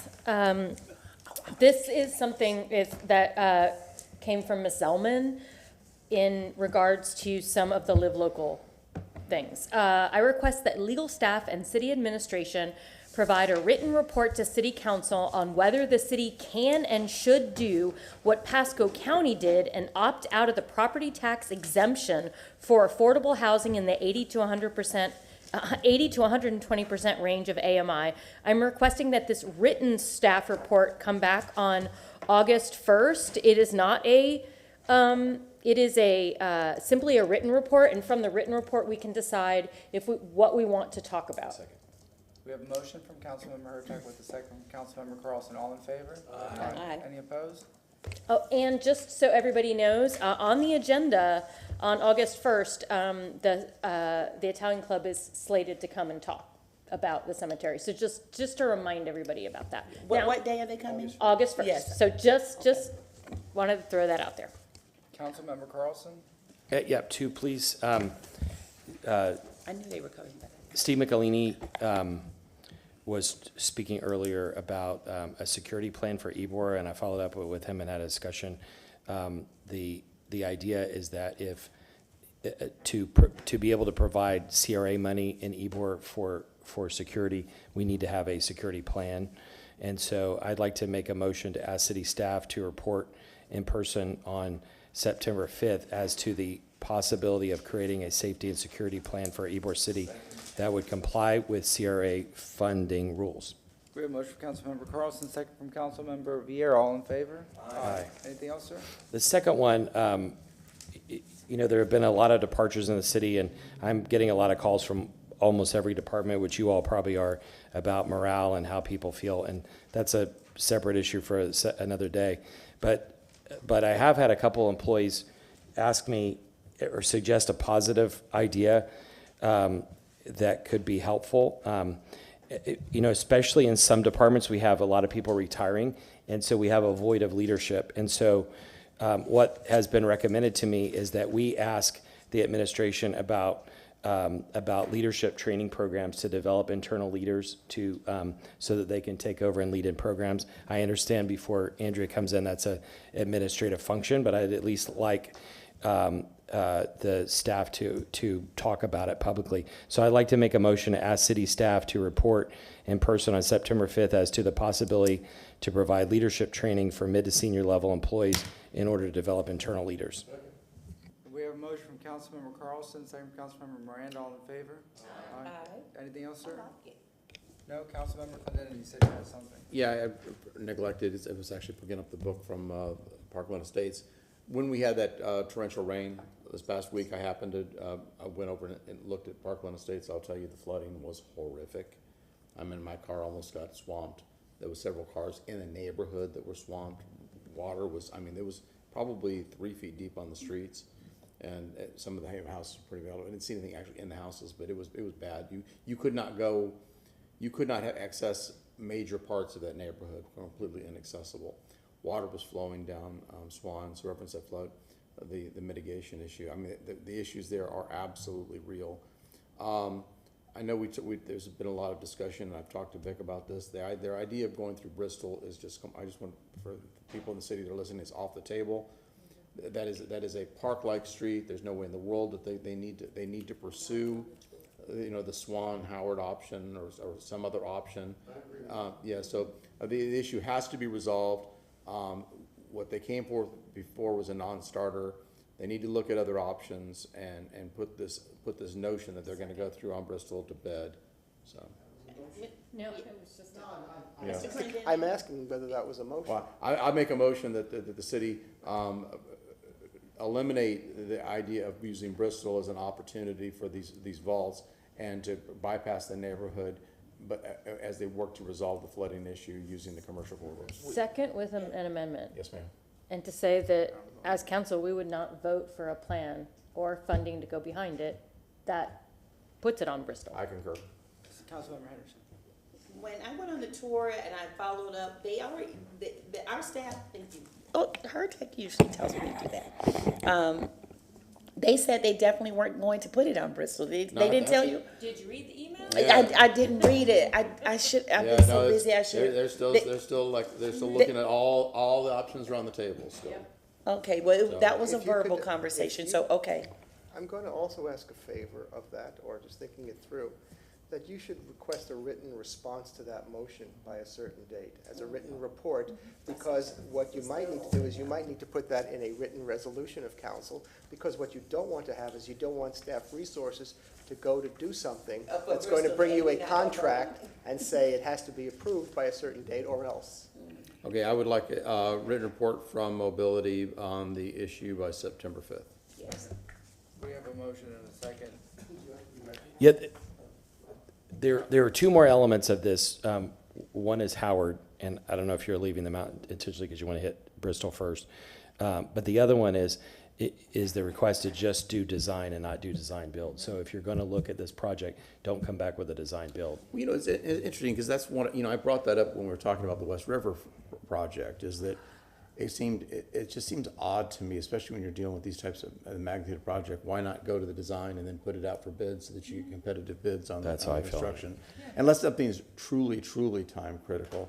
So it just doesn't feel. I'm not a subject matter. I'm not a builder. I'm not a designer. I was an air traffic controller, but it just something doesn't seem intuitively right about that process on these things. Some things I do understand. Like we've talked a lot about. Y'all know about the passion of the streetcar expansion.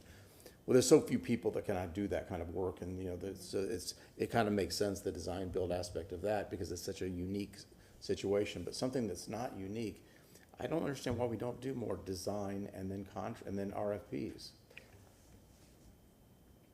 That's another issue that you might want a written report on, because that could become a policy of council and maybe put through by resolution so that you won't spend. Why don't we chew on that process. for another meeting or so, because this is not, but it is something I want to have it out there in the atmosphere. It's not mature enough really to pluck specifics, but I want to be thinking about that, because again, when something doesn't feel right, it just doesn't feel right. Yeah. We have a motion and a second. All in favor? Aye. Yes? I just feel like we should all have some like coffee or a cocktail or something. We're just having this lovely conversation like about all these types of things. Can we all hold hands and sing Kumbaya now? No, I'm Count just me saying, out. we're just having this nice conversation. Yes, it was spicy this morning, but we good.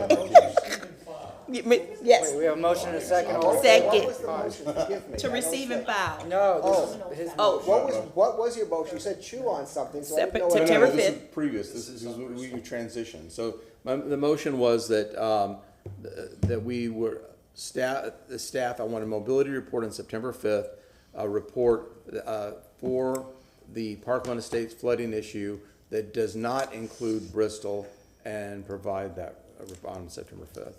We have a motion and then we have a second. Councilman Vieira? Yes, sir. And can does that also include their position on it, inquiring on the administration's position? Of course, I like pushback. Okay, good. Yeah, just to. They can push back I if mean, they want because to. I'll be honest, talking to folks, like, I've never seen anything more unpopular in an area of my life. So, yeah, that's why I'm just to put this thing to bed. Did you go in and look and see, actually, did you go in and look at that situation in Bristol? I mean, and I'm telling you, the flooding is real, so we've got to have a resolution, but the resolution has to be, Beautiful the right area, by the way. resolution. Yeah. I mean, It's a beautiful area, by the way. I'm sure there's no gunshots over there. We have a motion and a second. All in favor? Aye. Can I get a motion to receive? Charlie already did that. Motion from Second. Councilmember Miranda. Do we have a second? Councilmember Henderson. All in favor? Aye. We are adjourned. Thank you.